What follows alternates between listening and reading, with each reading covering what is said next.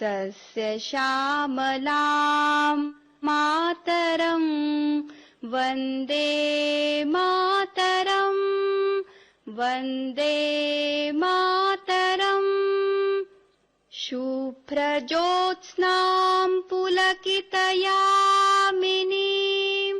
फुल्लकुसुमिता द्रुमदलशोभिनीं सुहासिनीं सुमधुरभाषिणीं सुखदां वरदां मातरं वन्दे मातरं वन्दे मातरम्। ಈಗ ಸಂವಿಧಾನ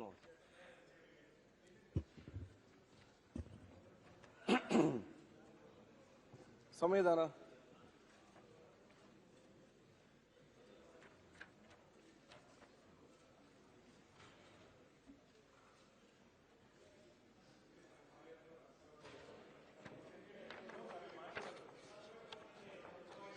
ಆಯ್ತು.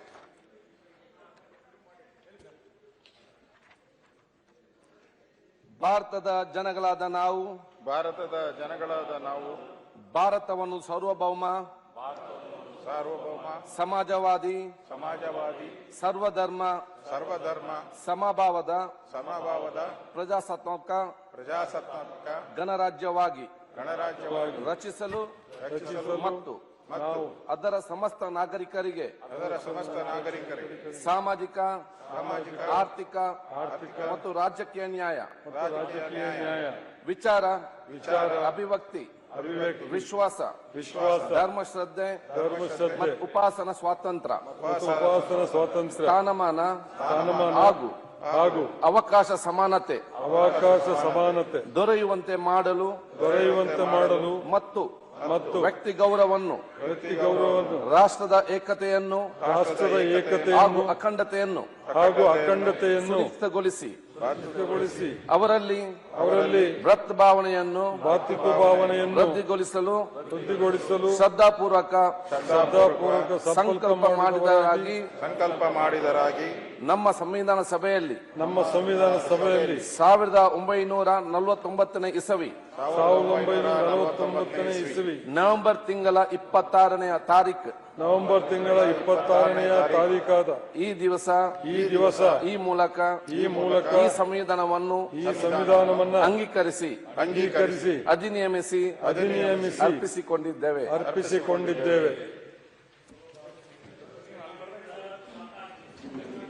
ಓಕೆ, ಈಗ ನಮ್ಮ ಹಾಲಿ ಶಾಸಕರು ಮತ್ತು ಕೆಲವೊಂದು ಮಾಜಿ ಶಾಸಕರು ಕೆಲ ಹಿರಿಯರು ಇವತ್ತು ನಮ್ಮನ್ನು ಅಗಲಿದ್ದಾರೆ.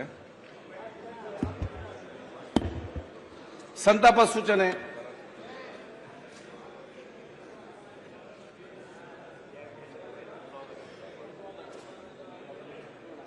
ವಿಧಾನಸಭೆಯ ಹಾಲಿ ಸದಸ್ಯರು ಮತ್ತು ಮಾಜಿ ಸಚಿವರಾದ ಶ್ರೀ ಹುಲ್ಲಪ್ಪ ಯಮನಪ್ಪ ಮೇಟಿ, ವಿಧಾನಸಭೆಯ ಮಾಜಿ ಸದಸ್ಯರಾದ ಶ್ರೀ ಆರ್.ವಿ. ದೇವರಾಜ್, ಶ್ರೀ ಶಿವಶರಣಪ್ಪ ಗೌಡ ಪಾಟೀಲ್ ಹಾಗೂ ರಕ್ಷಮಾತೆ ಶ್ರೀಮತಿ ಸಾಳುಮರದ ತಿಮ್ಮಕ್ಕ, ಖ್ಯಾತ ಕಾದಂಬರಿಕಾರ ಶ್ರೀ ಎಸ್.ಎಲ್. ಭೈರಪ್ಪ ಹಾಗೂ ಕನ್ನಡ ಚಿತ್ರರಂಗದ ಖ್ಯಾತ ಹಾಸ್ಯ ನಟ ಶ್ರೀ ಎಂ.ಎಸ್. ಉಮೇಶ್ ಅವರುಗಳು ಮೃತಪಟ್ಟಿರುವುದನ್ನು ಈ ಸದನಕ್ಕೆ ಅತ್ಯಂತ ವಿಷಾದದಿಂದ ತಿಳಿಯಬಯಸುತ್ತೇನೆ.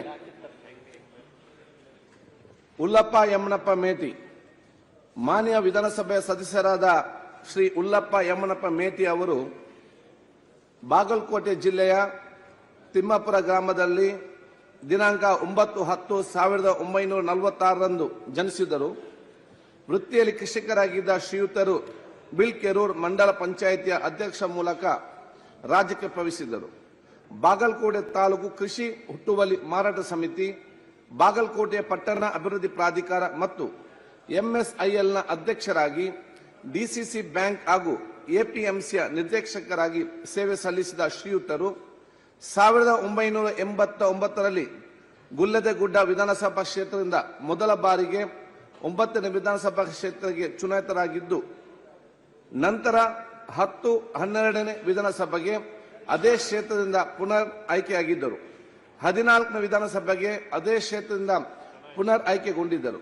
ಅರಣ್ಯ ಸಚಿವರಾಗಿ ಹಾಗೂ ಅಬಕಾರಿ ಸಚಿವರಾಗಿ ಕಾರ್ಯನಿರ್ವಹಿಸಿದ ಶ್ರೀಯುತರು 1996ರಲ್ಲಿ ಬಾಗಲಕೋಟೆ ಲೋಕಸಭಾ ಕ್ಷೇತ್ರದಿಂದ ಸಂಸದರಾಗಿ ಆಯ್ಕೆಯಾಗಿ ಸೇವೆ ಸಲ್ಲಿಸಿದರು.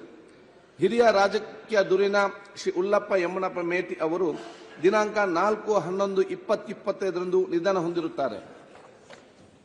ಶ್ರೀ ಆರ್ ವಿ ದೇವರಾಜ್ ವಿಧಾನಸಭೆಯ ಮಾಜಿ ಸದಸ್ಯರಾಗಿದ್ದ ಶ್ರೀ ಆರ್ ವಿ ದೇವರಾಜ್ ಅವರು ದಿನಾಂಕ 3/12/1957ರಂದು ಬೆಂಗಳೂರಿನಲ್ಲಿ ಜನಿಸಿದರು. BA ಪದವೀಧರರಾಗಿದ್ದ ಶ್ರೀಯುತರು ವೃತ್ತಿಯಲ್ಲಿ ವ್ಯಾಪಸ್ಥರಾಗಿದ್ದರು. ಉತ್ತಮ ಸಂಘಟಕರಾಗಿದ್ದ ಅವರು ಸಾಮಾಜಿಕ ಚಟುವಟಿಕೆಗಳಲ್ಲಿ ಸಕ್ರಿಯವಾಗಿ ಪಾಲ್ಗೊಳ್ಳುತ್ತಿದ್ದರು. ಚಾಮರಾಜಪೇಟೆ ವಿಧಾನಸಭಾ ಕ್ಷೇತ್ರದಿಂದ 1989ರಲ್ಲಿ ಮೊದಲ ಬಾರಿಗೆ 9ನೇ ವಿಧಾನಸಭೆಗೆ ಚುನಾಯಿತರಾಗಿದ್ದ ಶ್ರೀಯುತರು ಅದೇ ಕ್ಷೇತ್ರದಿಂದ 11ನೇ ವಿಧಾನಸಭೆಗೆ ಪುನರ್ ಆಯ್ಕೆಯಾಗಿದ್ದರು. ನಂತರ ಚಿಕ್ಕಪೇಟೆ ವಿಧಾನಸಭಾ ಕ್ಷೇತ್ರದಿಂದ 14ನೇ ವಿಧಾನಸಭೆಗೆ ಆಯ್ಕೆಗೊಂಡಿದ್ದ ಅವರು 2004ರಲ್ಲಿ ವಿಧಾನ ಪರಿಷತ್ತಿನ ಸದಸ್ಯರಾಗಿಯೂ ಆಯ್ಕೆಯಾಗಿದ್ದರು. ಕರ್ನಾಟಕ ರಾಜ್ಯ ರಸ್ತೆ ಸಾರಿಗೆ ನಿಗಮ ಹಾಗೂ ಕೆಳಗೇರಿ ಅಭಿವೃದ್ಧಿ ಮಂಡಳಿಯ ಅಧ್ಯಕ್ಷರಾಗಿಯೂ ಸಹ ಸೇವೆ ಸಲ್ಲಿಸಿದರು. ಹಿರಿಯ ರಾಜಕಾರಣಿ ಶ್ರೀ ಆರ್ ವಿ ದೇವರಾಜ್ ಅವರು ದಿನಾಂಕ 1/12/2020 ದಿನಾಂಕ ಹೊಂದಿರುತ್ತಾರೆ. ಶಿವ ಶರಣಪ್ಪ ಗೌಡ ಪಾಟೀಲ್ ವಿಧಾನಸಭೆಯ ಮಾಜಿ ಸದಸ್ಯರಾಗಿದ್ದ ಶ್ರೀ ಶಿವ ಶರಣಪ್ಪ ಗೌಡ ಪಾಟೀಲ್ ಅವರು ಕೊಪ್ಪಳ ಜಿಲ್ಲೆಯ ಯಲಬುರ್ಗದ ಹುಣಸಿಹಾಲ ಗ್ರಾಮದಲ್ಲಿ ದಿನಾಂಕ 18/8/1948ರಂದು ಜನಿಸಿದರು. MA ಸ್ನಾತಕೋತ್ತರ ಪದವೀಧರರಾಗಿದ್ದ ಶ್ರೀಯುತರು ವೃತ್ತಿಯಲ್ಲಿ ಕೃಷಿಕರಾಗಿದ್ದರು.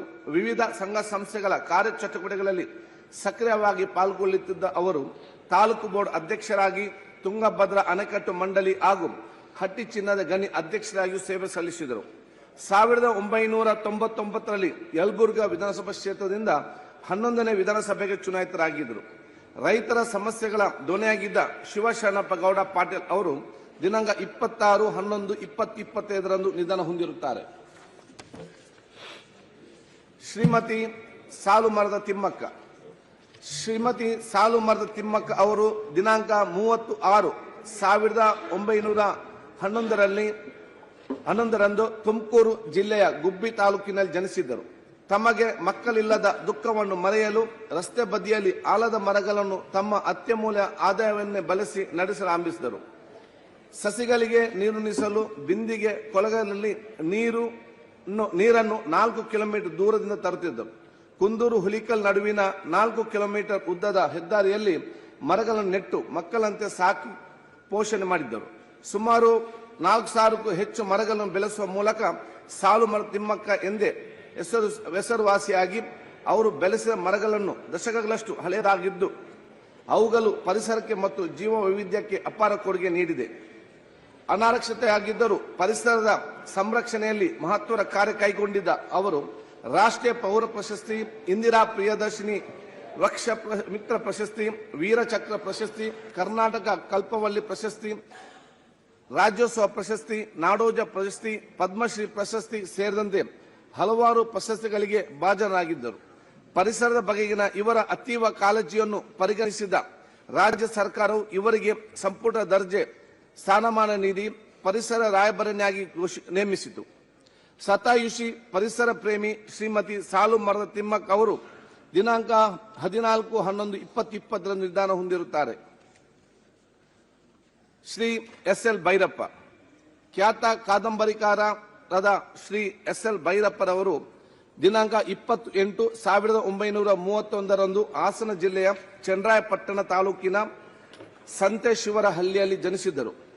MA ತತ್ವಶಾಸ್ತ್ರ ಸ್ನಾತಕೋತ್ತರ ಪದವೀಧರರಾಗಿದ್ದ ಶ್ರೀಯುತರು ಮೈಸೂರು ವಿಶ್ವವಿದ್ಯಾಲಯದಿಂದ ಚಿನ್ನದ ಪದಕವನ್ನು ಪಡೆದಿದ್ದು, ಸತ್ಯ ಮತ್ತು ಸೌಂದರ್ಯ ಎಂಬ ಪ್ರಬಂಧಕ್ಕೆ ಬರೋಡದ ಮಹಾರಾಜ ಸತ್ಯಜಿರಾವ್ ವಿಶ್ವವಿದ್ಯಾಲಯದಿಂದ PhD ಪದವಿಯನ್ನು ಪಡೆದಿದ್ದ ಅವರು ಹುಬ್ಬಳ್ಳಿಯ ಶ್ರೀ ಕಾಡಸಿದ್ದೇಶ್ವರ ಕಾಲೇಜ್, ಗುಜರಾತ್ನ ಸರ್ದಾರ್ ಪಟೇಲ್ ವಿಶ್ವವಿದ್ಯಾಲಯ, ದೆಹಲಿಯ NCERT ಮತ್ತು ಮೈಸೂರಿನ ಪ್ರಾದೇಶಿಕ ಶಿಕ್ಷಣ ಕಾಲೇಜಿನಲ್ಲಿ ತರ್ಕ ಮತ್ತು ಮನೋವಿಜ್ಞಾನದ ಉಪನ್ಯಾಸಕರಾಗಿ ಸೇವೆ ಸಲ್ಲಿಸಿದರು. ಆಧುನಿಕ ಭಾರತದ ಜನಪ್ರಿಯ ಕಾದಂಬರಿಕಾರರಲ್ಲಿ ಒಬ್ಬರಾಗಿದ್ದ ಶ್ರೀಯುತರು ಸಮಗ್ರ ಅಧ್ಯಯನ ಮಾಡಿ ವಿಮರ್ಶಿಸಿ ತಮ್ಮದೇ ವಿಶಿಷ್ಟ ದಾಟಿಯಲ್ಲಿ ಕಾದಂಬರಿಗಳನ್ನು ರಚಿಸುತ್ತಿದ್ದರು. ಸಾಹಿತ್ಯದ ಹಲವು ಪ್ರಕಾರಗಳಲ್ಲಿ ಕೃಷಿ ಮಾಡಿದ್ದು ಭೀಮಕಾಯ ಸೇರಿದಂತೆ ಒಟ್ಟು 25 ಕಾದಂಬರಿಗಳು ಒಳಗೊಂಡಂತೆ 30ಕ್ಕೂ ಹೆಚ್ಚು ಕೃತಿಗಳನ್ನು ರಚಿಸಿದ್ದಾರೆ. ಅವರು ರಚಿಸಿದ ವಂಶವೃಕ್ಷ, ತಬ್ಬಲಿಯು ನೀನಾದೆ ಮಗನೇ, ಮತದಾನ, ಯಾನ, ಉತ್ತರಾಖಂಡ ಮತ್ತು ನಾಯಿ ನೆರಳು ಕಾದಂಬರಿಗಳು ಚಲನಚಿತ್ರಗಳಾಗಿ ನಿರ್ಮಾಣಗೊಂಡಿವೆ. ಅವರ ಎಲ್ಲಾ ಕಾದಂಬರಿಗಳಲ್ಲಿ ಅತ್ಯಂತ ವಿಮರ್ಶಾತ್ಮಕವಾಗಿ ಮೆಚ್ಚುಗೆ ವ್ಯಕ್ತಪಡಿದ ಪರ್ವ ಕಾದಂಬರಿಯು ಮಹಾಭಾರತದ ಮಹಾಕಾವ್ಯದಲ್ಲಿನ ಸಾಮಾಜಿಕ ರಚನೆ, ಮೌಲ್ಯಗಳು ಮತ್ತು ಮರಣವನ್ನು ಬಹಳ ಪರಿಣಾಮಕಾರಿ ನಿರೂಪಿಸುತ್ತದೆ. ಅವು ರಚಿಸಿದ ಅವರಣ ಕಾದಂಬರಿ ಪ್ರಕಟವಾದ 5 ತಿಂಗಳೊಳಗೆ 10 ಬಾರಿ ಮರುಮುದ್ರಣಗೊಂಡು ಭಾರತೀಯ ಸಾಹಿತ್ಯ ವಲಯಗಳಲ್ಲಿ ದಾಖಲೆಯನ್ನು ಸೃಷ್ಟಿಸಿತು. ಅವರು ಅನೇಕ ಕಾದಂಬರಿಗಳು ಇಂಗ್ಲಿಷ್ ಭಾಷೆ ಸೇರಿದಂತೆ ಭಾರತದ ಹಲವು ಭಾಷೆಗಳಿಗೆ ಅನುವಾದಗೊಂಡಿದೆ. 1999ರಲ್ಲಿ ಕನಕಪುರದಲ್ಲಿ ನಡೆದ ಕನ್ನಡ ಸಾಹಿತ್ಯ ಸಮ್ಮೇಳನದ ಅಧ್ಯಕ್ಷತೆ ವಹಿಸಿದ ಶ್ರೀಯುತರು ಗುಲ್ಬರ್ಗಾ ವಿಶ್ವವಿದ್ಯಾಲಯದಿಂದ ಗೌರವ ಡಾಕ್ಟರೇಟ್ ಪಡೆದಿದ್ದರು. ಪದ್ಮಶ್ರೀ, ಪದ್ಮಭೂಷಣ, ಸರಸ್ವತಿ ಸಮ್ಮಾನ್, ಕರ್ನಾಟಕ ಸಾಹಿತ್ಯ ಅಕಾಡೆಮಿ ಪ್ರಶಸ್ತಿ, ಕೇಂದ್ರ ಸಾಹಿತ್ಯ ಅಕಾಡೆಮಿ ಪ್ರಶಸ್ತಿ, ಪಂಪ ಪ್ರಶಸ್ತಿ, NTR ರಾಷ್ಟ್ರ ಪ್ರಶಸ್ತಿ, ಡಾಕ್ಟರ್ ಬೆಟ್ಟಗಿರಿ ಕೃಷ್ಣ ಶರ್ಮಾ ಪ್ರಶಸ್ತಿ ಸೇರಿದಂತೆ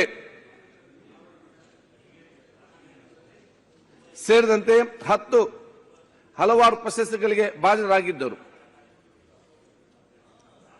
ಅತ್ಯಂತ ಸರಳ ವ್ಯಕ್ತಿತ್ವರಾಗಿದ್ದ ಶ್ರೀಯುತರು ತಮಗೆ ಸಂದ ಪ್ರಶಸ್ತಿಗಳ ಮೌಲ್ಯವನ್ನು ಬಡ ಜನರಿಗೆ ಹಾಗೂ ಸಮಾಜಕ್ಕೆ ಕೊಡುಗೆಯಾಗಿ ನೀಡುತ್ತಿದ್ದರು. ಅನನ್ಯ ಸಾಹಿತಿ, ಖ್ಯಾತ ಕಾದಂಬರಿಕಾರ ಶ್ರೀ SL ಭೈರಪ್ಪ ಅವರು ದಿನಾಂಕ 24/9/2025 ನಿಧನ ಹೊಂದಿರುತ್ತಾರೆ. ಶ್ರೀ MS ಉಮೇಶ್, ಚಲನಚಿತ್ರರಂಗದ ಜನಪ್ರಿಯ ಹಾಸ್ಯ ಕಲಾವಿದರಾಗಿದ್ದ ಶ್ರೀ MS ಉಮೇಶ್ ಅವರು ಏಪ್ರಿಲ್ 22, 1945 ಮೈಸೂರಿನಲ್ಲಿ ಜನಿಸಿದರು.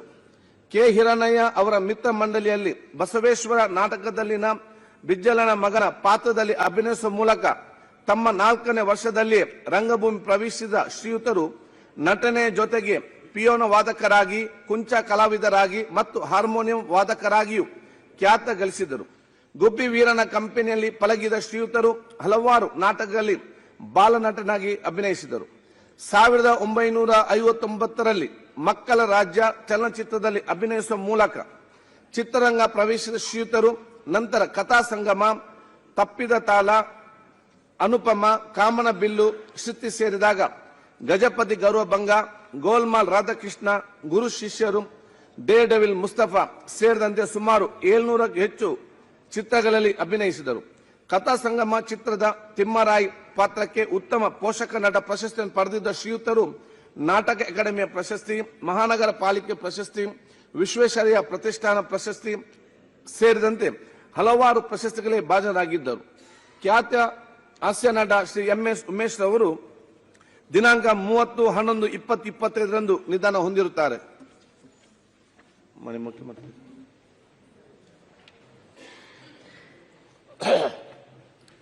ಮಾನ್ಯ ಅಧ್ಯಕ್ಷರೇ, ಕಳೆದ ಲಾಡ್ ಅವರೇ, ಆಫೀಸರ್ ಇಸ್ ಗೋಯಿಂಗ್ ಲಾಡ್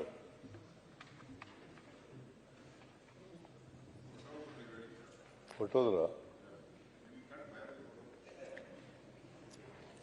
ಒಬ್ಬನೇ ಭಯ ಪಡದೇ ಇರೋನು.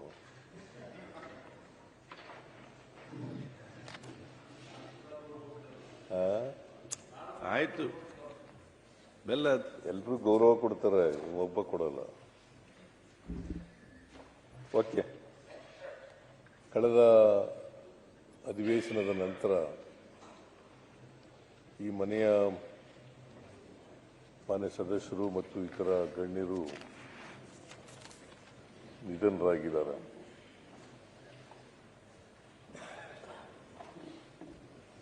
ನೀವು ಅವರ ಆತ್ಮಕ್ಕೆ ಶಾಂತಿ ದೊರಕಲಿ ಅಂತೇಳಿ ಒಂದು ನಿರ್ಣಯವನ್ನು ಮಂಡಿಸಿದ್ದೀರಿ.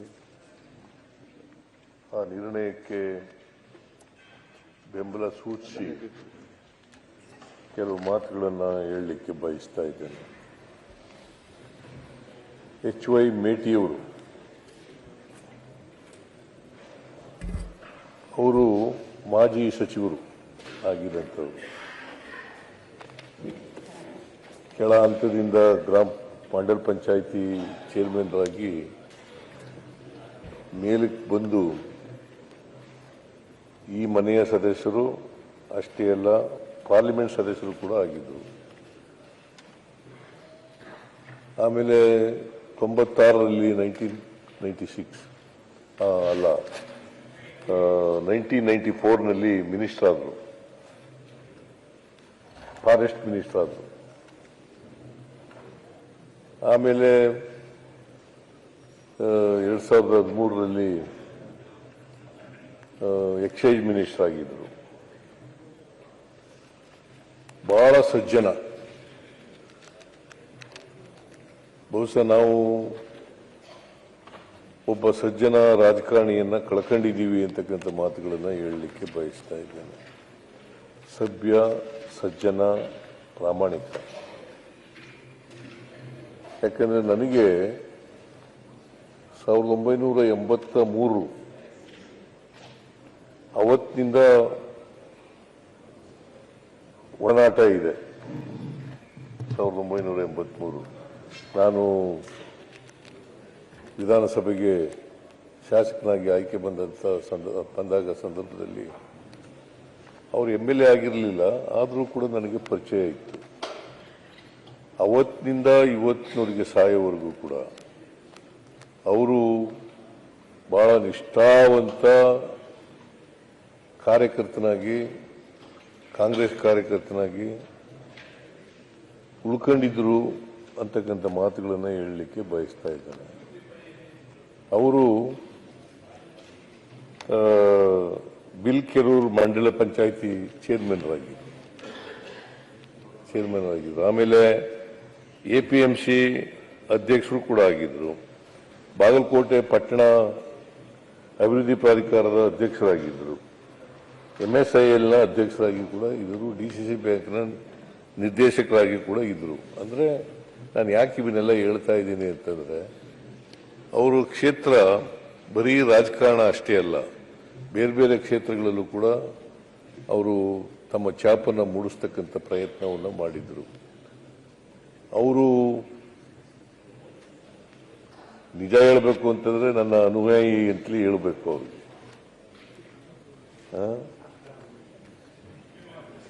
ಅಭಿಮಾನಿ, ನೀವು ನಿಮ್ಮ ಭಾಷೆನೇ ಉಪಯೋಗಿಸೋಣ, ಅಭಿಮಾನಿಯಾಗಿದ್ದರು.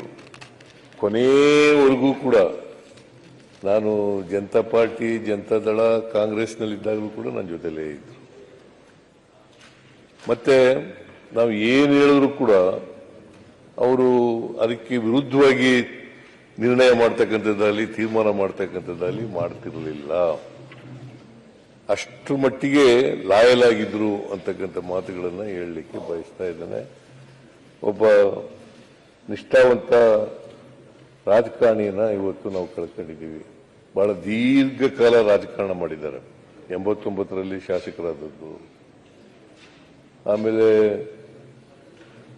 94ರಲ್ಲಿ ಮಿನಿಸ್ಟರ್ ಆದರು, 96ರಲ್ಲಿ ಲೋಕಸಭಾ ಸದಸ್ಯರಾದರು. ಬಾಗಲಕೋಟೆ ಅಂತ ಕ್ಷೇತ್ರದಲ್ಲಿ ಮೇಟಿ ಅಂತೆಯವರು ಗೆಲ್ಲದಿದೆಯಲ್ಲ, ಸುಲಭದ ಕೆಲಸ. ನಾನು ಯಾಕೆ ಈ ಮಾತನ್ನ ಹೇಳ್ತಾ ಇದ್ದೀನಿ ಅಂತಂದ್ರೆ, ಅಷ್ಟರ ಮಟ್ಟಿಗೆ ಎಲ್ಲ ಜನರ ಜೊತೆಲೂ ಕೂಡ ಬಹಳ ಜಾತ್ಯತೀತ ವ್ಯಕ್ತಿ ಮೇಟಿಯವರು. ಹಾಗಾಗಿ ಬರೀ ಕುರುಬ ಅವರನ್ನ ಪ್ರೀತಿಸ್ತಾ ಇದ್ರು, ಗೌರವಿಸ್ತಾ ಇದ್ರು, ಅಭಿಮಾನದಿಂದ ಕಾಣ್ತಾ ಇದ್ರು. ಹಾಗಾಗಿ ಅವರು ಒಬ್ಬ ಜಾತ್ಯತೀತ ರಾಜಕಾರಣಿ ಅಂತಕ್ಕಂಥ ಮಾತುಗಳನ್ನು ಹೇಳಲಿಕ್ಕೆ ಬಯಸ್ತಾ ಇದ್ದೇನೆ. ಅವರು ನಮ್ಮನ್ನು ಅಗಲಿದ್ದಾರೆ. ಅವರ ಆತ್ಮಕ್ಕೆ ಚಿರಶಾಂತಿ ದೊರಕಲಿ ಅಂತೇಳಿ ನಾನು ಒಂದ್ಸಾರಿ 96ರಲ್ಲಿ ಅಲ್ಲಿ ಸರ್ವೆ ಮಾಡಿಸಿದ ಬಾಗಲಕೋಟೆನಲ್ಲಿ ಪಾರ್ಲಿಮೆಂಟ್ಗೆ ಅಂತಕ್ಕಂಥ ಸರ್ವೆ. ಇವರಿಗೆ ಪಾಪ ಅಷ್ಟೊಂದು ಹಿಂದಿ ಬರ್ತಾ ಇರಲಿಲ್ಲ. ನಾನು ನಿಂತ್ಕೊಳ್ಳಿ ಮೇಟಿಯವರೇ, ನೀವು ನಿಂತ್ಕೊಳ್ಳಿ, ನೀವೇ ಗೆಲ್ಲೋದು ಅಂತ ಸರ್ವೆನಲ್ಲಿದೆ, ನಿಂತ್ಕೊಳ್ಳಿ ಅಂತ ಹೇಳಿದ ತಕ್ಷಣವೇ 96ರಲ್ಲಿ ಮರು ಮಾತಾಡದೇನೆ ಪಾರ್ಲಿಮೆಂಟ್ ಚುನಾವಣೆಗೆ ನಿಂತು.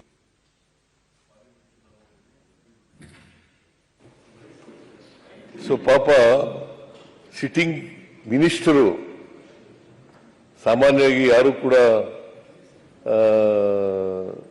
ಸಿಟ್ಟಿಂಗ್ ಮಿನಿಸ್ಟರ್ ಆಗಿ ಪಾರ್ಲಿಮೆಂಟ್ಗೆ ಹೋಗಿ ನಿಂತ್ಕೊಳ್ತಕ್ಕಂಥ ಸಾಹಸದ ಪ್ರವೃತ್ತಿಯನ್ನು ಪ್ರದರ್ಶನ ಮಾಡಕ್ಕೆ ಹೋಗ್ತಿರ್ಲಿಲ್ಲ. ಆದರೆ ಇವರು ನನ್ನ ಮಾತುಗೂ ಪಾರ್ಲಿಮೆಂಟಿಗೆ ನಿಂತ್ಕೊಂಡು ಮಂತ್ರಿನೂ ಹೋಯ್ತು, ಅಫ್ಕೋರ್ಸ್ ಪಾರ್ಲಿಮೆಂಟ್ ಮೆಂಬರ್ ಆದರು, ಮಂತ್ರಿ ಸ್ಥಾನ ಕಳ್ಕೊಂಡ್ರು. ಸೊ ಅವರು 5 ವರ್ಷ ಮಂತ್ರಿ ಆಗಿರ್ತಿದ್ರು. ಸರಿ ಕೇಳಿಸ್ತಾ ಇಲ್ವೇನೆಯ? ಕೇಳಿಸ್ತಾ ಇಲ್ವಾ ನಿನಗೆ ಅಥವಾ ಅವ್ರಿಗ?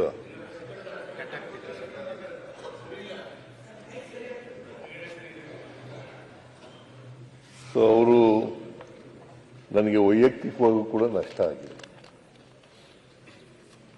ಉತ್ತರ ಕರ್ನಾಟಕದಲ್ಲಿ ಒಬ್ಬ ಅಭಿಮಾನಿಯನ್ನ ಕಳ್ಕೊಂಡಿರ್ತಕ್ಕಂಥದ್ದು ನನಗೆ ವೈಯಕ್ತಿಕವಾಗಿ ನಷ್ಟ ಆಗಿದೆ.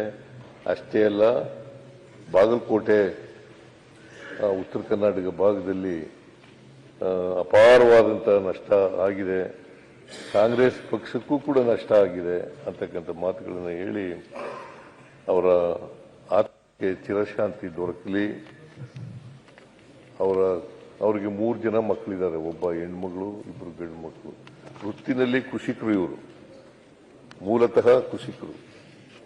ಆಮೇಲೆ ರಾಜಕಾರಣ ಪ್ರಾರಂಭ ಮಾಡಿದ್ದು ಮಂಡಲ ಪಂಚಾಯಿತಿ ಅಧ್ಯಕ್ಷನಾಗಿ ರಾಜಕಾರಣ ಪ್ರಾರಂಭ ಮಾಡಿದ್ರು. ಅಲ್ಲಿಂದ ಕೊನೆಯವರೆಗೂ ಕೂಡ ಈ ಸದನದ ಸದಸ್ಯರಾಗಿ ಕೂಡ ಇದ್ದರು. ಪಾಪ ಸಿಟ್ಟಿಂಗ್ ಮೆಂಬರು. ಅವರಿಗೆ ನಾನು ಆಸ್ಪತ್ರೆಗೆ ಹೋಗಿ ನೋಡ್ಕೊ ಬಂದಿದ್ದೆ. ಆಸ್ಪತ್ರೆಗೆ ಹೋದಾಗ ನಾನು ಇನ್ನ 10 ವರ್ಷ ಬದುಕ್ತೀನಿ ಅಂತ ಪಾಪ ಹೇಳಿದ್ರು. 10 ವರ್ಷ ಬದುಕ್ತೀನಿ ನಾನು ಅಂತ ಹೇಳಿದ್ರು. ಆಮೇಲೆ ನಾನು ಮೈಸೂರಿಗೆ ಹೋಗಿದ್ದೆ. ಮೈಸೂರಿಗೆ ಅವರ PA ಒಬ್ರು ಇದ್ದಾರೆ, ಶೆಟ್ಟರ್ ಅಂತ, ಸೆಕ್ಟರ್ ಒಳೆ ಬಸು ಸೆಕ್ಟರ್ ಅಂತ ಇದೆ. ಅವರು ಯಾವಾಗಲೂ ಇವ್ರ ಜೊತೆಯಲ್ಲಿ ಇರ್ತಿದ್ರು. ನನಗೆ ಫೋನ್ ಮಾಡಿದ್ರು, ಸರ್ ಯಾಕೆ ಕಷ್ಟ ಇದೆ ಅಂತ ಹೇಳಿ. ನಾನು ಮೈಸೂರಿನಲ್ಲಿ ಇದ್ದವನು ಕೂಡಲೇ ಬಂದೆ. ಮೇಲೆ ಬಂದು ನೋಡಿದ್ರೆ ನಿಧನರಾಗಿದ್ರು. ಸೊ ಅಂತ ಒಬ್ಬ ಅಪರೂಪದ ರಾಜಕಾರಣಿಯನ್ನ ನಾವು ಇವತ್ತು, ಮತ್ತೆ ಯಾರಿಗೂ ಕೂಡ ವೈರತ್ವ ಇರಲಿಲ್ಲ. ಅವರಿಗೆ ವಿರೋಧ ಪಕ್ಷದವ್ರ ಜೊತೆಲೂ ಚೆನ್ನಾಗಿದ್ರು, ಜನಗಳ ಜೊತೆಲೂ ಚೆನ್ನಾಗಿದ್ರು, ನಮ್ಮ ಜೊತೆಲೂ ಚೆನ್ನಾಗಿದ್ರು. ಪೊನ್ನಣ್ಣವರೇ, ಪೊನ್ನಣ್ಣ ಏನಪ್ಪ ಲೇಟ್ ಬರುತ್ತೆ, ಮಾತಾಡ್ಲಿಕ್ಕೆ ಮಾತಾಡ್ತೀರಿ? ಸರಿ. ಸೊ ಅಂತ ವ್ಯಕ್ತಿಯನ್ನ ನಾವು ಇವತ್ತು ಕಳ್ಕೊಂಡು ಒಂದು ರೀತಿ ರಾಜಕೀಯ ತಬ್ಲಿತನ ನಮ್ಮನ್ನ ಕಾಡ್ತಾ ಇದೆ ಅಂತಕ್ಕಂಥ ಮಾತುಗಳನ್ನ ಹೇಳಲಿಕ್ಕೆ ಬಯಸ್ತೇನೆ. ಅವರ ಆತ್ಮಕ್ಕೆ ಚಿರಶಾಂತಿ ದೊರಕಲಿ, ಅವರ ಕುಟುಂಬ ವರ್ಗದವರಿಗೆ ಮತ್ತು ಅವರ ಅಭಿಮಾನಿಗಳಿಗೆ ಅವರ ಸಾವಿನ ದುಃಖವನ್ನು ಭರಿಸ್ತಕ್ಕಂಥ ಶಕ್ತಿ ಕೊಡಲಿ ಅಂತೇಳಿ ನಾನು ಪ್ರಾರ್ಥನೆಯನ್ನು ಮಾಡಲಿಕ್ಕೆ ಬಯಸ್ತಾ ಇದ್ದೇನೆ. ಆಮೇಲೆ RV ದೇವರಾಜ್ ಮಾಜಿ ಶಾಸಕರು ಇವೊಂದು 15 ದಿನಗಳಿಂದ ನನ್ನನ್ನು ಭೇಟಿಯಾಗಿದ್ದರು. ಭೇಟಿಯಾಗಿ ನಮ್ಮಲ್ಲಿ ಕೆಲವು ಇನ್ಸ್ಪೆಕ್ಟರ್ಗಳು ಖಾಲಿ ಆಗ್ತಾ ಇದೆ, ಅದನ್ನು ಭರ್ತಿ ಮಾಡಿಕೊಡಿ ಅಂತ ಕೇಳಕ್ ಬಂದಿದ್ರು. ಮತ್ತು ರಾಜಕೀಯ ವಿಚಾರಗಳನ್ನು ಕೂಡ ಚರ್ಚೆ ಮಾಡಲಿಕ್ಕೆ ಮಾಡಿದ್ರು. ಪಾಪ ಅವರು ಒಬ್ಬ ಕಾಂಗ್ರೆಸ್ಸಿನ ನಿಷ್ಠಾವಂತ ಕಾರ್ಯಕರ್ತ, 3 ಸಾರಿ ಶಾಸಕರಾಗಿದ್ದರು, ಒಮ್ಮೆ ಮೇಲ್ಮನೆ ಸದಸ್ಯರಾಗಿದ್ದರು. ಅವರು ನಮ್ಮನ್ನ ಅಗಲಿದ್ದಾರೆ. ಅವ್ರದ್ದು ಬಹಳ ದುಃಖದ ಸಂಗತಿ ಏನಪ್ಪಾ ಅಂತಂದ್ರೆ, ನೆಕ್ಸ್ಟ್ ಡೇ ಅವ್ರದ್ದು ಹುಟ್ಟಿದಬ್ಬ ಇತ್ತು. ಮೈಸೂರಿಗೆ ಹೋಗಿದ್ದಾರೆ, ಚಾಮುಂಡೇಶ್ವರಿ ದರ್ಶನ ಮಾಡಲಿಕ್ಕೋಸ್ಕರ ಮೈಸೂರಿಗೆ ಹೋಗಿದ್ದಾರೆ. ಆ ಮೈಸೂರಿಗೆ ಹೋಗಿ ಅಲ್ಲೇ ಸತ್ತೋಗ್ಬಿಟ್ಟಿದ್ದಾರೆ.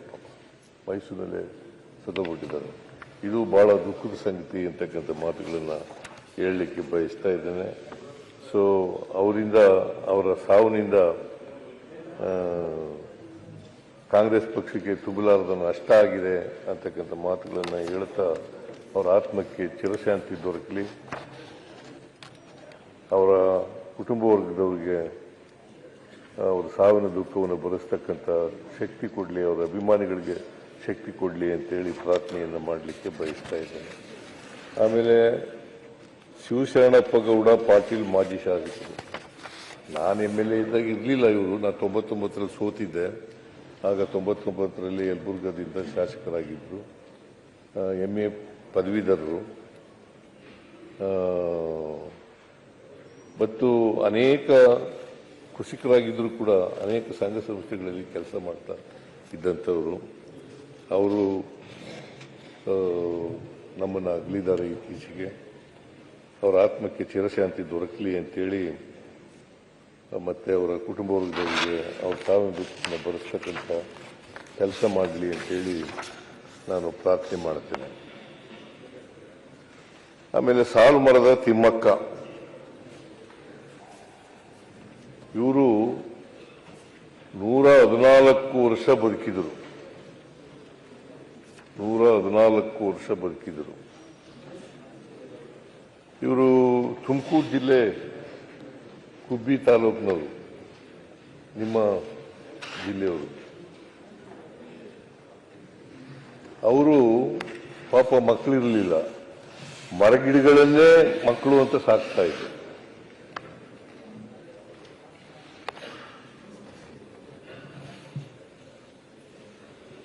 ಅವರು ಸುಮಾರು 4,000 ಮರಗಿಡಗಳನ್ನು ನೆಟ್ಟಿದ್ರು. ಅಷ್ಟೇ ಅಲ್ಲ, ಅದನ್ನು ಪೋಷಣೆ ಕೂಡ ಮಾಡ್ತಕ್ಕಂಥ ಕೆಲಸವನ್ನು ಮಾಡ್ತಾ ಇದ್ರು. ಮತ್ತೆ ಅವರು ಬೆಳೆಸಿದಂಥ ಮರಗಳಿದಾವಲ್ಲ, ಇವತ್ತು ಜೀವಂತವಾಗಿದ್ದಾವೆ. ಸುಮಾರು ದಶಕಗಳು ಮರಗಳನ್ನು ನೆಟ್ಟು ಬಂದಿದ್ದಾರೆ. ಅದಕ್ಕೆ ಅವರನ್ನ ಸಾಲು ಮರದ ತಿಮ್ಮಕ್ಕ ಅಂತ ಕರೀತಾ ಇದ್ರು. ಜೊತೆಗೆ ಅವರಿಗೆ ಕೊನೆಯಲ್ಲಿ ನಾನು ನೋಡ್ಲಿಕ್ಕೆ ಹೋಗಿದ್ದೆ. ತಿಮ್ಮಕ್ಕನವರು ಒಂದು ಲೆಟರ್ ಕೊಟ್ಟರು ಅವತ್ತು ನನಗೆ. ಅದೇನು ಲೆಟರ್ ಅಂತಂದ್ರೆ, ಬೇಲೂರಿನಲ್ಲಿ ಒಂದು ವಸ್ತು ಸಂಗ್ರಹಾಲಯವನ್ನು ಮಾಡಬೇಕು ತಿಮ್ಮಕ್ಕನವರ ಹೆಸರಿನಲ್ಲಿ ಅಂತಕ್ಕಂಥ ಮಾತುಗಳನ್ನು ಹೇಳಿದ್ರು. ನಾನು ಅದನ್ನು ಗಂಭೀರವಾಗಿ ನಮ್ಮ ಸರ್ಕಾರ ಪರಿಶೀಲನೆ ಮಾಡ್ತದೆ ಅಂತಕ್ಕಂಥ ಮಾತುಗಳನ್ನು ಹೇಳಲಿಕ್ಕೆ ಬಯಸ್ತಾ ಇದ್ದೇನೆ. ಜೊತೆಗೆ ಅನೇಕ ಪ್ರಶಸ್ತಿಗಳು ಅವರಿಗೆ ದೊರಕಿದ್ದವು. 95ರಲ್ಲಿ ರಾಷ್ಟ್ರೀಯ ಪೌರ ಪ್ರಶಸ್ತಿ ಬಂದಿತ್ತು. 97ರಲ್ಲಿ ಇಂದಿರಾ ಪ್ರಿಯದರ್ಶಿನಿ ವೃಕ್ಷಮಿತ್ರ ಪ್ರಶಸ್ತಿ ಬಂದಿತ್ತು. ಕರ್ನಾಟಕ ರಾಜ್ಯೋತ್ಸವ ಪ್ರಶಸ್ತಿ ಬಂದಿತ್ತು. ಹಾಗೂ ನಾಡೋಜ ಪ್ರಶಸ್ತಿಗಳು ಕೂಡ ಬಂದಿತ್ತು. ಸೊ ಅವರು ಕೇಂದ್ರ ಸರ್ಕಾರ ಅವರು ಪರಿಸರವಾದಿಗಳು ಅಂತೇಳಿ ಮರಗಿಡಗಳನ್ನು ರಕ್ಷಣೆ ಮಾಡ್ತಕ್ಕಂಥ, ಪರಿಸರವನ್ನು ರಕ್ಷಣೆ ಮಾಡ್ತಕ್ಕಂಥ ಮಾಡಿದರು ಅಂತೇಳಿ ಅವರಿಗೆ ಪದ್ಮಶ್ರೀ ನಾಗರಿಕ ಪ್ರಶಸ್ತಿಯನ್ನು ಕೂಡ ಕೊಟ್ಟಿದ್ದರು ತಿಮ್ಮಕ್ಕನವರ ಆತ್ಮಕ್ಕೆ. ಆಮೇಲೆ ನಮ್ಮ ಸರ್ಕಾರ ಅವರಿಗೆ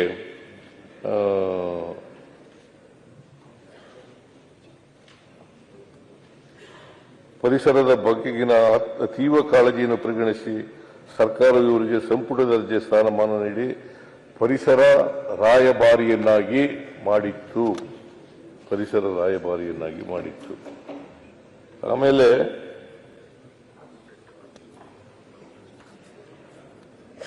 ಇವರ ಹೆಸರಿನಲ್ಲಿ ಪ್ರಶಸ್ತಿ ಕೊಡಬೇಕು ಅಂತ ತೀರ್ಮಾನ ಮಾಡಿದ್ದೀವಿ, ಈಗಾಗಲೇ ಘೋಷಣೆ ಮಾಡಿದ್ದೀವಿ. ನಾವು ಮುಂದಿನ ವರ್ಷದಿಂದ ಅವರ ಹೆಸರಿನಲ್ಲಿ ಒಂದು ಪರಿಸರ ಸಂಬಂಧಪಟ್ಟಂತೆ ಒಂದು ಪ್ರಶಸ್ತಿಯನ್ನು ಕೂಡ ಕೊಡಬೇಕು ಅಂತ ತೀರ್ಮಾನ ಮಾಡಿದ್ದೀವಿ. ಅದನ್ನು ಈಗಾಗಲೇ ನಾನು ಘೋಷಣೆ ಮಾಡಿದ್ದೇನೆ. ಇವರ ಆತ್ಮಕ್ಕೆ ಶಾಂತಿ ದೊರಕಲಿ ಅಂತೇಳಿ ದೇವರಲ್ಲಿ ಪ್ರಾರ್ಥನೆ ಮಾಡ್ತೇನೆ. ಇವರ ಅಭಿಮಾನಿಗಳಿಗೆ, ಇವರ ಸಂಬಂಧಿಕರಿಗೆ ಇವರ ಸಾವಿನ ದುಃಖವನ್ನು ಭರಿಸ್ತಕ್ಕಂಥ ಶಕ್ತಿ ಕೊಡಲಿ ಅಂತೇಳಿ ಪ್ರಾರ್ಥನೆಯನ್ನು ಮಾಡ್ತೇನೆ.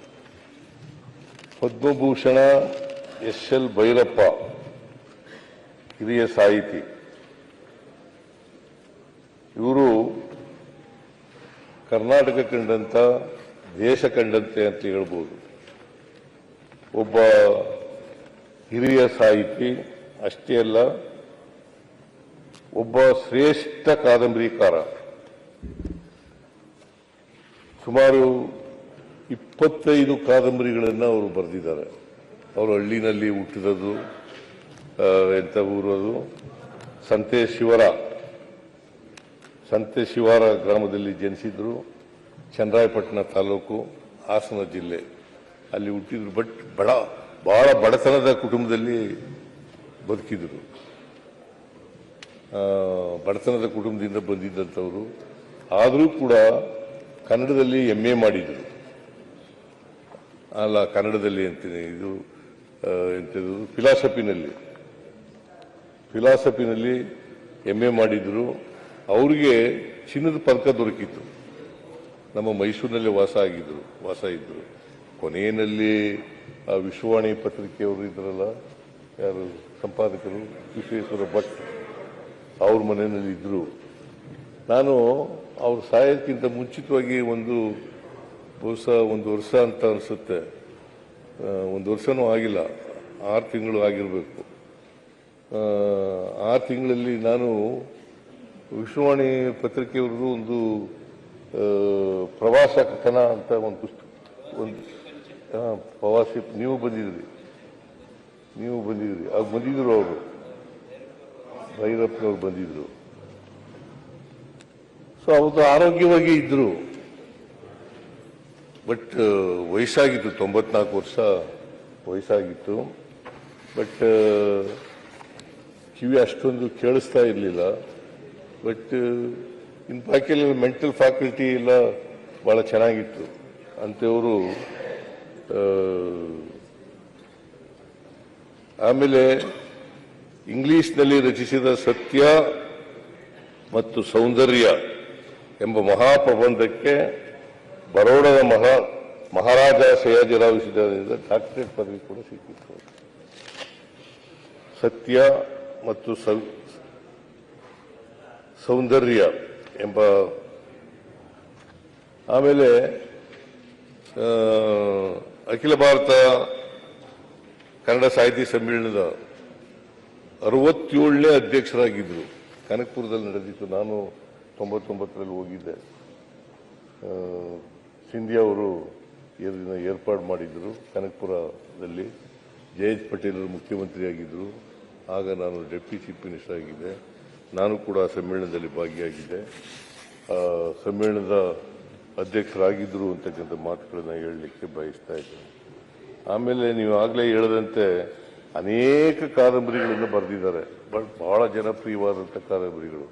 ಅವ್ರ ಕಾದಂಬರಿಗಳು ಇಂಗ್ಲಿಷ್ ಭಾಷೆಗೆ ತರ್ಜುಮೆ ಆಗಿದ್ದಾವೆ.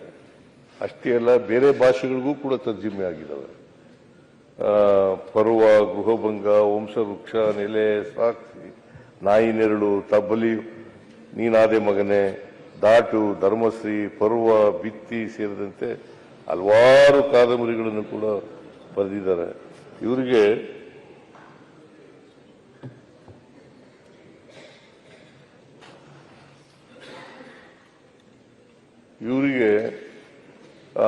ಪರ್ವ ಕಾದಂಬರಿ ಇದೆಯಲ್ಲ, ಅದು ಬಹಳ ಜನಪ್ರಿಯವಾದಂಥ ಕಾದಂಬರಿ. ನಾನು ಕೆಲವು ಮಾತ್ರ ಓದಿದ್ದೀನಿ, ಎಲ್ಲನೂ ಓದಕ್ಕಾಗಿಲ್ಲ. ಅವರ ಕಾದಂಬರಿಗಳನ್ನೆಲ್ಲ ಓದಕ್ಕಾಗಿಲ್ಲ, ಕೆಲವು ಮಾತ್ರ ಓದಿದ್ದೀನಿ. ಬಟ್ ಮೈಸೂರಿನಲ್ಲಿ ಕೊನೆಯಲ್ಲಿ ರೀಜನಲ್ ಕಾಲೇಜಿನಲ್ಲಿ ಪ್ರೊಫೆಸರ್ ಆಗಿದ್ದರು. ಆಮೇಲೆ ಬೇರೆ ಬೇರೆ ಕಡೆಯೂ ಕೂಡ ಪ್ರೊಫೆಸರ್ ಆಗಿ ಕೆಲಸ ಮಾಡಿದರು. NCERT ಅದರಲ್ಲೂ ಕೂಡ ಇದ್ರು ಅಂತಕ್ಕಂಥ ಮಾತುಗಳನ್ನು ಹೇಳಲಿಕ್ಕೆ ಬಯಸ್ತಾ ಇದ್ದೇನೆ. ಕೊನೆಗೆ ಅಂತಿಮವಾಗಿ ರೀಜನಲ್ ಕಾಲೇಜು ಮೈಸೂರಿನಲ್ಲಿ ಸೆಟ್ಲ್ ಆಗಿದ್ರು ಅವರು. ಅಲ್ಲಿ ಲೆಕ್ಚರರ್ ಆಗಿ ಪ್ರೊಫೆಸರ್ ಆಗಿ ಕೆಲಸ ಮಾಡ್ಕೊಂಡಿದ್ರು. ಆಮೇಲೆ ಪದ್ಮಶ್ರೀ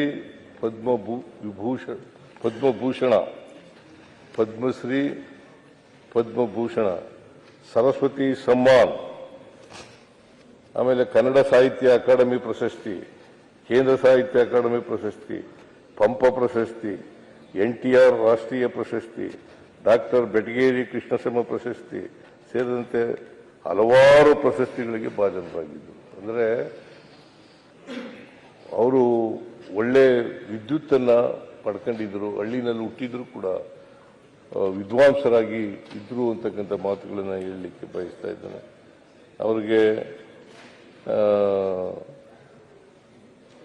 ಇವರು ಭೈರಪ್ಪನವರು ಬಹಳ ಸರಳವಾದಂಥ ವ್ಯಕ್ತಿ. ಅವರಿಗೆ ಯಾಕಂತಂದ್ರೆ ಐಡಿಯಾಲಜಿಕಲಿ ನಮಗೆಲ್ಲ ಡಿಫರೆನ್ಸ್ ಇದ್ರೂ ಕೂಡ ಅವರು ಕಾದಂಬರಿಕಾರ, ಒಳ್ಳೆ ಶ್ರೇಷ್ಠ ಕಾದಂಬರಿಕಾರ ಅಂತಕ್ಕಂಥ ಗೌರವ ಇತ್ತು. ಹಾಗಾಗಿ ನಾನು ಅವರು ಶವ ನೋಡೋಕ್ಕೂ ಕೂಡ ಹೋಗಿದ್ದೆ ನಾನು. ಮತ್ತು ಎಲ್ಲ ಸರ್ಕಾರದ ಗೌರವಗಳೊಡನೆ ಅವ್ರನ್ನ ಮಾಡ್ತಕ್ಕಂಥ ಕೆಲಸ ಮಾಡಿದ್ದೆ. ಅವ್ರನ್ನ ಸ್ಮಾರಕ ಮಾಡ್ತೀವಿ ಅಂತ ಹೇಳಿದ್ವಿ, ಮೈಸೂರಿನಲ್ಲಿ ಅವರ ಸ್ಮಾರಕ ಮಾಡ್ತೀವಿ ಅಂತ ಹೇಳಿದ್ದೀವಿ. ಸ್ಮಾರಕ ಕೂಡ ಮಾಡ್ತೇವೆ ಅಂತಕ್ಕಂಥ ಮಾತುಗಳನ್ನು ಈ ಸಂದರ್ಭದಲ್ಲಿ ಹೇಳಲಿಕ್ಕೆ ಬಯಸ್ತಾ ಇದ್ದೇನೆ. ಅವರ ಆತ್ಮಕ್ಕೆ ಚಿರಶಾಂತಿ ದೊರಕಲಿ. ಅವರ ಕುಟುಂಬ ವರ್ಗದವರು, ಅವ್ರ ಮಡದಿ ಇನ್ನೂ ಬದುಕಿದ್ದಾರೆ, ಅವರಿಬ್ಬರು ಮಕ್ಕಳುಗಳು ಬದುಕಿದ್ದಾರೆ.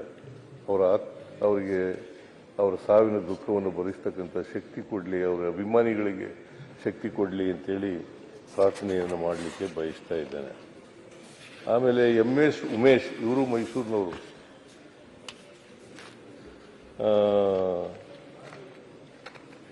ವೃತ್ತಿ ರಂಗಭೂಮಿಯಿಂದಲೇ ಶುರುವಾಯಿತು ಇರೋದು. ಕಲಾವಿದರು, ಒಳ್ಳೆ ಕಲಾವಿದರು, ಹಾಸ್ಯ ಕಲಾವಿದರು. ಚಲನಚಿತ್ರದಲ್ಲೂ ಕೂಡ ಭಾಗವಹಿಸ್ತಾ ಇದ್ದರು. ಆಮೇಲೆ ಹಿರಣ್ಣಯ್ಯ ಮಿತ್ರ ಮಂಡಳಿ, ಆನಕ್ರು ಅವರ ಜಗಜ್ಯೋತಿ ಬಸವೇಶ್ವರ ನಾಟಕದಲ್ಲಿ ಬಿಚ್ಚಳನ ಮಗನ ಪಾತ್ರ ವಹಿಸಿದರು. ಅದು ಬಹಳ ಉತ್ತಮವಾಗಿತ್ತು ಅಂತೇಳಿ ಹೇಳ್ತಾರೆ. ಗುಬ್ಬಿ ವೀರಣ್ಣ, ಕೆ ಹಿರಣ್ಣಯ್ಯ, MC ಮಹದೇವಸ್ವಾಮಿ ಅಂತಹ ರಂಗ ದಿಗ್ಗಜರೊಡನೆ ಆ ಗರಡಿನಲ್ಲಿ ತಯಾರಾಗಿದ್ದಂಥವರು. ಇವರು ಇತ್ತೀಚೆಗೆ ನಿಧನರಾಗಿದ್ದರು. ನಾನು ಕೂಡ ಹೋಗಿದ್ದೆ. ಸುಮಾರು 700ಕ್ಕೂ ಹೆಚ್ಚು ಚಲನಚಿತ್ರಗಳಲ್ಲಿ ಅಭಿನಯಿಸಿದ್ದಾರೆ. ಸಿಮ್ರಾಯಿ ಅನ್ನೋದು ಬಹಳ ಫೇಮಸ್. ಅದು ಸಿಮ್ರಾಯಿ ಉತ್ತಮ ಪೋಷಕ ನಟ ಅಂತೇಳಿ ಪ್ರಶಸ್ತಿ ಪಡೆದಿದ್ದಾರೆ. ಅನೇಕ ನಾಟಕ ಪ್ರಶಸ್ತಿಗಳನ್ನು, ನಾಟಕ ಅಕಾಡೆಮಿ ಪ್ರಶಸ್ತಿ, ಮಹಾನಗರ ಪಾಲಿಕೆ ಪ್ರಶಸ್ತಿ, ವಿಶ್ವೇಶ್ವರಯ್ಯ ಪ್ರತಿಷ್ಠಾನ ಪ್ರಶಸ್ತಿ ಸೇರಿದಂತೆ ಹಲವು ಪ್ರಶಸ್ತಿಗಳು ಇವರಿಗೆ ಅದರ ಭಾಜನರಾಗಿದ್ದರು. ಅಂತ ಒಬ್ಬ ಹಾಸ್ಯ ಕಲಾವಿದ ನಮ್ಮ ಮೈಸೂರಿನವರು ಅನ್ನೋದು ನನಗೆ ಸ್ವಲ್ಪ ಜಾಸ್ತಿ ಒಡನಾಟ ಇತ್ತು. ಹಾಗಾಗಿ ಅಂಥವರು ನಮ್ಮನ್ನು ಅಗಲಿದ್ದಾರೆ. ಅವರ ಆತ್ಮಕ್ಕೆ ಚಿರಶಾಂತಿ ದೊರಕಲಿ. ಅವರ ಕುಟುಂಬ ವರ್ಗದವರಿಗೆ ಒಬ್ಬ ಮಗ ಮತ್ತು ಮಗಳು, ಮಗ ತೀರೋಗ್ಬಿಟ್ರು, ಮಗಳಿದ್ದಾಳೆ, ಈಗಲೂ ಕೂಡ ಇದ್ದಾಳೆ.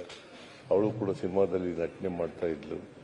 ಅವರ ಆತ್ಮಕ್ಕೆ ಚಿರಶಾಂತಿ ದೊರಕಲಿ, ಅವರ ಸಾವಿನ ದುಃಖ ಭರಿಸ್ತಕ್ಕಂಥ ಶಕ್ತಿ ಕೊಡಲಿ ಅವರಿಗೆ ಅಂತೇಳಿ ಪ್ರಾರ್ಥನೆ ಮಾಡಿ ನನ್ನ ಮಾತುಗಳನ್ನು ಮುಗಿಸ್ತೇನೆ. ನೀವು ತಂದಿರ್ತಕ್ಕಂಥ ನಿರ್ಣಯಕ್ಕೆ ಬೆಂಬಲ ಕೋರಿ ನನ್ನ ಮಾತುಗಳನ್ನು ಮುಗಿಸ್ತೇನೆ. ಪ್ರತಿಪಕ್ಷ ನಾಯಕರು, ಇದು ಸಂತಾಪ ಮತ್ತು ಸಂದರ್ಭ ನಡೀತಾ ಇದೆ. ಅದರ ಗೌರವ ಮತ್ತು ಪಾವಿತ್ರ್ಯವನ್ನು ಎಲ್ಲ ಸದಸ್ಯರು ಕಾಪಾಡಬೇಕು ಅಂತ ಕೇಳ್ತೇನೆ. ಅಲ್ಲ, ಸಂತಾಪ ಇವತ್ತು ನಡೀತಾ ಇದೆ. ಅವರ ಕುಟುಂಬಸ್ಥರು, ಊರವರೆಲ್ಲರಿಗೂ ನೋಡ್ತಾ ಇರ್ತಾರೆ. ಸೊ ಇದರ ಒಂದು ಈ ಸಂತಾಪದ ಒಂದು ಪಾವಿತ್ರತೆ ಏನಿದೆ ಮತ್ತು ಅವರ ಗೌರವ ಏನಿದೆ ಅದನ್ನು ಉಳಿಸುವಂತ ಕೆಲಸ ಎಲ್ಲ ಸದಸ್ಯರು ಮಾಡಬೇಕು. ಸನ್ಮಾನ್ಯ ಅಧ್ಯಕ್ಷರೇ, ತಾವು ತಂದಿರುವಂತ ಈ ಸಂತಾಪ ಸೂಚನೆ ನಿರ್ಣಯಕ್ಕೆ ಬೆಂಬಲ ಸೂಚಿಸಿ, ಅದೇ ರೀತಿ ನಮ್ಮ ಎಲ್ಲಾ ಸದಸ್ಯರುಗಳಿಗೂ ಕೂಡ ಸಲಹೆಯನ್ನ ಕೊಟ್ಟಿದ್ದಾರೆ ಅಂತ ನಾನು ತಿಳ್ಕೊಂಡಿದ್ದೀನಿ. ಅವರ ಕುಟುಂಬಸ್ಥರು ಕೂಡ ಇಲ್ಲಿ ಬಂದು ನೋಡದೇ ಇದ್ರು ಕೂಡ ಮಾಧ್ಯಮದಲ್ಲಿ ಅವ್ರು ನೋಡ್ತಾ ಇರ್ತಾರೆ. ಸೊ ಈ ನಡವಳಿಕೆನೂ ಕೂಡ ಇಂಪಾರ್ಟೆಂಟು ಅನಿಸ್ತದೆ. ಇಲ್ಲಿ ನಡೆಯುವಂಥ ನಡವಳಿಕೆನೂ ಕೂಡ ಬಹಳ ಇಂಪಾರ್ಟೆಂಟು. ಯಾಕಂದ್ರೆ ನಾವು ಎಲ್ಲರಿಗೂ ಸಂತಾಪ ಸೂಚನೆಯನ್ನು ನಾವು ಮಾಡಲ್ಲ. ಸಮಾಜಕ್ಕೆ ಸೇವೆ ಸಲ್ಲಿಸಿದರೆ ಅವರು ಕಾರ್ಯ ನೆನಪಿನಲ್ಲಿ ಇಟ್ಕೊಬಹುದು ಅನ್ನೋರ್ಗೆ ಮಾತ್ರ, ಕೆಲವ್ರಿಗೆ ಮಾತ್ರ ನಾವು ಆಯ್ಕೆ ಮಾಡಿ ಮಾಡೋದು. ಆದರೆ ಎಲೆಮರೆಯ ಕಾಯಿಗಳು ಬೇಕಾದಷ್ಟು ಜನ ಸಮಾಜಮುಖಿಯಾಗಿ ಕೆಲಸ ಮಾಡಿದ್ದಾರೆ. ಸೊ ಅವರೆಲ್ಲರಿಗೂ ನಾವು ಸಂತಾಪ ಮಾಡೋಕ್ಕಾಗಲ್ಲ. ಆದರೆ ಅಂಥ ಸಂದರ್ಭದಲ್ಲಿ ನಾವೆಲ್ಲರೂ ಕೂಡ ನಮ್ಮ ನಡವಳಿಕೆಗಳು ಸರಿ ಇರಬೇಕು ಅನ್ನೋದ್ರ ಬಗ್ಗೆ ತಾವು ಸಲಹೆಯನ್ನು ಕೊಟ್ಟಿದ್ದಾರೆ. ಅದನ್ನು ನಾನು ಸ್ವಾಗತ ಮಾಡ್ತೀನಿ. ಸನ್ಮಾನ್ಯ ಮೇಟಿಯವರು ಸಿಟ್ಟಿಂಗ್ ಸದಸ್ಯರು, ನಮ್ಮ ಜೊತೆನೆ ಶಾಸಕರಾಗಿ ಕೆಲಸ ಮಾಡಿದ್ದಾರೆ. ಅವರು ಬರೋದು ಗೊತ್ತಾಗ್ತಾ ಇರಲ್ಲ, ಹೋಗೋದು ಗೊತ್ತಾಗ್ತಾ ಇರಲ್ಲ. ಮುಖ್ಯಮಂತ್ರಿಗಳು ಹೇಳಿದ ರೀತಿ ಬಹಳ ಸಜ್ಜನ ಇರೋ ವ್ಯಕ್ತಿ. ಅವರ ಕೆಲಸ ಆಯಿತು, ಅವ್ರ ಕಾರ್ಯ ಆಯಿತು, ಅವ್ರ ವಿಚಾರ ಮಾತ್ರ ಅವರು ಚರ್ಚೆ ಮಾಡ್ತಾ ಇದ್ರು. ಆ ಥರದ ವ್ಯಕ್ತಿತ್ವವನ್ನು ಮೇಟಿಯವರು ಹೊಂದಿದ್ರು. ಸೊ ಅವರು ಬಹಳ ಕೆಳಮಟ್ಟದಿಂದ ರಾಜಕೀಯಕ್ಕೆ ಬಂದಿದ್ದಾರೆ. ಏನೋ ಒಂದು ಇನ್ಫ್ಲೂಯೆನ್ಸ್ ಆಗಿ ಬಂದವರು ಅಂತ ನನಗನ್ಸಿಲ್ಲ. ಬಹಳ ಕೆಳಮಟ್ಟದಿಂದ, ಗ್ರಾಮ ಪಂಚಾಯಿತಿಯಿಂದ, ಅದೇ ರೀತಿ ಅಭಿವೃದ್ಧಿ ಪ್ರಾಧಿಕಾರ, DCC ಬ್ಯಾಂಕು, MLA ಆಗಿ, ಮಂತ್ರಿಯಾಗಿ, ಲೋಕಸಭಾ ಸದಸ್ಯರಾಗಿ ಎಲ್ಲ ರಂಗದಲ್ಲೂ ಕೆಲಸ ಮಾಡಿದ್ದಾರೆ. ಯಾಕಂದ್ರೆ ಬಾಗಲಕೋಟೆ ಜಿಲ್ಲೆಯಲ್ಲಿ ಜಾತಿ ಇರ್ಬೋದು, ಧರ್ಮ ಇರ್ಬೋದು, ಇವೆಲ್ಲವನ್ನ ಮೀರಿ ಗೆಲ್ತಾ ಇದ್ರು ಅವರೆಲ್ಲರೂ ಕೂಡ. ಆ ಥರ ಒಳ್ಳೆ ಸಜ್ಜನ ವ್ಯಕ್ತಿಯಾಗಿದ್ದಾರೆ. ಬಹಳಷ್ಟು ಬಾರಿ 1989ರಿಂದನೂ ಕೂಡ 2025ರವರೆಗೂ ಕೂಡ ಅವರು ಶಾಸಕರಾಗಿ ನಮ್ಮ ಮಧ್ಯೆ ಕೆಲಸ ಮಾಡಿದ್ದಾರೆ, ಸಚಿವರಾಗಿ ಕೆಲಸ ಮಾಡಿದ್ದಾರೆ. ಈಗಾಗಲೇ ಮುಖ್ಯಮಂತ್ರಿ ಹೇಳಿದ್ದಾರೆ, ಬಹಳ ಆತ್ಮೀಯರಾಗಿದ್ದಂಥವರು, ಅಭಿಮಾನಿಯಾಗಿದ್ದಂಥವರು. ಅವರ ಅಭಿಮಾನ ಒಬ್ಬರನ್ನ ಕಳ್ಕೊಂಡಿದ್ದೀನಿ ಅನ್ನೋ ಮಾತನ್ನು ಕೂಡ ಹೇಳಿದ್ದಾರೆ. ಅವರು ಕೂಡ ಆ ಕ್ಷೇತ್ರದ ಜನರ ಪರವಾಗಿ ಕೆಲಸ ಮಾಡಿದ್ದಾರೆ. ಸೊ ಅವರಿಗೆ ನಾನು ನನ್ನ ಸಂತಾಪವನ್ನು ಸೂಚನೆ ಮಾಡ್ತಾ ಇದ್ದೀನಿ. ಎರಡನೇದಾಗಿ ಸನ್ಮಾನ್ಯ ದೇವರಾಜ್ ಅವರ ನನ್ನ ಪಕ್ಕದ ಕ್ಷೇತ್ರ, ನನ್ನ ಪಕ್ಕದಲ್ಲಿ ಚಿಕ್ಕಪೇಟೆ ಶಾಸಕರಾಗಿದ್ದರು. ನಾನು ಮೊನ್ನೆ ಹೋದಾಗ ಹೇಳಿದೆ, ಅವ್ರ ಕುಟುಂಬದ ಜೊತೆ ಹೇಳ್ತಾ ಇದ್ದೆ, ಅವರು ವಿಧಾನಸಭಾ ಅಧಿವೇಶನದಲ್ಲಿ ಜಾಸ್ತಿ ಇರೋದಕ್ಕಿಂತ ಲಾಂಜಲ್ಲೇ ಜಾಸ್ತಿ ಇರ್ತಾ ಇದ್ರು. ಅವ್ರು ಸ್ವಲ್ಪ ಚಟ, ಸ್ವಲ್ಪ ಸ್ಮೋಕಿಂಗ್ ಇದು, ಯಾವಾಗೂ ಅಲ್ಲೇ ಕೂತ್ಕೊಂತ ಇದ್ರು. ನಾವು ಬೇಡ ಅಂದ್ರು ಕಾಫಿ ತರಿಸಿ, ಅಣ್ಣ ಗುರು ಕೂತ್ಕೋ ಅಂತ ಹೇಳಿ ನಮ್ಮನ್ನು ಹೇಳ್ಕೊಂತ ಇದ್ರು. ಅವ್ರ ಜೊತೆ ಕೂತ್ಕೊಂಡು ಕಾಫಿ ಕೊಡಿಸಿ ಎಲ್ಲರ ಜೊತೆ. ಅವ್ರಿಗೇನು ನನಗನ್ಸುತ್ತೆ ಯಾರ ಜೊತೆನೂ ದ್ವೇಷ ಆ ಥರದ ಭಾವನೆ ಇಲ್ಲ. ಕೊನೆವರೆಗೂ ನಾನು ನೋಡಿದ್ದೀನಿ, ಕೊನೆವರೆಗೂ ಅವ್ರ ಜೊತೆ ಇದ್ದೀನಿ. ನನ್ನ ಮೊದಲನೇ ಚುನಾವಣೆ, ನಾ ಹೇಳ್ಬೋದೋ ಗೊತ್ತಿಲ್ಲ, ನನ್ನ ಮೊದಲನೇ ಚುನಾವಣೆ ನಾನು ಫಸ್ಟ್ ನಿಂತಾಗ ನಾನು ಯಾರಿಗೂ ಪರಿಚಯನೇ ಇರಲಿಲ್ಲ, ಗೊತ್ತಿರಲಿಲ್ಲ. ನನ್ನ ವಿರುದ್ಧ ನಿಂತಂಥವ್ರು ಮಾಜಿ ಮಂತ್ರಿಗಳು ನಿಂತಿದ್ರು ಆ ಸಂದರ್ಭದಲ್ಲಿ. ಸೊ ನನಗೆ ಅವಾಗ ದೊಡ್ಡ 14 ಲಕ್ಷ ಇದು, ನಾನು ನೋಡಕ್ಕೆ ಆಗ್ತಾ ಇರಲಿಲ್ಲ ಮತದಾರನ. ಅಂತ ಸಂದರ್ಭದಲ್ಲಿ ಆ ಏರಿಯಾ ಎಲ್ಲ ಇವ್ರದೇ ಕಬ್ಜಾ, ಆ JP ನಗರ, ಬನಶಂಕರಿ ಎಲ್ಲ ಇವರೇ ಒಂಥರ ನೋಡ್ತಾ ಇದ್ದಿದ್ದು. ಕಾಂಗ್ರೆಸ್ ಪಾರ್ಟಿ ಅವ್ರನ್ನ ಇನ್ಚಾರ್ಜ್ ಹಾಕ್ಬಿಟ್ಟೆ ಅವರಲ್ಲಿ. ಸೊ ನನಗೆ ಅಲ್ಲಿ ಯಾರು ಬೂತ್ ಹತ್ರ ಒಬ್ರು ಕೂತ್ಕೊಳಕ್ಕೂ ಬಿಡ್ತಾ ಇರಲ್ಲ ಮನುಷ್ಯ, ಒಬ್ಬರನ್ನು. ಆ ಸಂದರ್ಭದಲ್ಲಿ ಅಲ್ಲಿ KM ನಾಗರಾಜ್ ಇದ್ದಾರೆ, ಈಗೂ KM ನಾಗರಾಜ್. ನಾನು ಹೋಗಿ ಹೇಳಿದೆ, ಅಣ್ಣ ಈ ತರ ಆಗಿದೆ ಅಂತ. ಅವ್ರು ಕರೆದು ಹೇಳಿದ್ರು, ನೋಡಪ್ಪ ಚುನಾವಣೆ ಅವ್ರು ಕೆಲಸ ಮಾಡಲಿ, ನಿಂದೇನೈತೆ ನೀನು ಕೆಲಸ ಮಾಡು ಅಂತ ಹೇಳಿದ್ರು. ಆ ಚುನಾವಣೆ ನಾನು ಗೆದ್ದೆ, ಅದು ಬೇರೆ ಪ್ರಶ್ನೆ. ಅಂದ್ರೆ ಅದು ಫ್ರೆಂಡ್ಶಿಪ್ಪು, ಆ ಥರದ ಒಂದು ಸ್ನೇಹನೂ ಕೂಡ ಅವ್ರ ಹತ್ರ ಇತ್ತು.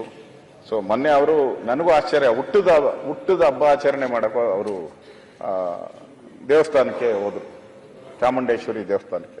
ಅವಾಗೂ ದೇವಸ್ಥಾನ ಭಕ್ತಿ ಅವರು ರೆಗ್ಯುಲರ್. ಪಾಪ ನನಗೆ ಅವರು ಮಣ್ಣಾದಾಗ, ಅವರು ಹುಟ್ಟಿದ ದಿನಾನೇ ಮಣ್ಣಾಗಿದ್ದು, ಅವರು ಮಣ್ಣಾಗಿದ್ದು ಕೂಡ ಹುಟ್ಟಿದ ದಿನಾನೇ. ಬಹಳ ಅವರ ಮಗನೂ ಕೂಡ ಸದಸ್ಯರಾಗಿದ್ರು, ಕಾರ್ಪೊರೇಷನ್ ನಲ್ಲಿ ಸದಸ್ಯರಾಗಿ ಸೇವೆನೂ ಮಾಡಿದ್ದಾರೆ ಅನ್ಸುತ್ತೆ. ಅವರು ನಮಗೂ ಕೂಡ ದೇವರಾಜ್ ಅವರು ಆತ್ಮೀಯರಾಗಿದ್ದರಿಂದ ನಾನು ಕೂಡ ಅವರ ಸಂದರ್ಭದಲ್ಲಿ ಹೋಗಿದ್ದೆ. ಬಹಳ ನೋವಿನ ಸಂಗತಿ. ಅವರ ಆತ್ಮಕ್ಕೂ ಅವರ ಕುಟುಂಬಕ್ಕೂ ಈ ದುಃಖವನ್ನು ಭರಿಸುವಂತ ಶಕ್ತಿ ನೀಡಲಿ ಅಂತೇಳಿ ದೇವರಲ್ಲಿ ಪ್ರಾರ್ಥನೆ ಮಾಡ್ತೀನಿ. ಅದೇ ರೀತಿ ಶಿವಶಂಕರಪ್ಪ ಗೌಡ ಪಾಟೀಲ್ರವರು ಕೂಡ 11ನೇ ವಿಧಾನಸಭಾ ಚುನಾಯಿತರಾಗಿದ್ದರು. ರೈತರ ಧ್ವನಿಯಾಗಿ ಕೆಲಸ ಮಾಡಿದ್ದಾರೆ, ಪದವೀಧರರಾಗಿ, ಕೃಷಿಕರಾಗಿ ಸಮಾಜ ಸೇವೆಯನ್ನು ಮಾಡಿದ್ದಾರೆ. ಅವ್ರಿಗೂ ಕೂಡ ನಾನು ಈ ಸಂದರ್ಭದಲ್ಲಿ ಸಂತಾಪವನ್ನು ಸೂಚನೆ ಮಾಡ್ತೀನಿ. ಇನ್ನೊಂದು ಬಹಳ ಪ್ರಮುಖವಾಗಿ ಸಾಲುಮರದ ತಿಮ್ಮಕ್ಕ. ಕರ್ನಾಟಕದಲ್ಲಿ ನನ್ನ ಹೆಸರು ಗೊತ್ತೇ ಇಲ್ಲದೆ ಇರಬಹುದು, ಬಹಳಷ್ಟು ರಾಜಕಾರಣಿಗಳ ಹೆಸರು ಗೊತ್ತಿಲ್ಲದೆ ಇರಬಹುದು, ಆದ್ರೆ ಸಾಲುಮರದ ತಿಮ್ಮಕ್ಕ ಗೊತ್ತಿಲ್ಲದಿರೋ ಅಂತ ವ್ಯಕ್ತಿನೇ ಇಲ್ಲ ಅಂತ ನಾನು ತಿಳ್ಕೊಂಡಿದ್ದೀನಿ. ಈ ಸಮಾಜದಲ್ಲಿ ಒಂದು ಎರಡು ತರ ವ್ಯಕ್ತಿಗಳಿರ್ತಾರೆ. ಒಬ್ಬ ವ್ಯಕ್ತಿ ಸತ್ತಾಗ ಹೇಳ್ತಾರೆ, ಯಾಕಪ್ಪ ಇಷ್ಟು ಬೇಗ ಸತ್ಬಿಟ್ಟ ಅಂತ, ಅದೊಂದು ಕ್ಯಾಟಗರಿ. ಇನ್ನೊಂದು ಕ್ಯಾಟಗರಿ ಇದೆ, ಯಾಕಪ್ಪ ಇವನು ಬದುಕಿದ್ದಾನೆ ಅಂತ ಹೇಳುವಂತ ಕ್ಯಾಟಗರಿನೂ ಇದೆ. ಅವರು ಈ ಮೊದಲನೇ ಸಾಲಿಗೆ ಸೇರುವಂಥವ್ರು. ಸಾಲುಮರದ ತಿಮ್ಮಕ್ಕ ನಾನು ಕೇಳಿದೆ ಮೊನ್ನೆ ಇದಾದಾಗ, ಪರಮೇಶ್ವರ್ಗೂ ಗೊತ್ತಿದೆ ಅವರ ಕ್ಷೇತ್ರದ ಅವರು. ಆ ಇಡೀ ರೋಡು ಬಿಸಿಲನ್ನೇ ಕಾಣಲ್ಲಂತೆ ಇವತ್ತವರೆಗೂ. ಆ ಇಡೀ ರಸ್ತೆ, ಸುರೇಶ್ ಕುಮಾರ್ ಹೇಳಿದ್ದೀನಿ ಜ್ಞಾಪಕ ನಾನು, ಇಡೀ ರಸ್ತೆ ಅದು ಸೂರ್ಯನ ಕಿರಣಗಳು ಬೀಳಲ್ಲಂತೆ, ಅಷ್ಟು ಒತ್ತಾಗಿ ಆಲದ ಮರಗಳನ್ನ ಎತ್ತಿದ್ದಾರೆ. ನಾವು ನೆನ್ಸ್ಕೊಬೇಕು, ಸಾಲುಮರದ ತಿಮ್ಮಕ್ಕನ ಜೊತೆ ಅವರ ಪತಿಯನ್ನು ನಾವು ನೆನ್ಸ್ಕೊಬೇಕು.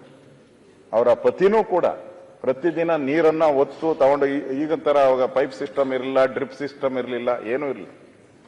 ಅಂತ ಸಂದರ್ಭದಲ್ಲಿ ಪ್ರತಿದಿನ ಬಿಂದಿಗೆ ಹೊತ್ಕೊಂಡು ಅವ್ರ ಗಂಡ ಹೆಂಡತಿ ಇಬ್ರು ಕಿಲೋಮೀಟರ್ ಗಟ್ಟಲೆ ಆಲದ ಮರ ಹಾಕಿದ್ದಾರೆ. ಇವತ್ತು ಸಾಲುಮರದ ತಿಮ್ಮಕ್ಕ ನಮ್ಮ ಜೊತೆ ಇಲ್ಲ, ಆದ್ರೆ ಆಲದ ಮರ ಇನ್ನೂ ಬದುಕಿದೆ, ಇನ್ನೂ ನೆರಳು ಕೊಡ್ತಾ ಇದೆ. ಅಲ್ಲಿ ಹೋದಾಗೆಲ್ಲ ಜನ ಹೇಳ್ತಾರೆ, ಇದು ಸಾಲುಮರದ ತಿಮ್ಮಕ್ಕನ ಮರ ಅಂತ ಹೇಳ್ಬಿಟ್ಟು. ಆ ತರದ ಒಂದು ನೆನಪಿಟ್ಕೊಳೋ ಅಂತ ಸಾಕ್ಷಿ ಗುಡ್ಡೆಯನ್ನ ನಿರ್ಮಾಣ ಮಾಡಿದಂತ ಒಬ್ಬ ತಾಯಿ ಸಾಲುಮರದ ತಿಮ್ಮಕ್ಕನವರು. ಅವರಿಗೆ ಈಗಾಗಲೇ ಮುಖ್ಯಮಂತ್ರಿಗಳು ಹೇಳಿದ್ದಾರೆ, ಅವರ ಹೆಸರಲ್ಲಿ ಪ್ರಶಸ್ತಿಯನ್ನ. ಒಳ್ಳೇದು, ಈ ತರ ಸಮಾಜಮುಖಿಯಾದಂತ ಕೆಲಸವನ್ನ ಮಾಡಿದಂಥವ್ರಿಗೆ ಗೌರವ ನಾವ್ಯಾಕೆ ಸಲ್ಲಿಸಬಹುದು ಅಂದ್ರೆ ಇದ್ರ ಮುಖಾಂತರನೇ ಸ್ವಲ್ಪ ಅವ್ರ ನೆನಪು ಉಳಿಬೇಕು, ಸದಾ ಉಳಿಬೇಕು. ಅವ್ರಿಗೆ ಪ್ರಶಸ್ತಿಗಳು ಲೆಕ್ಕನೇ ಇಲ್ಲ, ಅಷ್ಟು ರಾಜ್ಯ ಇರ್ಬೋದು, ಕೇಂದ್ರ ಇರ್ಬೋದು, ಎಲ್ಲ ಪ್ರಶಸ್ತಿಯನ್ನ ಅವ್ರಿಗೆ ಕೊಟ್ಟಿದ್ದಾರೆ. ಪದ್ಮಶ್ರೀ ಕೂಡ ಬಂದಿದೆ, ನಾಡೋಜ ಪ್ರಶಸ್ತಿ ಬಂದಿದೆ. ನಾನು ಅವರ ಸರ್ಕಾರ ಕೂಡ ಅವರ ರಾಯಭಾರಿಗೆ ನೇಮಕ ಮಾಡಿದ್ದಾರೆ. ನಮ್ಮ ಬೇಲೂರು ನಮ್ಮ ಸುರೇಶ್ ಅವರು ನನಗೂ ಪತ್ರ ಕೊಟ್ಟಿದ್ದಾರೆ. ಅವರ ಸ್ಮಾರಕ ಅವರ ಹೆಸರಲ್ಲಿ ಒಂದು ಕೆಲಸ ಆಗಬೇಕು, ವಸ್ತು ಸಂಗ್ರಹಾಲಯ ಆಗಬೇಕು ಅನ್ನೋ ಮಾತನ್ನು ನಮ್ಮ ಸುರೇಶ್ ಅವರು ಕೂಡ ಹೇಳಿದ್ದಾರೆ. ಮುಖ್ಯಮಂತ್ರಿಗಳು ಕೂಡ ಅದನ್ನ ಘೋಷಣೆ ಮಾಡ್ತಾರೆ ಅನ್ನೋ ವಿಶ್ವಾಸ ನನಗಿದೆ. ಅವರ ಕುಟುಂಬ ಅಂತ ಹೇಳಿದ್ರೆ ನಾನು ಅವ್ರ ಕುಟುಂಬದವ್ರಿಗೆ ಏನು ಸಲ್ಸಕ್ಕೆ ಆಗಲ್ಲ. ನಾನು ಅವ್ರ ಕುಟುಂಬ ಅಂದ್ರೆ ಇಡೀ ಕರ್ನಾಟಕ ಅವ್ರ ಕುಟುಂಬ. ಕರ್ನಾಟಕದ ಜನ ಎಲ್ಲನೂ ಕೂಡ ದುಃಖ ವ್ಯಕ್ತ ಮಾಡಿದ್ದಾರೆ. ಅವರ ಅಭಿಮಾನಿಗಳಿಗೆ ನನ್ನ ಸಂತಾಪವನ್ನು ನಾನು ಸೂಚನೆ ಮಾಡ್ತಾ ಇದ್ದೀನಿ. ಇನ್ನು SL ಭೈರಪ್ಪನವರು ಬಹಳ ಸಾಹಿತ್ಯ ಲೋಕದಲ್ಲಿ ಅವ್ರನ್ನ ಬಹಳ ದೊಡ್ಡ ಹೆಸರು ಅವ್ರದ್ದು. ಅವರ ಮಾತೆ ಒಂಥರ, ನಾನು ಹಲವಾರು ಬಾರಿ ಭೇಟಿ ಮಾಡಿದ್ದೀನಿ. ಒಳ್ಳೆ ಕಡ್ಡಿ ತುಂಡಾದ ರೀತಿ ಮಾತಾಡುವಂತ ಒಬ್ಬ ಸಾಹಿತಿ ಅವರು. ಏನೇ ವಿಚಾರಗಳಿದ್ರೂ ಕೂಡ ಧೈರ್ಯವಾಗಿ ಯಾವುದೇ ಮುಲಾಜಿಲ್ಲದೆ ಮಾತಾಡ್ತಾ ಇದ್ರು. ಅವರು ಕೂಡ ಒಳ್ಳೆ ವಿದ್ಯಾರ್ಥಿಯಾಗಿ, ಪದವೀಧರರಾಗಿ ಹಲವಾರು ಕಾದಂಬರಿಗಳನ್ನು ಕೂಡ ಬರೆದಿದ್ದಾರೆ. ಅವರ ವಂಶವೃಕ್ಷ, ತಬ್ಬಲಿ ನೀನಾದ ಮಗನೇ, ನಾನು ಸಿನಿಮಾ ನೋಡಿದ್ದೀನಿ, ಎರಡು ಸಿನಿಮಾನು ನಾನು ನೋಡಿದ್ದೀನಿ, ವಂಶವೃಕ್ಷ ಮತ್ತು ತಬ್ಬಲಿ ನೀನಾದ ಮಗನೇ ನೋಡಿದ್ದೀನಿ. ಇವೆಲ್ಲನೂ ಕೂಡ ವಿಮರ್ಶೆ ಮಾಡುವಂತ ಚಿತ್ರಗಳು. ನಾವು ಹೋಗಿ ಈ ಸಿನಿಮಾಗಳು ನೋಡ್ತಿರಲ್ಲ, ಏನು ಫೈಟಿಂಗು, ಇವು ಬಾಂಬ್ ಹಾಕೋದು, ಈ ತರದ ಸಿನಿಮಾಗಳಲ್ಲ, ವಿಮರ್ಶೆ ಮಾಡೋದು. ಅಂದ್ರೆ ಸಮಾಜದಲ್ಲಿ ಏನ್ ತಪ್ಪುಗಳಿದೆ, ಏನ್ ಅನ್ಯಾಯ ನಡೀತಾ ಇದೆ, ಅದರ ಪ್ರತಿಬಿಂಬವಾಗಿ ಅವರ ಈ ಸಿನಿಮಾಗಳು ಬಂದಿದ್ದು. ಅಂದ್ರೆ ಜನ ವಿಮರ್ಶೆ ಮಾಡ್ಬೇಕು, ಇದನ್ನ ನಮ್ಮ ಸಮಾಜದಲ್ಲಿ ಈ ತರದ ಇದೆಯಾ, ಇದನ್ನ ಹೋಗಲಾಡಿಸುವಂತದಕ್ಕೆ ಪ್ರಯತ್ನ ಹೆಂಗಾಗ್ಬೇಕು ಅನ್ನೋ ಮಾದರಿ ಹೇಳುವಂತ ಒಂದು ಚಿತ್ರಗಳನ್ನ ಆ ಸಂದರ್ಭದಲ್ಲಿ ಮಾಡಿದ್ದಾರೆ. ಮತಯಾನ ಇರ್ಬೋದು, ಉತ್ತರಾಖಂಡ ಇರ್ಬೋದು, ನಾಯಿ ನೆರಳು, ಇದು ಬಹಳ ವಿಮರ್ಶೆಗೆ ಒಳಗಾದಂತ ಕಾದಂಬರಿಗಳು. ಅವ್ರಿಗೂ ಸಹ ಪ್ರಮುಖವಾಗಿ ಅಂತ ಹೇಳಿದ್ರೆ ಸರಸ್ವತಿ ಸನ್ಮಾನ್, ಇದು ಅಪರೂಪದ ಒಂದು ಪ್ರಶಸ್ತಿ. ಈ ಪ್ರಶಸ್ತಿನೂ ಕೂಡ ಸರಸ್ವತಿ ಸನ್ಮಾನ್ ಬಂದಿದೆ. ಅದೇ ರೀತಿ ಪದ್ಮಶ್ರೀ ಇರ್ಬೋದು, ಪದ್ಮ ವಿಭೂಷಣ ಇರ್ಬೋದು, ಅವ್ರು ಬಂದಿದೆ. ಎಲ್ಲ ಪ್ರಶಸ್ತಿಗೂ ಕೂಡ ಅವರೇನ್ ಭಾಗಿ ಅಂತ ನಾವು ಹೇಳಕ್ಕಾಗಲ್ಲ. ಅದೆಲ್ಲ ಪ್ರಶಸ್ತಿ ಕರ್ನಾಟಕಕ್ಕೆ ಬಂದಂಗೆ, ನಮ್ಮೆಲ್ಲರಿಗೂ ಸಿಕ್ಕಿದೆ ಅಂತ. ಯಾಕಂದ್ರೆ ಪ್ರಶಸ್ತಿ ಬಂದಾಗ ಅವರು ಕರ್ನಾಟಕದವರು ಅಂತ ಹೇಳ್ತಾರೆ. ಕೇಂದ್ರದ ಪ್ರಶಸ್ತಿಗಳು ಬಂದಾಗ ಅದು ಹೆಮ್ಮೆ ನಮ್ಗೆ. ಆ ತರದ ಒಂದು ಪ್ರಶಸ್ತಿನೂ ಕೂಡ ನಮಗೆ, ನಮ್ಮ ರಾಜ್ಯಕ್ಕೆ ತಂದಿದ್ದಾರೆ. ಅವ್ರಿಗೂ ಸಿಕ್ಕಿದೆ. ಕೊನೆಯ ದಿನಗಳಲ್ಲಿ ಅವ್ರು ಬೆಂಗಳೂರಲ್ಲಿ ಬಂದು ವಿಶ್ರಾಂತಿ ಪಡಿತಾ ಇದ್ರು. ನನಗೆ ಒಬ್ರು ಪತ್ರಕರ್ತರು, ಎಡಿಟರ್, ಅವರು ಅವ್ರನ್ನ ನೋಡ್ತಾ ಇದ್ರು. ಅವತ್ತು ಕೂಡ ಪ್ರತಿದಿನ ಬೆಳಗ್ಗೆ ವಾಕಿಂಗ್ ಮಾಡಿ ಆರಾಮ್ಸೆ ಬಂದು ತಿಂಡಿ ತಿಂದು ಹೋಗ್ತಾ ಇದ್ರು. ಸಡನ್ ಆಗಿ ಅವ್ರಿಗೆ ಸಮಸ್ಯೆ ಆದಾಗ ಅಲ್ಲಿನ ಆಸ್ಪತ್ರೆ ಸೇರಿದ್ರು. ಅವರು ತೀರ್ಕೊಂಡಿದ್ದಾರೆ. ಅವರು ಕೂಡ ಮೈಸೂರಿನವರು, ಮೈಸೂರಲ್ಲೇ ವಾಸ ಆಗಿದ್ದರು. ಅವರ SL ಭೈರಪ್ಪನವರಿಗೂ ಕೂಡ ನಾನು ಬಹಳ ದುಃಖ ವ್ಯಕ್ತ ಮಾಡಿ ಅವರ ಕುಟುಂಬಕ್ಕೆ ಈ ದುಃಖವನ್ನು ಭರಿಸುವಂಥ ಶಕ್ತಿ ನೀಡಲಿ ಅಂತೇಳಿ ಭಗವಂತನಲ್ಲಿ ಪ್ರಾರ್ಥನೆ ಮಾಡ್ತಾ ಇದ್ದೀನಿ. ಉಮೇಶ್ ಅವರು ಹಾಸ್ಯ ಕಲಾವಿದರು. ಅವ್ರ ಜೀವನದಲ್ಲಿ ಏನು ಕಷ್ಟ ಇದೆಯೋ ಗೊತ್ತಿಲ್ಲ, ಆದರೆ ಜನ ಅಂತೂ ನಗಿಸ್ತಾ ಇದ್ರು. ಅವ್ರ ಕೆಲವು ಸಿನಿಮಾ ಅಂತೂ ಕೂಡ ಇನ್ನೂ ಬಹಳ ಜನ ನೋಡಿ ನಗುವಂತ ಸಿನಿಮಾಗಳು ಕೊಟ್ಟಿದ್ದಾರೆ. ಬಹಳಷ್ಟು ಪ್ರಶಸ್ತಿಗಳು ಕೂಡ ಬಂದಿದೆ ಅವರಿಗೆ. 700ಕ್ಕೂ ಹೆಚ್ಚು ಚಿತ್ರಗಳಲ್ಲಿ ಭಾಗಿಯಾಗಿದ್ದಾರೆ. ಸೊ ಒಬ್ಬ ನಗಿಸುವಂತ ಕಲಾವಿದ, ಚಲನಚಿತ್ರರಂಗದಲ್ಲಿ ಒಳ್ಳೆ ಹೆಸರನ್ನ ಮಾಡಿದ್ದಾರೆ. ಸೊ ಅವರು ಕೂಡ 30/11/2025 ನಿಧನರಾಗಿದ್ದಾರೆ. ಇವರೆಲ್ಲ ಕುಟುಂಬಕ್ಕೂ ನಾನು ಕೂಡ ಯಾರ್ಯಾರು ಇವತ್ತು ನಾವು ಸಂತಾಪ ಸೂಚನೆಯನ್ನ ಕೊಡ್ತಾ ಇದ್ದೀರಿ ಅವರೆಲ್ಲ ಕುಟುಂಬಕ್ಕೂ ಅವರು ಮಾಡಿರುವಂತ ಸೇವೆ, ಕರ್ನಾಟಕಕ್ಕೆ ಮಾಡಿರುವಂತ ಸೇವೆ, ಅವರ ಸೇವೆಯನ್ನ ನಾವೆಲ್ಲರೂ ಕೂಡ ನೆನಪು ಮಾಡ್ಕೊಳ್ಳೋಣ. ಸಾಧ್ಯ ಆದರೆ ಸರ್ಕಾರನೂ ಕೂಡ ಅವರಿಗೆ ಅವರ ಹೆಸರು ಉಳಿಯೋ ರೀತಿ ಮಾಡುವಂತ ಪ್ರಯತ್ನವನ್ನು ಕೂಡ ಸರ್ಕಾರನೂ ಕೂಡ ಮಾಡಲಿ ಅನ್ನೋ ಮಾತನ್ನು ಹೇಳಿ ನಿರ್ಣಯಕ್ಕೆ ನನ್ನ ಬೆಂಬಲವನ್ನ ಸೂಚಿಸಿ ನಾನು ಮಾತು ಮುಗಿಸ್ತಾ ಇದ್ದೀನಿ. ಧನ್ಯವಾದ.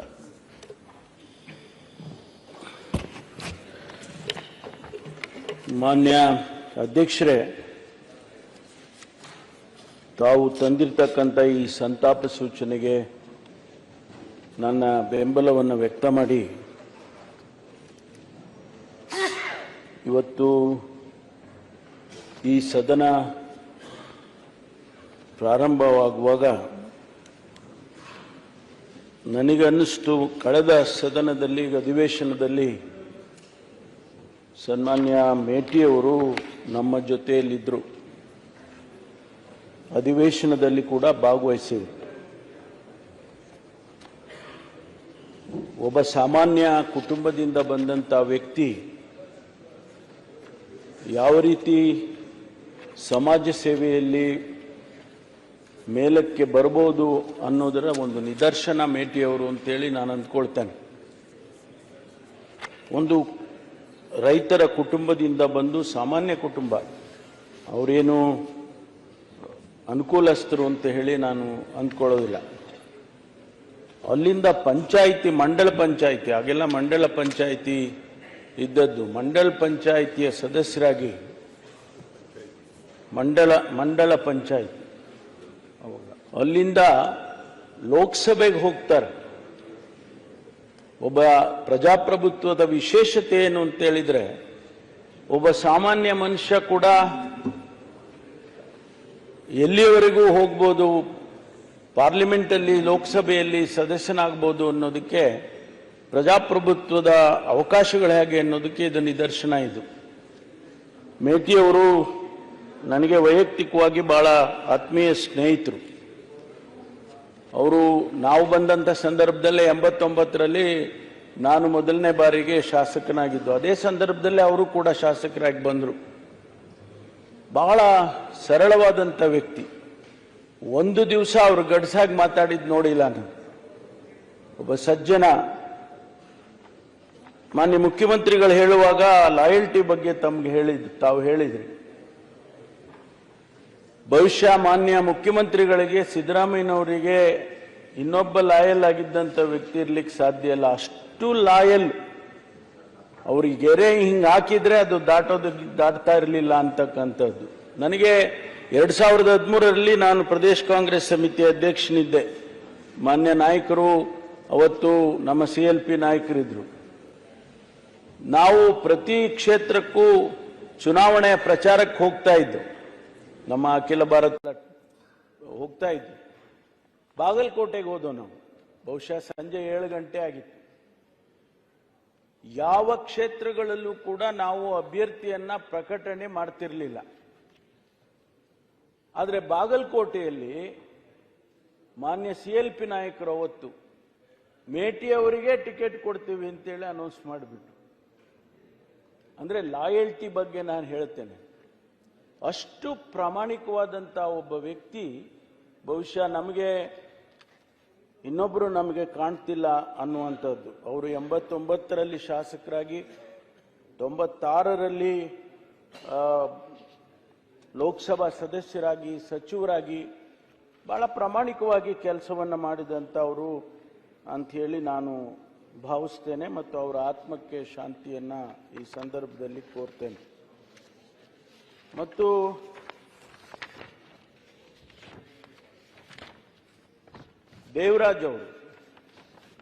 ದೇವರಾಜ್ ಅವರು ಕೂಡ 89ರಲ್ಲೇ ಬಂದಂಥವ್ರು ಶಾಸಕರಾಗಿ, ಒಬ್ಬ ಕಾರ್ಪೊರೇಟರ್ ಆಗಿ. ಬಹಳ ಸಾಮಾನ್ಯ ಕುಟುಂಬ ಅವರದ್ದು ಕೂಡ. ಅವರು ಈ ಹೂವನ್ನ ಮಾರ್ತಾರಲ್ಲ, ವ್ಯಾಪಾರಸ್ಥರು, ಹೂವಿನ ವ್ಯಾಪಾರಸ್ಥರಾಗಿ ಆ ಸಿಟಿ ಮಾರ್ಕೆಟ್ನಲ್ಲೇ ಅವ್ರದ್ದು ಕಾರ್ಯವ್ಯಾಪ್ತಿ ಅಲ್ಲೇ.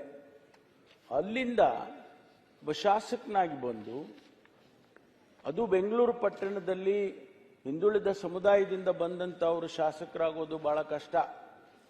ಅವರು ಶಾಸಕರಾಗಿ ಬಂದು ಜನಮನ್ನಣೆಯನ್ನ ಗಳಿಸಿದ್ರು. ಆ ಏರಿಯಾದಲ್ಲಿ ಅಶೋಕ್ ಅವರು ಹೇಳಿದಾಗೆ ಒಂದು 2-3 ಕಾರ್ಪೊರೇಷನ್ ಲಿಮಿಟ್ಸ್ ಅಲ್ಲಿ ಅವ್ರು ಏನು ಹೇಳಿದ್ರೆ ಅದೇ ನಡಿಬೇಕು. ಅಂದ್ರೆ ಅಷ್ಟು ಜನಮನ್ನಣೆಯನ್ನ ಗಳಿಸಿದಂತ ವ್ಯಕ್ತಿ ದೇವರಾಜ್ ಅವರು. ನನಗೆ ಬಹಳ ಆತ್ಮೀಯ ಸ್ನೇಹಿತರು. ಅವ್ರು ನನಗೆ ಯಾವಾಗಲೂ ಮನೆಗೆ ಬಂದಾಗೆಲ್ಲ ಹೇಳೋರು, ಅಣ್ಣ ನೀನು ಹಿಂಗಾಗಬೇಕು ಹಂಗಾಗಬೇಕು ಅಂತಕ್ಕಂಥ ಮಾತುಗಳನ್ನು ಹೇಳೋರು. ನಮ್ಮ ಜೊತೆಯಲ್ಲಿ ಬಹಳ ಆತ್ಮೀಯ ಸ್ನೇಹಿತರಾಗಿ ಇದ್ರು.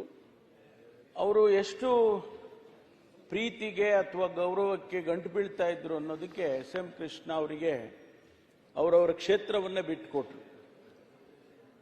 2004ರ ಚುನಾವಣೆಯಲ್ಲಿ SM ಕೃಷ್ಣ ಅವರಿಗೆ ನೀವು ಅಲ್ಲಿ ಮದ್ದೂರಲ್ಲಿ ನಿಲ್ಲೋದು ಬೇಡ, ಅಲ್ಲೇನೋ ಸ್ವಲ್ಪ ತೊಂದರೆ ಆಗೋಂಗಿದೆ, ನೀವು ಅಲ್ಲಿ ಬೇಡ, ನೀವು ಇಲ್ಲಿ ಬನ್ನಿ ಸರ್, ನಾನು ಕ್ಷೇತ್ರ ಬಿಟ್ಕೊಡ್ತೀನಿ ಅಂತೇಳಿ ಅವ್ರ ಕ್ಷೇತ್ರವನ್ನೇ ಬಿಟ್ಕೊಟ್ರು. ಆಮೇಲೆ ಅವರಿಗೆ ವಿಧಾನ ಪರಿಷತ್ತಿಗೆ ಸದಸ್ಯರನ್ನು ಮಾಡಿದ್ರು, ಅದು ಬೇರೆ ವಿಷಯ. ಆದರೆ ಬಹಳ ಒಂದು ಪ್ರಾಮಾಣಿಕವಾದಂಥ ವ್ಯಕ್ತಿ.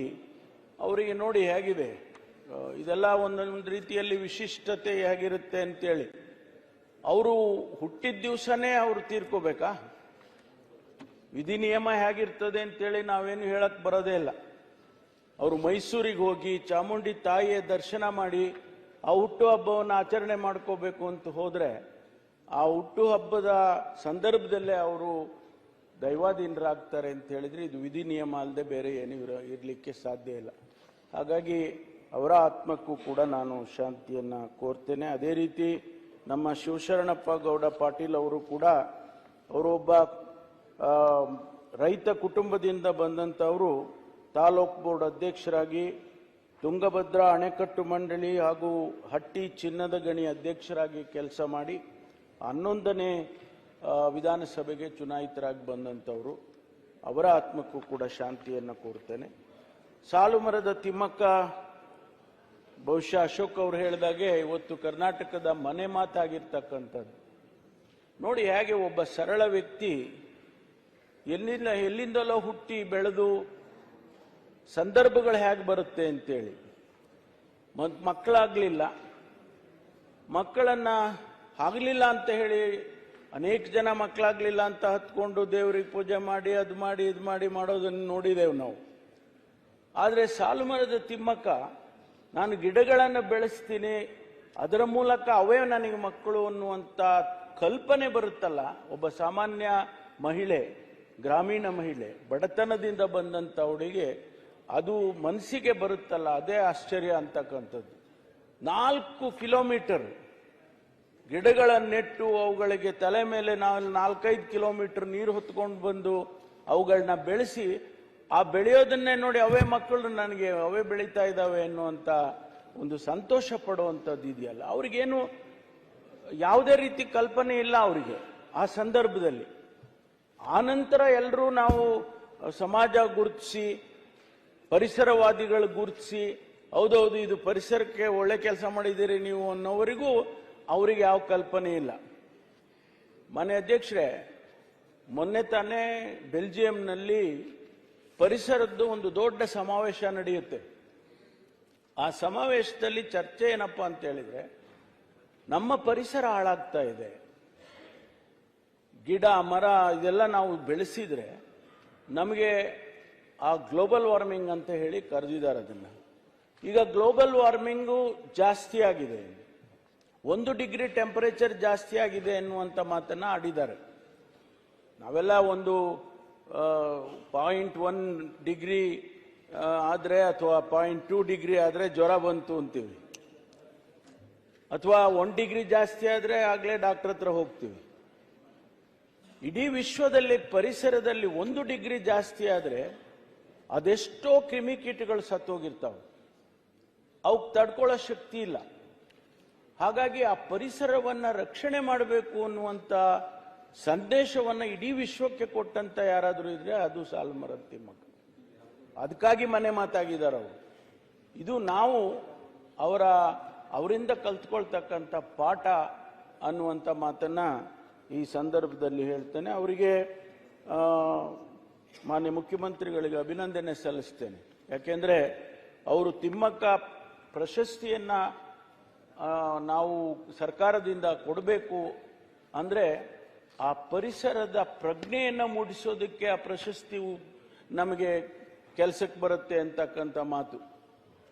ನಾವು ಪ್ರಶಸ್ತಿಯ ಮೂಲಕ ಸಾಲುಮರದ ತಿಮ್ಮಕ್ಕನನ್ನ ಜ್ಞಾಪಿಸ್ಕೊಳ್ಳೋದಷ್ಟೇ ಅಲ್ಲ, ಪರಿಸರವನ್ನ ನಾವು ರಕ್ಷಣೆ ಮಾಡಬೇಕು ಅನ್ನುವಂಥ ಒಂದು ಸಂದೇಶವನ್ನು ಕೂಡ ಆ ಸಂದರ್ಭದಲ್ಲಿ ನಾವು ನೆನೆಸ್ಕೊಳ್ಬೇಕಾಗ್ತದೆ ಅನ್ನುವಂಥದ್ದು. ಅವರಿಗೆ ಪದ್ಮಶ್ರೀ ಪ್ರಶಸ್ತಿಯನ್ನು ಕೊಟ್ಟಾಗ ರಾಷ್ಟ್ರಪತಿಯವರು ಪ್ರಶಸ್ತಿಯನ್ನು ಕೊಡ್ತಾರೆ. ತಿಮ್ಮಕ್ಕ ಎಷ್ಟು ಮುಗ್ಧ ಅನ್ನೋದನ್ನ ನಾವು ಅರ್ಥ ಮಾಡ್ಕೊಳ್ಬೇಕು. ರಾಷ್ಟ್ರಪತಿಯ ತಲೆ ಮೇಲೆ ಕೈ ಇಟ್ಟು ಬರ್ತಾರವ್ರು, ಅದು ಪ್ರೋಟೋಕಾಲ್ ಪ್ರಕಾರನೂ ಮಾಡಂಗಿಲ್ಲ. ಆದ್ರೆ ಆ ಮುಗ್ಧತೆ ಗೊತ್ತಿಲ್ಲ ತಿಮ್ಮಕ್ಕನಿಗೆ. ಅವರು ಪ್ರಶಸ್ತಿಯನ್ನ ತೆಗೆದುಕೊಂಡು ಆ ರಾಷ್ಟ್ರಪತಿಯವರ ತಲೆ ಮೇಲೆ ಕೈ ಇಟ್ಟು ಆಶೀರ್ವಾದ ಮಾಡ್ತಾರೆ. ಹಾಗಾಗಿ ಅಂತಹ ಸರಳ ವ್ಯಕ್ತಿ ಇವತ್ತು ನಮ್ಮನ್ನ ಅಗಲಿದ್ದಾರೆ. ಪ್ರತಿ ಸಾರಿ ಅವರು ಆಸ್ಪತ್ರೆಗೆ ಹೋದಾಗೆಲ್ಲ ನಾನು ಹೋಗಿ ನೋಡ್ಕೊಂಡು ಬರ್ತಿದ್ದೆ. ನನಗೆ ಬಹಳ ಹತ್ತಿರದವರು. ನನಗೆ ಈ ಬಾರಿ ಹೋಗ್ಲಿಲ್ಲ. ಈ ಬಾರಿ ನನಗೆ ಸ್ವಲ್ಪ ಕೆಲಸದ ಒತ್ತಡ ಇತ್ತು, ಹೋಗ್ಲಿಲ್ಲ. ಅವರ ಸಾಕು ಮಗ ಒಬ್ಬ ಉಮೇಶ್ ಅಂತ ಇದ್ದಾನೆ, ಅವನೇ ಅವ್ರನ್ನ ಎಲ್ಲ ನೋಡ್ಕೊಳ್ತಾ ಇದ್ದೀವಿ. ಅವನು ಫೋನ್ ಮಾಡ್ದ, ಅಜ್ಜಿ ಏನೋ ಕೇಳ್ತಾ ಇದ್ದಾರೆ, ಬಂದು ಹೋಗ್ಬೇಕು ಅಂತ. ಹೌದಪ್ಪ, ನಾಳೆ ಬರ್ತೀನಿ. ಅಷ್ಟರಲ್ಲಿ ಅವರು ನಿಧನರಾದ್ರು. ಅವರ ಆತ್ಮಕ್ಕೂ ಕೂಡ ನಾನು ಶಾಂತಿಯನ್ನ ಕೋರೋದಕ್ಕೆ ಬಯಸ್ತೇನೆ. SL ಭೈರಪ್ಪನವರು ನಮಗೆ ಬಹಳ ಅವರ ಬಗ್ಗೆ 2 ಥರದ ಅಭಿಪ್ರಾಯಗಳಿದ್ದಾವೆ. ಸಮಾಜದಲ್ಲಿ ಸಮಾಜಮುಖಿಯಾದಂಥ ಅನೇಕ ಕಾದಂಬರಿಗಳನ್ನು ಬರೆದದ್ದು, ಜೊತೆಗೆ ಎಲ್ಲೋ ಒಂದು ಕಡೆ ವಿಶ್ಲೇಷಣೆ ಮಾಡುವಾಗ ಒಂದಿಷ್ಟು ವಿವಾದಗಳನ್ನು ಕೂಡ ಹುಟ್ಟಿ ಹಾಕುವಂಥದ್ದು. ಸಾಮಾನ್ಯವಾಗಿ ಇದು ಬರುತ್ತೆ. ಒಂದು ಕಾದಂಬರಿಯನ್ನ ಬರೀತಕ್ಕಂಥ ಸಂದರ್ಭದಲ್ಲಿ ಸಮಾಜದ ನೈಜ ಸ್ಥಿತಿಯನ್ನ ಪ್ರತಿಬಿಂಬಿಸುವಂತ ಕಾರ್ಯಕ್ರಮಗಳು ಮಾಡಿದಾಗ ಅಥವಾ ಅಂಥ ವಿಚಾರಗಳನ್ನ ಸಮಾಜಕ್ಕೆ ಚರ್ಚೆಗೆ ತಂದಾಗ ವಿವಾದಗಳು ಬರೋದೇ ಸಹಜ. ಆ ರೀತಿ ನಮ್ಮ ಭೈರಪ್ಪನವರು, SL ಭೈರಪ್ಪನವರು ಆ ಒಂದು ವಿವಾದವನ್ನು ಕೂಡ ಅನೇಕ ಸಂದರ್ಭದಲ್ಲಿ ಹುಟ್ಟಿಹಾಕಿದರು. ಮೈಸೂರು ವಿಶ್ವವಿದ್ಯಾನಿಲಯದಲ್ಲಿ ಚಿನ್ನದ ಪದಕವನ್ನು ತೆಗೆದುಕೊಂಡು ಪ್ರಾರಂಭ ಮಾಡಿದಂಥವರು ಅವರು ಅನೇಕ ವಿಶ್ವವಿದ್ಯಾನಿಲಯಗಳಲ್ಲಿ ಕೆಲಸ ಮಾಡಿದ್ದಾರೆ. ಗುಜರಾತ್ನಲ್ಲಿ ಕೆಲಸ ಮಾಡಿದ್ದಾರೆ, ಸರ್ದಾರ್ ಪಟೇಲ್ ಇದರಲ್ಲಿ, ಡೆಲ್ಲಿಯಲ್ಲಿ NCERT-ನಲ್ಲಿ ಕೆಲಸ ಮಾಡಿದ್ದಾರೆ, ಮತ್ತು ಮೈಸೂರಿನಲ್ಲಿ ಕೆಲಸ ಮಾಡಿದ್ದಾರೆ ಉಪನ್ಯಾಸಕರಾಗಿ. ಅನೇಕ ರೀತಿಯಲ್ಲಿ ಸುಮಾರು 25 ಕಾದಂಬರಿಗಳನ್ನು, 30ಕ್ಕೂ ಹೆಚ್ಚು ಕೃತಿಗಳನ್ನು ಅವರು ರಚನೆ ಮಾಡಿದ್ದಾರೆ. ಬಹಳಷ್ಟು ಮೌಲ್ಯಾಯುತವಾದಂಥ ಕಾದಂಬರಿಗಳನ್ನು ಕೂಡ ಅವರು ಸಮಾಜಕ್ಕೆ ಕೊಟ್ಟಿದ್ದಾರೆ ಅನ್ನುವಂಥದ್ದನ್ನು ನೆನೆಸ್ಕೊಳ್ಬೇಕಾಗುತ್ತೆ. ಅವರಿಗೆ ಗುಲ್ಬರ್ಗಾ ವಿಶ್ವವಿದ್ಯಾನಿಲಯ ಡಾಕ್ಟರೇಟ್ ಕೊಟ್ಟಿದ್ದಾರೆ, ಪದ್ಮಶ್ರೀ, ಪದ್ಮಭೂಷಣ, ಸರಸ್ವತಿ ಸಮ್ಮಾನ್ ಇವೆಲ್ಲ ಪ್ರಶಸ್ತಿಗಳಿಗೆ ಭಾಜನರಾಗಿದ್ದಾರೆ. ಒಂದು ರೀತಿಯಲ್ಲಿ ಅವರು ಸಮಾಜಕ್ಕೆ ಸಂದೇಶವನ್ನು ಕೊಡೋದರ ಮೂಲಕ ಇವತ್ತು ನಮ್ಮ ಮನೆಗಳಲ್ಲಿ ಅವರು ನೆಲೆಸ್ತಾರೆ ಅಂತಕ್ಕಂಥದ್ದನ್ನು ಕೂಡ ನಾನು ಈ ಸಂದರ್ಭದಲ್ಲಿ ಹೇಳೋದಕ್ಕೆ ಬಯಸ್ತೇನೆ. ಮತ್ತು ಉಮೇಶ್ ಅವರು ಹಾಸ್ಯ ಕಲಾವಿದರ ಒಂದು ಮಾದರಿ. ಅವರನ್ನು ನೋಡಿ ನಮ್ಮ ಜಿಲ್ಲೆಯಲ್ಲಿ ನರಸಿಂಹರಾಜು ಅಂತೇಳಿ ಚಿತ್ರನಟರಿದ್ರು, ಅವರು ಹಾಸ್ಯ ಕಲಾವಿದರು. ಇವರೆಲ್ಲ ಒಂದು ರೀತಿಯಲ್ಲಿ ಅವ್ರ ನೋವು ಏನೇ ಇರ್ಬೋದು, ಒಳಗಡೆ ಅವರ ಕುಟುಂಬದ ನೋವುಗಳು ಬೇರೆ ಬೇರೆ ರೀತಿಯಲ್ಲಿ ಇರ್ತಾವೆ. ಅವ್ರ ನೋವು ಅವ್ರು ಹೇಳ್ಕೊಳ್ಳೋದಿಲ್ಲ. ಆದರೆ ಜನಗಳ ನೋವನ್ನು ದೂರ ಮಾಡಬೇಕು ಅನ್ನುವಂಥ ದೃಷ್ಟಿ ನೋಡಿ ಹೇಗಿದೆ. ಅವರು ಉಮೇಶ್ ಅವರು ಆ ದಾರಿಯಲ್ಲಿ ಬಂದಂಥವ್ರು. ಹಾಗಾಗಿ ಅವರು ಕೂಡ ಒಬ್ಬ ಪಿಯಾನೋ ವಾದಕರಾಗಿ, ಕುಂಚ ಕಲಾವಿದರಾಗಿ, ಹಾರ್ಮೋನಿಯಂ ವಾದಕರಾಗಿ ಕೂಡ ಖ್ಯಾತಿಯನ್ನು ಗಳಿಸಿದ್ರು ಅನ್ನುವಂಥದ್ದು. ಇದು ಬಹಳ ವಿರಳ, ಇದು ಬಹಳ ರೇರ್, ಇದು ಅಂತ ಕಾಂಬಿನೇಷನ್. ಹಾಗಾಗಿ ಅವರು ಮಕ್ಕಳ ರಾಜ್ಯ ಅಂಥೇಳಿ ಚಿತ್ರವನ್ನು ಅಭಿನಯಿಸೋದರ ಮೂಲಕ ಪ್ರಾರಂಭ ಮಾಡಿ 700ಕ್ಕೂ ಹೆಚ್ಚು ಚಿತ್ರಗಳಲ್ಲಿ ಭಾಗವಹಿಸ್ತಾರೆ. 700 ಚಿತ್ರದಲ್ಲಿ ಅವರು ನಟನೆ ಮಾಡ್ತಾರೆ ಅಂತ ಹೇಳಿದ್ರೆ ಸಾಮಾನ್ಯ ಅಂತೂ ಅಲ್ಲ. ಹಾಗಾಗಿ ಅವರ ಆತ್ಮಕ್ಕೂ ಕೂಡ ಶಾಂತಿಯನ್ನು ಕೊಡ್ತೇನೆ. ಮಾನ್ಯ ಅಧ್ಯಕ್ಷರೇ, ಈ ಎಲ್ಲ ಮಹನೀಯರಿಗೆ ಈ ಸದನ ಗೌರವವನ್ನು ಸಲ್ಲಿಸ್ತಾ ಇದೆ. ನಾನು ಕೂಡ ತಾವು ತಂದಿರತಕ್ಕಂಥ ಸಂತಾಪ ಸೂಚನೆಗೆ ಬೆಂಬಲವನ್ನು ಕೊಡೋದರ ಮೂಲಕ ನನ್ನ ವೈಯಕ್ತಿಕವಾದ ಸಂತಾಪವನ್ನು ಕೂಡ ಸೂಚಿಸ್ತೇನೆ ಅಂತಕ್ಕಂಥ ಮಾತನ್ನು ಹೇಳಿ ನನ್ನ ಮಾತು ಮುಗಿಸ್ತೇನೆ. ಸನ್ಮಾನ್ಯ ಸಭಾಧ್ಯಕ್ಷರೇ, ತಾವು ತಂದಂಥ ನಿರ್ಣಯ ನಾನು ಬೆಂಬಲಿಸ್ತಾ ಇದ್ದೀನಿ. ಶ್ರೀಯುತ ಹುಲ್ಲಪ್ಪ ಎನ್ನಪ್ಪ ಮೇಟಿ ಸಾಹೇಬರು ಇವತ್ತಿಲ್ಲಿ ಇರಬೇಕಾಗಿತ್ತು. ಅವರ ಸಾವು ಇಡೀ ನಮ್ಮ ಜಿಲ್ಲೆಗಲ್ಲ, ರಾಜ್ಯಕ್ಕೆ ಒಂದು ನೋವನ್ನು ತರ್ತಕ್ಕಂಥದ್ದಾಗಿದೆ. ಅವ್ರಿಗೆ ಹಲವಾರು ಆಯಾಮಗಳಲ್ಲಿ ಕೆಲಸ ಮಾಡ್ತಕ್ಕಂಥವ್ರು. ಸಹಕಾರಿ ರಂಗದಲ್ಲಿ ಅವ್ರು ತಂದಾದ ಒಂದು ಛಾಪನ್ನು ಒತ್ತಿತಕ್ಕಂಥವ್ರು.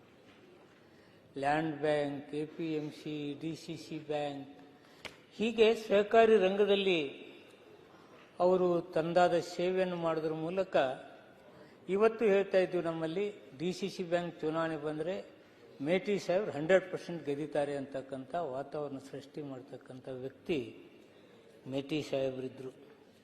ನಾವು ಅವಾಗ ಕೇಳ್ತಿದ್ವಿ, ಈ ಪೊಲಿಟಿಕಲ್ ಏನಾದರೂ ತೊಂದರೆ ಗಲಾಟೆಗಳು ಸ್ಟಾರ್ಟ್ ಅದ, ಏನು ಸಾಹೇಬ್ರ ನಿಮ್ದೇನು? ನಂದೇನಿಲ್ಲ ರೀ, ಸಿದ್ದರಾಮ ಸಾಹೇಬ್ ಎಲ್ಲಿರ್ತಾನೋ ಅಲ್ಲಿ ನಾನಿದ್ದೀನಿ. ನಾನು ಟಿಕೆಟ್ಗಾಗಿ ಡೆಲ್ಲಿಗೆ ಹೋಗೋದಿಲ್ಲ, ಮಂತ್ರಿಗಾಗಿ ನಾನು ಡೆಲ್ಲಿಗೆ ಹೋಗೋದು, ಎಲ್ಲವೂ ನನ್ನ ಮನೆಗೆ ಬರ್ತಕ್ಕಂಥ ಕೊಡ್ತಕ್ಕಂಥ ನಾಯಕನ ಜೊತೆ ಇದ್ದೀನಿ ಅಂತಕ್ಕಂಥ ಅವ್ರ ಮಾತುಗಳಲ್ಲಿ ಆ ಲಾಯಲಿಟಿ ಅನ್ನೋದು ಎಷ್ಟೊಂದು ಅವರಲ್ಲಿತ್ತು ಅಂತಕ್ಕಂಥದ್ದು. ಹಾಗೂ ಇವತ್ತು ನಾವು ಜಿಲ್ಲಾ ಮಂತ್ರಿಗಳಾದಾಗ ನಮ್ಗೆ ಸಹಕಾರ ಕೊಡ್ತಕ್ಕಂಥ, ಜಿಲ್ಲಾ ಮಂತ್ರಿ ಅವರು ಇದಾರಪ್ಪ, ಅವ್ರು ಏನು ಹೇಳ್ತಾರೆ ಹಂಗೆ ಕೇಳಬೇಕು. ಹಿರಿಯರಾದ್ರೂ ಅವ್ರಿಗೆ ಆ ಭಾವನೆನೇ ಇರಲಿಲ್ಲ. ಅವರು 5 ಸಲ ಶಾಸಕರಾಗಿ, ಲೋಕಸಭಾ ಸದಸ್ಯರಾಗಿ ಅವರು ಮೀಟಿಂಗ್ಗಳಲ್ಲಿ ಕೂತ್ಕೊಳ್ತಕ್ಕಂಥದ್ದು ಮತ್ತೊಂದು ನೋಡಿದಾಗ ಅವರು ಓದಲಾರ್ದವರು ಅಂತಕ್ಕಂಥ ಭಾವನೆ ಜನರಲ್ಲಿನೂ ಬರಲಿಲ್ಲ. ಅವ್ರ ಮೀಟಿಂಗ್ದಲ್ಲಿ ಹಂಗೆ ಕಾಣ್ತಿರ್ಲಿಲ್ಲ. ನೋಡಿ, ಲೋಕಸಭಾ ಸದಸ್ಯರಾಗಿ ಅವರು 8ನೇ ತರಗತಿಯಲ್ಲಿ ಓದಿದ್ರು, ಲೋಕಸಭೆಗೆ ಹೋಗಿ ಬಂದರು, ಮಂತ್ರಿ ಆದರು. ಅಷ್ಟೇ ಅಲ್ಲ, ಬಾಗಲಕೋಟೆಯಲ್ಲಿ 33 ವರ್ಷಗಳಿಂದ ನಮ್ಮ ಕಾಂಗ್ರೆಸ್ ಗೆದ್ದಿರಲಿಲ್ಲ. ಅವ್ರು ಬಂದ ನಂತರ ಖಾತೆ ಓಪನ್ ಮಾಡಿ ಇವತ್ತು ಬಾಗಲಕೋಟೆ ಶಾಸಕರಾಗ್ತರು. ಬಾಗಲಕೋಟೆ ಶಾಸಕರಾದ್ರೂ ಅಷ್ಟೇ ಕಷ್ಟದ ಕೆಲಸ. ಆದಾಗ್ಯೂ ಆ ಓದು ಅವ್ರಿಗೆ ಅಡ್ಡಿ ಬರಲಾರದೆ 33 ವರ್ಷಗಳಿಂದ ನಾವು ಏನು ಅಲ್ಲಿ ಖಾತೆ ತೆರಲಾರದೆ ಇದ್ದೀವಿ ಕಾಂಗ್ರೆಸ್ ಅವರು, ಅಲ್ಲಿ ಓಪನ್ ಆಗ್ತಕ್ಕಂಥದ್ದು ಅವರಿಂದ ಆಯಿತು ಹಾಗೆ ಅಂತಕ್ಕಂಥದ್ದು. ಅವರು ಸಣ್ಣ ವಯಸ್ಸಿನಲ್ಲೇ ಅವರು ಓದಿದ್ರು, ರಾಜಕಾರಣಕ್ಕೆ ಅವರು ಬಂದಿದ್ರು. 89ರಲ್ಲಿ ನಾವು ಅದೇ ಜಿಲ್ಲೆಯಿಂದ ನಾನು ಆರಿಸಿ ಬಂದೆ, ಅವರು ಆರಿಸಿ ಬಂದಿದ್ರು. ಅವರು ಬೇರೆ ಪಕ್ಷದಿಂದ ಬಂದ್ರೂ ಆ ಸ್ನೇಹಮಯಿ ಜೀವಿ ಅವರು. ಯಾವತ್ತೂ ಆ ಘರ್ಷಣೆ ಮತ್ತೊಂದು ಯಾವುದಾದ್ರೂ ಒಂದು ಧ್ವನಿ ಗಟ್ಟಿಯಾಗಿ ಮಾತನಾಡ್ತಕ್ಕಂಥವ್ರಲ್ಲ. ಮತ್ತು ಚಾಣಕ್ಯನೂ ಹೌದು. ಅಧಿಕಾರಿಗಳ ಯಾವ ರೀತಿ ನಾವು ಕೆಲಸ ತೆಗೆದುಕೊಳ್ಬೇಕಂತಕ್ಕಂಥದ್ದು ಅವರಿಂದ ಕಲಿಬೇಕಾದಂಥ ವ್ಯಕ್ತಿ ಮೇಟಿ ಸಾಹೇಬರು ಆಗಿದ್ರು ಹಾಗೆ ಅಂತಕ್ಕಂಥದ್ದು. ಅವ್ರಿಗೆ ಹಲವಾರು ವಿಚಾರಗಳಲ್ಲಿ ಅವ್ರನ್ನ ನೆನಪಿಸ್ಕೊಳ್ಬೇಕಾಗ್ತದೆ. ಇವತ್ತು ಅವ್ರೇನಾದರೂ ಇದ್ದರೆ ಆ ಮೆಡಿಕಲ್ ಕಾಲೇಜ್ ಬಗ್ಗೆ ಬಹಳ ಕಾಳಜಿ ವಹಿಸಿದ್ರು. ಬಾಗಲಕೋಟೆಗೆ ಒಂದು ಮೆಡಿಕಲ್ ಕಾಲೇಜ್ ಬರಬೇಕು ಹಾಗೆ ಅಂತೇಳಿ. ಅವರಿದ್ದಾಗಲೇ ಅಡಿಗಲ್ ಆಗಬೇಕಾಗಿತ್ತು. ಸಾವು ಅವ್ರನ್ನ ನಮ್ಮಿಂದ ದೂರ ಮಾಡ್ತು. ಅವರಿದ್ದರೆ ನಮ್ಮ ಜಿಲ್ಲೆಯಲ್ಲಿ ಒಂದು ಮೆಡಿಕಲ್ ಕಾಲೇಜ್ ತಂದಂಥ ವ್ಯಕ್ತಿ ಜೊತೆ ನಾವು ಇವತ್ತು ಮೆಡಿಕಲ್ ಕಾಲೇಜ್ ಫೌಂಡೇಶನ್ ಹಾಕಲಿಕ್ಕೆ ಸಾಧ್ಯ ಆಗ್ತಿತ್ತು ಹಾಗೆ ಅಂತಕ್ಕಂಥದ್ದು. ಅವರು MSIL ಅಧ್ಯಕ್ಷರಾಗಿ ಕೆಲಸ ಮಾಡಿದ್ದಾರೆ, BTDLD ಕೆಲಸ ಮಾಡಿದ್ದಾರೆ. ಅವರಲ್ಲಿ ಯಾವತ್ತೂ ಅಹಂ ಇರಲಿಲ್ಲ ಅಂತಕ್ಕಂಥದ್ದು ನಾನು ಪದೇ ಪದೇ ಹೇಳಬೇಕಾಗ್ತದೆ. ಅವರು ಪಂಚಾಯತಿಯಿಂದ ಲೋಕಸಭೆಯವರೆಗೆ ಹೋದಂಥ ಮೇಟಿ ಸಾಹೇಬರು ತಮ್ಮದಾದ ಬಂಧು ಬಳಗ ಬಿಟ್ಟು ಹೋಗಿದ್ದಾರೆ. ಅವರು ಬಹಳ ಆತ್ಮೀಯ ಬಳಗ ಇದೆ ಅವರಲ್ಲಿ. ಆ ಅಹಿಂದ ಟೀಮ್ ಅನ್ನೋದೇನಿದೆಯಲ್ಲ, ಯಾವುದೇ ಕ್ಷೇತ್ರಕ್ಕೆ ಅವರು ಬೇರೆ ಪಕ್ಷದಿಂದ ಇದ್ದಾಗ ಬಂದರೆ ಈ ಮೇಟಿಯವರು ಬಂದಿದ್ದಾರಪ್ಪ, ಇವತ್ತು ಬಹಳ ಜನ ಆ ಕಡೆ ವಾಲ್ತಾರೆ ಅಂತಕ್ಕಂಥ ಮಾತುಗಳನ್ನ ನಾವು ಕೇಳ್ತಿದ್ವಿ. ಹಾಗೆ ಸಂಘಟನಾ ಚತುರರು ಇದ್ದರು ಹಾಗೆ ಅಂತಕ್ಕಂಥದ್ದು ನಾನಲ್ಲಿ ಹೇಳಬೇಕಾಗ್ತಾ ಇದೆ. ಅವರ ಅಗಲಿಕೆ ನಮ್ಮ ಜಿಲ್ಲೆಗೆ, ನಮಗೆ ಹಾಗೂ ನಮ್ಮ ಪಕ್ಷಕ್ಕೆ ಭಾಳ ಹಾನಿಯಾಗಿದೆ. ಅವರ ಆತ್ಮಕ್ಕೆ ಶಾಂತಿ ಸಿಗಬೇಕು, ಅವ್ರ ಮಕ್ಕಳಿಗೆ, ಅವ್ರ ಮನೆಯವರಿಗೆ, ಕುಟುಂಬಕ್ಕೆ ಒಂದು ಧೈರ್ಯ ಬರಬೇಕು ಹಾಗೆ ಅಂತಕ್ಕಂಥದ್ದು ನಾನು ಹೇಳ್ತಾ ಇದ್ದೀನಿ. ದೇವರಾಜ್ ಅವರು ನಾವು ಜೊತೆಯಾಗಲಿ ಶಾಸಕರಾದವರು, ಗಟ್ಟಿ ಮನುಷ್ಯ. ಯಾವುದೇ ವಿಷಯವನ್ನು ಹೇಳೋತ್ನಾಗ ಅವರು ಗಟ್ಟಿ ಮಾತುಗಳು ಹಾಗೂ KSRTCಯಲ್ಲಿ ಕೆಲಸ ಮಾಡ್ತಕ್ಕಂಥ ರೀತಿ ಅವ್ರು ನಾವು ನೆನಪಿಸ್ಕೊಳ್ತಕ್ಕಂಥದ್ದು. ಅವರ ಆತ್ಮಕ್ಕೆ ಶಾಂತಿ ಸಿಗಲಿ, ಕುಟುಂಬಕ್ಕೆ ಧೈರ್ಯ ಬರಲಿ ಹಾಗೆ ಅಂತಕ್ಕಂಥದ್ದು ಹೇಳುವುದು. ಶಿವಶರಣಪ್ಪ ಗೌಡ ಪಾಟೀಲರು, ಇನ್ನು ಸಾಲುಮರದ ತಿಮ್ಮಕ್ಕ ಅವರು ಎಲ್ಲರಿಗೂ ಪ್ರೇರಣೆ. ಇವತ್ತು ಈ ಪರಿಸರದ ವಿಷಯದಲ್ಲಿ ಅವರು ಎಲ್ಲರನ್ನೂ ನಾವು ಅವ್ರ ಜೊತೆ ನಾವು ಕೈ ಜೋಡಿಸ್ಬೇಕಲ್ಲ ಅಂತಕ್ಕಂಥ ಭಾವನೆ ವ್ಯಕ್ತಪಡಿಸ್ತಕ್ಕಂಥ ತಿಮ್ಮಕ್ಕನವರು ಇವತ್ತು ಎಲ್ಲರಿಗೂ ಮಾದರಿ ಹಾಗೆ ಅಂತಕ್ಕಂಥದ್ದು ನಾನು ಹೇಳಲಿಕ್ಕೆ ಇಷ್ಟಪಡ್ತಾ ಇದ್ದೇನೆ. ಇನ್ನು SL ಭೈರಪ್ಪ ಅವರು ಹಲವಾರು ವಿಷಯಗಳಲ್ಲಿ ಪರಿಣಿತಿ ಹೊಂದಿದವರು, ಕಾದಂಬರಿಕಾರರು, ಪ್ರೊಫೆಸರ್ ಆಗಿ ಕೆಲಸ ಮಾಡಿದವರು. ಹುಬ್ಬಳ್ಳಿಯಲ್ಲಿ ಅವರು ಪ್ರೊಫೆಸರ್ ಆಗಿ ಕೆಲಸ ಮಾಡ್ತಕ್ಕಂಥ ನೆನಪು. ಅವರು ಮಹಾನ್ ವ್ಯಕ್ತಿನ ಇವತ್ತು ಕಳ್ಕೊಂಡಿದ್ವಿ. ಅವರ ಆತ್ಮಕ್ಕೆ ಶಾಂತಿ ಸಿಗಲಿ ಹಾಗೆಂತೆ, ಹಾಗೂ ಅವರ ಕುಟುಂಬಕ್ಕೆ ಈ ನೋವನ್ನು ತಡಿತಕ್ಕಂಥ ಶಕ್ತಿ ಕೊಡಲಿ ಅಂತೇಳಿ. ಇನ್ನು MS ಉಮೇಶ್ ಅವರು ಹಾಸ್ಯ ಕಲಾವಿದ, ನೋವನ್ನು ಮರೆಸ್ತಕ್ಕಂಥವ್ರು. ಆ ಹಾಸ್ಯ ಕಲಾವಿದನಾಗಿ ತನ್ನ ಒಂದು ಏನು ಆ ನಟನೆಯಲ್ಲಿ ತಂದಾದ ಪಾತ್ರವನ್ನು ವಹಿಸ್ತಕ್ಕಂಥದ್ದು. ನಾಡಿಗೆ ಹೆಸರಾಂತಾದಂಥ ಉಮೇಶ್ ಅವರ ಆತ್ಮಕ್ಕೆ ಶಾಂತಿ ಸಿಗಲಿ, ಅವರ ಕುಟುಂಬಕ್ಕೆ ಆ ನೋವನ್ನು ಮರೆಸ್ತಕ್ಕಂಥ ಶಕ್ತಿ ಕೊಡಲಿ ಹಾಗಂತೇಳಿ ನಾನು ಹಾರೈಸಿ ತಾವು ತಂದಿರಿ ನಿರ್ಣಯಕ್ಕೆ ನಾನು ಬೆಂಬಲ ಸೂಚಿಸಿ ನಾನು ಮಾತನಾಡ್ತೇನೆ. HK ಪಾಟೀಲ್ ಶಶಿಕಲ್ ಜೊಲ್ಲೆ. ಸನ್ಮಾನ್ಯ ಅಧ್ಯಕ್ಷರೇ, ತಾವು ಮಂಡಿಸಿರ್ತಕ್ಕಂಥ ಈ ಸಂತಾಪ ಸೂಚನೆಯನ್ನು ಬೆಂಬಲಿಸ್ತಾ ಮಾನ್ಯ ಹುಲ್ಲಪ್ಪ ಯಮನಪ್ಪ ಮೇಟಿಯವರು ಈಗಾಗಲೇ ಎಲ್ಲರೂ ಮಾತನಾಡಿದಾಗೆ ಒಬ್ಬ ಅತ್ಯಂತ ಗೌರವಸ್ಥ ವ್ಯಕ್ತಿ. ನಾನು ಅವ್ರನ್ನ ಬಹಳ ಸಮೀಪದಿಂದ ನೋಡಿದವನು. ನಾವೆಲ್ಲ ಕೂತಾಗ ಉತ್ತರ ಕರ್ನಾಟಕದ ಬಗ್ಗೆ ಮಾತನಾಡುವಾಗ, ಬಾಗಲಕೋಟೆ ಜಿಲ್ಲೆ ಬಗ್ಗೆ ಮಾತನಾಡುವಾಗ, ನಮ್ಮ ಗದಗ ಧಾರವಾಡ ಜಿಲ್ಲೆ ಬಗ್ಗೆ ಮಾತನಾಡುವಾಗ ಬಹಳಷ್ಟು ಆಸಕ್ತಿಯಿಂದ ಆ ಮಾತುಕತೆಗಳಲ್ಲಿ ಪಾಲ್ಗೊಳ್ತಿದ್ದರು. ನಾನು ಗಮನಿಸ್ತಿದ್ದೆ, ಅವರು ಮಂತ್ರಿ ಆಗಿರಲಿಲ್ಲ, ಶಾಸಕರಾಗಿದ್ದರು. ಸನ್ಮಾನ್ಯ ತಿಮ್ಮಾಪುರವರು ಜಿಲ್ಲಾ ಉಸ್ತುವಾರಿ ಸಚಿವರಾಗಿದ್ದರು. ಆ ಸಭೆ, ಆ ಮಾತುಕತೆಯ ಕೂಟದೊಳಗೆ ತಿಮ್ಮಾಪುರವರಾಗಲಿ, JT ಪಾಟೀಲ್ರಾಗಲಿ, ನಮ್ಮ ಭೀಮಸೇನ್ ಚಿಮ್ಮನಕಟ್ಟಿ ಆಗಲಿ, ವಿಜಯಾನಂದ್ ಕಾಶ್ಯಪ್ನವರಾಗಲಿ, ಇವರೆಲ್ಲರೂ, ನಂಜೇನಮಠ ಆಗಲಿ, ಅಜಯ್ ಸರ್ನಾಯ್ಕ ಆಗಲಿ, ಇವರೆಲ್ಲರೂ ಆ ಸಭೆಯೊಳಗೆ ಮೇಟಿಯವರು ಏನು ಹೇಳ್ತಿದ್ರು ಆ ಮಾತು ಅಂತಿಮ ಅನ್ನೋ ಅಭಿಪ್ರಾಯದಲ್ಲೇ ಇರ್ತಿದ್ರು. ಆ ರೀತಿಯ ಗೌರವದಿಂದ ಮಾನ್ಯ ಮೇಟಿಯವರನ್ನ ಬಾಗಲಕೋಟೆ ಜಿಲ್ಲೆ ಕಾಣ್ತಿತ್ತು ಅನ್ನೋದನ್ನು ನಾನು ಈ ಸಂದರ್ಭದಲ್ಲಿ ಹೇಳ ಬಯಸ್ತೇನೆ. ಒಬ್ಬ ಅಪ್ಪಟ ರೈತ ಸ್ಥಳೀಯ ಸಂಸ್ಥೆಗಳಿಂದ ರಾಜಕಾರಣಕ್ಕೆ ಬಂದು ಮಾನ್ಯ ಸಿದ್ದರಾಮಯ್ಯನವರ ವಿಶೇಷ ಬೆಂಬಲ ಬಲದಿಂದ ಮಂತ್ರಿ ಸ್ಥಾನ ಸಂಸದನಾಗಿ ಬೆಳೆದು ಬಾಗಲಕೋಟೆ ಜಿಲ್ಲೆಯಲ್ಲಿ ಅತ್ಯಂತ ಜನಪ್ರಿಯ ವ್ಯಕ್ತಿಯಾಗಿದ್ದವರು. ಬಡವರ ಬಗ್ಗೆ, ಗ್ರಾಮೀಣ ಪ್ರದೇಶಗಳ ಬಗ್ಗೆ, ದೇವಾಲಯ ಇಂಥವೆಲ್ಲ ಕಟ್ಟಿಸೋದ್ರ ಬಗ್ಗೆ ಅವ್ರಿಗಿದ್ದಂಥ ಆಸಕ್ತಿ ನಿಜವಾಗಿಯೂ ಮೆಚ್ಚತಕ್ಕಂಥದ್ದು. ಎಂಥದೇ ಸಂದರ್ಭಗಳಿದ್ರೂ ಅವುಗಳ ಬಗ್ಗೆ ಗಮನ ಕೊಡ್ತಾ ಇದ್ರು. ಅವರ ಒಂದು ಮಾತು ಈಗಾಗಲೇ ಸ್ಪಷ್ಟ ಆಗಿದೆ.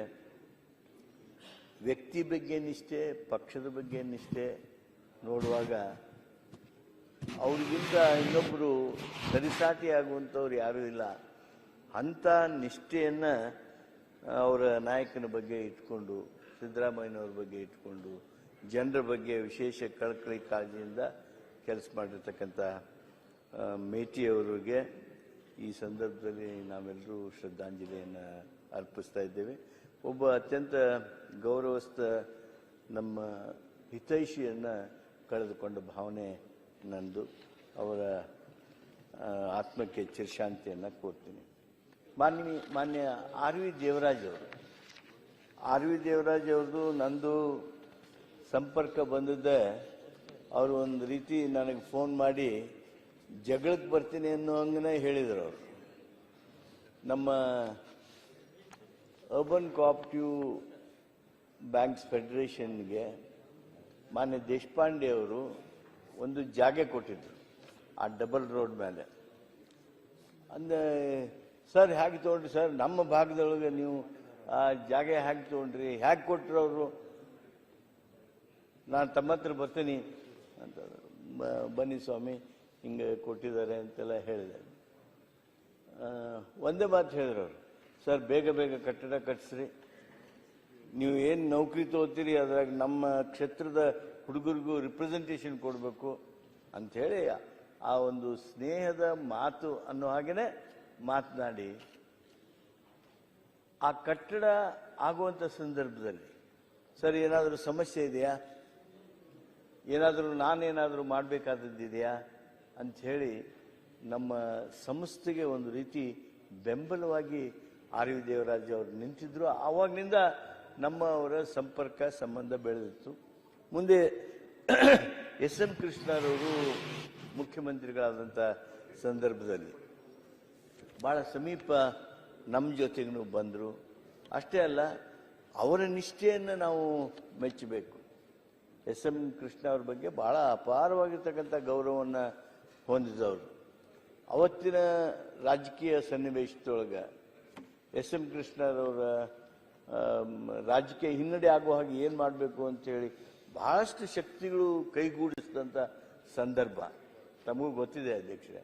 ಅಂಥ ಸಂದರ್ಭದಲ್ಲಿ ಮುಂದೆ ಬಂದು ನೀವು ನನ್ನ ಕ್ಷೇತ್ರಕ್ಕೆ ಬರಬೇಕು, ನನ್ನ ಕ್ಷೇತ್ರದಲ್ಲಿ ನಿಮ್ಮನ್ನ ಚುನಾಯಿತರನ್ನಾಗಿ ನೀವು ಒಂದು ದಿವಸ ನನ್ನ ಕ್ಷೇತ್ರಕ್ಕೆ ಪ್ರಚಾರಕ್ಕೆ ಬರಬೇಡಿ, ನಿಮ್ಮನ್ನ ಶಾಸಕನನ್ನಾಗಿ ಮಾಡದೆ ಹೋದರೆ ನಾನು ರಾಜಕಾರಣನ ಬಿಡ್ತೀನಿ, ನನಗೆ ಬೇಕಾದ ಪನಿಷ್ಮೆಂಟ್ ಕೊಡ್ರಿ, ಆದರೆ ನನ್ನ ಕ್ಷೇತ್ರಕ್ಕೆ ಬರಬೇಕು ಅಂತೇಳಿ ಹಠ ಹಿಡಿದು ಎಸ್ ಎಂ ಕೃಷ್ಣರವ್ರನ್ನ ಅಲ್ಲಿ ಕರ್ಕೊಂಡು ಹೋದರು. ಅಷ್ಟೇ ಅಲ್ಲ, ಅದನ್ನು ಆ ಗೆಲುವೇನಿದೆ ಆ ಗೆಲುವಿಗೆ ಮಾನ್ಯ ದೇವರಾಜ್ ಅವ್ರದ್ದು ವಿಶೇಷ ಕೊಡುಗೆ ಇದೆ.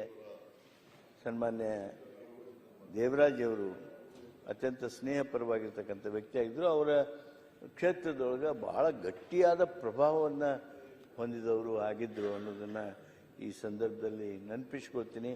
ಅವ್ರಿಗೆ ಶ್ರದ್ಧಾಂಜಲಿಯನ್ನು ಸಲ್ಲಿಸ್ತಾ, ಶಿವಶರಣಪ್ಪಗೌಡ ಪಾಟೀಲ್ರು ಅತ್ಯಂತ ಸ್ನೇಹಪರವಾಗಿರ್ತಕ್ಕಂಥ ವ್ಯಕ್ತಿ, ಗ್ರಾಮೀಣ ಬದುಕಿಗೆ ಹೊಂದಿಕೊಂಡವರು, ಆ ಗ್ರಾಮೀಣ ಜನರ ಬಗ್ಗೆ ವಿಶೇಷ ಕಾಳಜಿ ಹೊಂದಿದವರು, ಸಮಾಜದ ಕೆಲಸದಲ್ಲಿ ತೊಡಗಿಕೊಂಡವರು, ಅದರ ಜೊತೆಗೇನೆ ಆ ಭಾಗದ ಏಳಿಗೆ ಮಾತ್ರ ಅಲ್ಲ, ಈ ಉತ್ತರ ಕರ್ನಾಟಕದ ವಿಷಯಗಳಲ್ಲಿ ಸಾಕಷ್ಟು ಆಸಕ್ತಿಯನ್ನು ವಹಿಸಿದಂಥ ಶಿವಶರಣಪ್ಪಗೌಡ ಪಾಟೀಲ್ರು ನಮ್ಮನ್ನು ಬಿಟ್ಟಗಲಿದ್ದಾರೆ. ಅವ್ರಿಗೆ ನಾನು ಶ್ರದ್ಧಾಂಜಲಿಯನ್ನು ಸಲ್ಲಿಸೋದಕ್ಕೆ ಬಯಸ್ತೀನಿ.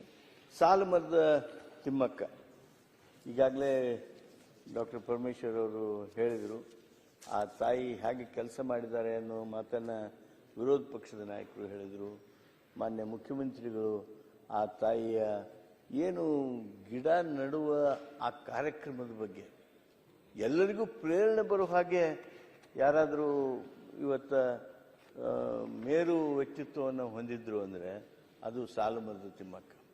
ಸಾಲಿ ಕಲ್ತಿಲ್ಲ, ಬಡವಿ, ಏನು ಪ್ರಚಾರ ಬಯಸಕ್ಕೆಲ್ಲ ಅಥವಾ ಎತ್ತರದ ಸ್ಥಾನದಲ್ಲಿರೋರೆಲ್ಲ, ಆದಾಗ್ಯೂ ಕರ್ನಾಟಕದ ಮನೆ ಮನೆಗೆ ಇವತ್ತು ಸಾಲುಮರದ ತಿಮ್ಮಕ್ಕ ಪರಿಚಿತ ಆಗಿದ್ದಾಳೆ. ಅಷ್ಟೇ ಅಲ್ಲ, ಅತ್ಯಂತ ಗೌರವದ ವ್ಯಕ್ತಿಯಾಗಿ ನಾವು ಕರ್ನಾಟಕದವರೆಲ್ಲರೂ ಕಾಣ್ತಾ ಇದ್ದೀವಿ. ಈಶ್ವರ್ ಖಂಡ್ರೆ ಅವರೆಲ್ಲ, ನಾನು ಒಂದು ಅತ್ಯಂತ ಪ್ರಶಂಸನೀಯ ಮಾತನ್ನು ಹೇಳೋದಕ್ಕೆ ಬಯಸ್ತೀನಿ. ಸಾಲುಮರದ ತಿಮ್ಮಕ್ಕಗೆ ನಮ್ಮ ಸರ್ಕಾರ ಆಯಿತು, ನಿಮ್ಮ ಸರ್ಕಾರ ಆಯಿತು, ನಮ್ಮ ರಾಜಕೀಯ ಇಚ್ಛಾಶಕ್ತಿಗಳ ಮೂಲಕ ಸಾಲುಮರದ ತಿಮ್ಮಕ್ಕನ ನೆನಪಿನಲ್ಲಿ ನಾವೇನು ಉದ್ಯಾನವನಗಳನ್ನು ಪ್ರತಿ ಜಿಲ್ಲಾ ಕೇಂದ್ರಗಳಲ್ಲಿ ಸಾಲುಮರದ ತಿಮ್ಮಕ್ಕನ ಉದ್ಯಾನವನಗಳನ್ನು ಫಾರೆಸ್ಟ್ ಇಲಾಖೆಯವರು, ಅರಣ್ಯ ಇಲಾಖೆಯವರು ಇವತ್ತೇನು ಮಾಡಿದ್ದಾರೆ, ಅದ್ಭುತವಾಗಿ ಆ ತಾಯಿಗೆ ಸ್ಮಾರಕವನ್ನು ನಾವು ನಿರ್ಮಾಣ ಮಾಡಿದ್ದೇವೆ. ಪುತ್ಥಳಿ ಇಟ್ಟರೆ ಅದು ಅಂಥ ಸೂಕ್ತವಾಗಿರ್ತಕ್ಕಂಥ ನಿರ್ಮಾಣ ಆಗ್ತಿರಲಿಲ್ಲ. ಅಥವಾ ಯಾವುದಾದ್ರೂ ಒಂದು ರಸ್ತೆಗೆ ಹೆಸರಿಟ್ಟರೆ ಆಕೆಗೆ ಗೌರವ ಕೊಟ್ಟಂಥದ್ದು ಆಗ್ತಿರಲಿಲ್ಲ. ಆಕೆಯ ಆ ಮುಪ್ಪಿನ ವಯಸ್ಸಿನೊಳಗೆ ಆ ತಾಯಿಯ ನೆನಪು ಸದಾಕಾಲ ನಮ್ಮ ಕರ್ನಾಟಕದಲ್ಲಿ ಇರೋ ಹಾಗೆ ಸಾಲುಮರದ ತಿಮ್ಮಕ್ಕನ ಉದ್ಯಾನವನಗಳನ್ನು ಏನು ಮಾಡಿದ್ದೇವೆ, ಆ ಉದ್ಯಾನವನಗಳನ್ನು ನಾನು ಈ ಸಂದರ್ಭದಲ್ಲಿ ಮಾಡಿರ್ತಕ್ಕಂಥ ಅರಣ್ಯ ಇಲಾಖೆಯವರಿಗೆ ನನ್ನ ಮೆಚ್ಚುಗೆಯನ್ನು ವ್ಯಕ್ತ ಮಾಡ್ತೀನಿ. ಅದರ ಜೊತೆಗೇ ಸಾಲುಮರದ ತಿಮ್ಮಕ್ಕನ ಈ ಒಂದು ಪ್ರಯತ್ನ ನಮ್ಮ ಯುವಕರಿಗೆ ಪ್ರೇರಣೆ ಆಗಬೇಕು. ಇದು ಒಂದು ರೀತಿ ಟೆಕ್ಸ್ಟ್ ಬುಕ್ಕಿನ ಭಾಗವಾಗಿ ಬಂದರೆ ಇನ್ನೂ ಹೆಚ್ಚು ಪ್ರಯೋಜನ ನಮಗೆ ಆಗ್ತದೆ ಅನ್ನುವಂಥ ಮಾತನ್ನು ಹೇಳ್ತಾ, ಎಸ್.ಎಲ್. ಭೈರಪ್ಪನವರು ಎಲ್ಲರೂ ಹೇಳಿದಾಗೆ ಒಬ್ಬ ಶ್ರೇಷ್ಠ ಸಾಹಿತಿ. ಅವರ ಕಾದಂಬರಿಗಳು ಎಲ್ಲರಿಗೂ ಮೆಚ್ಚುಗೆಯನ್ನ ಆಗ್ತವೆ. ಎಸ್.ಎಲ್. ಭೈರಪ್ಪ ಅವರ ವಂಶವೃಕ್ಷ ಆಗಲಿ, ತಬ್ಬಲಿ ನೀನಾದೆ ಮಗನೇ ಆಗಲಿ, ಯಾನ ಆಗಲಿ, ಮತದಾನ ಆಗಲಿ, ಉತ್ತರಾಖಂಡ ಆಗಲಿ, ಪರ್ವ ಆಗಲಿ, ಇವುಗಳನ್ನು ಯಾವುದನ್ನು ಓದೇವೋ ಅದರಿಂದ ನಾವು ಸಂಪೂರ್ಣವಾಗಿ ಸಮಾಧಾನದ ಜೊತೆಗೆ ವಿಮರ್ಶಾತ್ಮಕ ಅಥವಾ ಚಿಕಿತ್ಸಕ ಬುದ್ಧಿ ನಮ್ಮಲ್ಲಿ ಸೃಷ್ಟಿಯಾಗುವ ಹಾಗೆ ಮಾಡಿದರು. ಭೈರಪ್ಪನವರ ಸಾಹಿತ್ಯದ ಬಗ್ಗೆ ಯಾರ್ದು ಎರಡು ಅಭಿಪ್ರಾಯ ಇರೋದಕ್ಕೆ ಸಾಧ್ಯ ಇಲ್ಲ. ಮಾನ್ಯ ಪರಮೇಶ್ವರ್ ಅವರು ಸಹಿತ ಪ್ರಸ್ತಾಪ ಮಾಡಿದ ಹಾಗೆ. ಆದರೆ ಅವರ ಸಾಹಿತ್ಯವನ್ನು ಮೆಚ್ಚುವವರು ನಾವೆಲ್ಲ ಹಲವಾರು ಸಂದರ್ಭದಲ್ಲಿ ಅವರ ಪತ್ರಿಕಾ ಹೇಳಿಕೆಗಳಿಗೆ ಭಿನ್ನವಾಗಿರ್ತಕ್ಕಂಥ ಅಭಿಪ್ರಾಯವನ್ನು ವ್ಯಕ್ತ ಮಾಡಿದ್ದೇವೆ. ಅವರ ಪತ್ರಿಕಾ ಹೇಳಿಕೆ ಮೂಲಕ ಬಂದಿರತಕ್ಕಂಥ ಅವರ ಕೆಲವು ನಿಲುವುಗಳನ್ನು ನಾವು ಒಪ್ಪದೇ ಇರಬಹುದು, ನಾವು ಒಪ್ಪಿರಲಿಲ್ಲ. ಆದರೆ ಅವರ ಸಾಹಿತ್ಯವನ್ನು ಮೆಚ್ಚದೇ ಇರುವಂಥ ವ್ಯಕ್ತಿ ಯಾರೂ ಇಲ್ಲ ಅಂತ ಹೇಳಿದರೆ ತಪ್ಪಾಗಲಿಕ್ಕಿಲ್ಲ. ಅಂಥ ಒಬ್ಬ ಶ್ರೇಷ್ಠ ಸಾಹಿತಿ ನಮ್ಮ ಉತ್ತರ ಕರ್ನಾಟಕದ ಗಂಡು ಮೆಟ್ಟಿನ ಸ್ಥಳ ಆಗಿರ್ತಕ್ಕಂಥ ಹುಬ್ಬಳ್ಳಿಯಿಂದ ತಮ್ಮ ಸಾಹಿತ್ಯ ಕೃಷಿಯನ್ನು ಪ್ರಾರಂಭ ಮಾಡಿದರು. ನನಗೆ ಒಂದು ಸದಾವಕಾಶ ಸಿಕ್ಕಿತ್ತು ಅವ್ರನ್ನ ಸಂದರ್ಶನ ಮಾಡ್ತಕ್ಕಂಥ. ಆ ಸಂದರ್ಶನದಲ್ಲಿ ಅವತ್ತಿನ ಸಂದರ್ಭಗಳಲ್ಲಿ ಅವರು ಹೇಳಿರ್ತಕ್ಕಂಥ ವಿಚಾರಗಳನ್ನು ಕೇಳಿದಾಗ ಈ ವ್ಯಕ್ತಿ ಒಬ್ಬ ಅತ್ಯಂತ ಶ್ರೇಷ್ಠ ವ್ಯಕ್ತಿ ಆಗ್ತಾನೆ, ಕನ್ನಡ ನಾಡಿನ ಶ್ರೇಷ್ಠ ವ್ಯಕ್ತಿ ಆಗ್ತಾನೆ ಅನ್ನುವ ಭಾವ ಅವತ್ತೇ ನನ್ನಲ್ಲಿ ಮೂಡಿತ್ತು ಅನ್ನುವಂಥ ಮಾತನ್ನು ಹೇಳಿ ಅವರಿಗೆ ನಾನು ಶ್ರದ್ಧಾಂಜಲಿಯನ್ನು ಈ ಸಂದರ್ಭದಲ್ಲಿ ಅರ್ಪಣೆ ಮಾಡ್ತೀನಿ.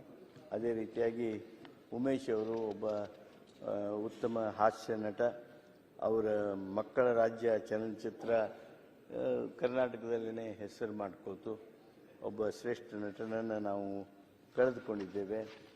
ಈ ಎಲ್ಲ ವ್ಯಕ್ತಿಗಳಿಗೆ ನಾನು ಶ್ರದ್ಧಾಂಜಲಿ ಸಲ್ಲಿಸ್ತಾ ಅವರ ಆತ್ಮಕ್ಕೆ ಚಿರಶಾಂತಿ ಕೋರಿ ಅವರ ಕುಟುಂಬದ ಎಲ್ಲರಿಗೆ ಈ ಒಂದು ದುಃಖ ಸಹಿಸ್ತಕ್ಕಂಥ ಶಕ್ತಿಯನ್ನು ಭಗವಂತ ದಯಪಾಲಿಸಲಿ ಅಂತ ಹೇಳಿ ನನ್ನ ಮಾತನ್ನು ಮುಗಿಸ್ತೇನೆ. ಶಶಿಕಲಾ ಜೊಲ್ಲೆ ಅವರು. Next D T Patil. ಸನ್ಮಾನ್ಯ ಅಧ್ಯಕ್ಷರೇ, ತಾವು ತಂದಂಥ ಸಂತಾಪ ಸೂಚನೆಗೆ ಬೆಂಬಲವನ್ನು ವ್ಯಕ್ತಪಡಿಸ್ತಾ ಈಗಾಗಲೇ ಸಹೋದರರಾದಂಥ ಮೇಟಿ ಅವ್ರನ್ನ ಹಿಡ್ಕೊಂಡು ಎಲ್ಲ ದಿವಂಗತ ಎಲ್ರಿಗೂ ಕೂಡ ಶ್ರದ್ಧಾಂಜಲಿಯನ್ನು ಸಲ್ಲಿಸ್ತಾ ಇವತ್ತು ಸಾಲು ಮರದ ತಿಮ್ಮಕ್ಕ ಅಂತಂದಾಗ ನಿಜವಾಗ್ಲೂ ಕೂಡ ಬಸವಾದಿ ಶಿವಶರಣವರು ಒಂದು ಮಾತು ಹೇಳ್ತಾರೆ ಅಧ್ಯಕ್ಷ, ಹೆಣ್ಣು ಹೆಣ್ಣಲ್ಲ, ಹೆಣ್ಣು ರಕ್ಕಸಿ ಅಲ್ಲ, ಹೆಣ್ಣು ಸಾಕ್ಷಾತ್ ಕಪಿಲ ಸಿದ್ಧ ಮಲ್ಲಿಕಾರ್ಜುನ ಅಂಥೇಳಿ.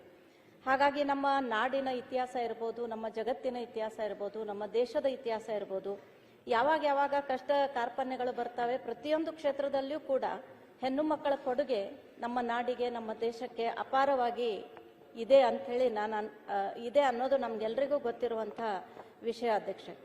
ಇವತ್ತು ನಾವೆಲ್ಲರೂ ನೋಡ್ತೀವಿ, ಇವತ್ತಿನ ಪರಿಸರ ಸಂರಕ್ಷಣೆ ಅಂತಂದಾಗ 21ನೇ ಶತಮಾನದಲ್ಲಿ ನಮ್ಮ ಪರಿಸರದ ಚಿಂತನೆಯನ್ನ ನೀವುಗಳು ಮಾಡ್ತಕ್ಕಂಥ ಸಂದರ್ಭದಲ್ಲಿ ಅದನ್ನ ಪ್ರಾಕ್ಟಿಕಲ್ ಆಗಿ ಮಾಡಿ ತೋರಿಸಿದಂತಹ ಉದಾಹರಣೆ ಇವತ್ತು ಸಾಲು ಮರದ ತಿಮ್ಮಕ್ಕನನ್ನ ನೋಡಿದಾಗ ನಮ್ಗೆಲ್ರಿಗೂ ಕೂಡ ಗೊತ್ತಾಗ್ತದೆ ಅಧ್ಯಕ್ಷ. ಇತ್ತೀಚಿನ ದಿನಗಳಲ್ಲಿ ಎಲ್ಲೆಡೆಯಲ್ಲಿ ಪರಿಸರದ ಸಂರಕ್ಷಣೆಯ ಕೂಗು ಕೇಳ್ತಾ ಇದ್ದೀವಿ.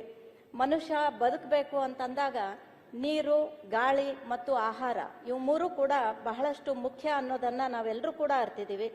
ಆದ್ರೆ ಇವತ್ತು ಸಸ್ಯಗಳು, ಮರಗಳು ನಮ್ಮ ಮನುಷ್ಯನ ಜೀವನಾಡಿ ಅಂತ ಗೊತ್ತಿದ್ರೂ ಸಹಿತ ಈ ಅಭಿವೃದ್ಧಿ ಹೆಸರಿನಲ್ಲಿ ಪರಿಸರದ ಮೇಲೆ ಆಗ್ತಕ್ಕಂಥ ಹಾನಿಯನ್ನ ನೋಡಿದಾಗ ನಿಜಕ್ಕೂ ಕೂಡ ಮುಂದೆ ಬಹಳಷ್ಟು ಚಿಂತೆ ಮಾಡ್ತಕ್ಕಂಥ ದಿನಮಾನಗಳು ಬರ್ಬೋದು ಅಂತಕ್ಕಂಥದ್ದು ನಾವೆಲ್ಲರೂ ಚರ್ಚೆ ಮಾಡ್ತಾ ಇರ್ತೀವಿ ಅಧ್ಯಕ್ಷೆ.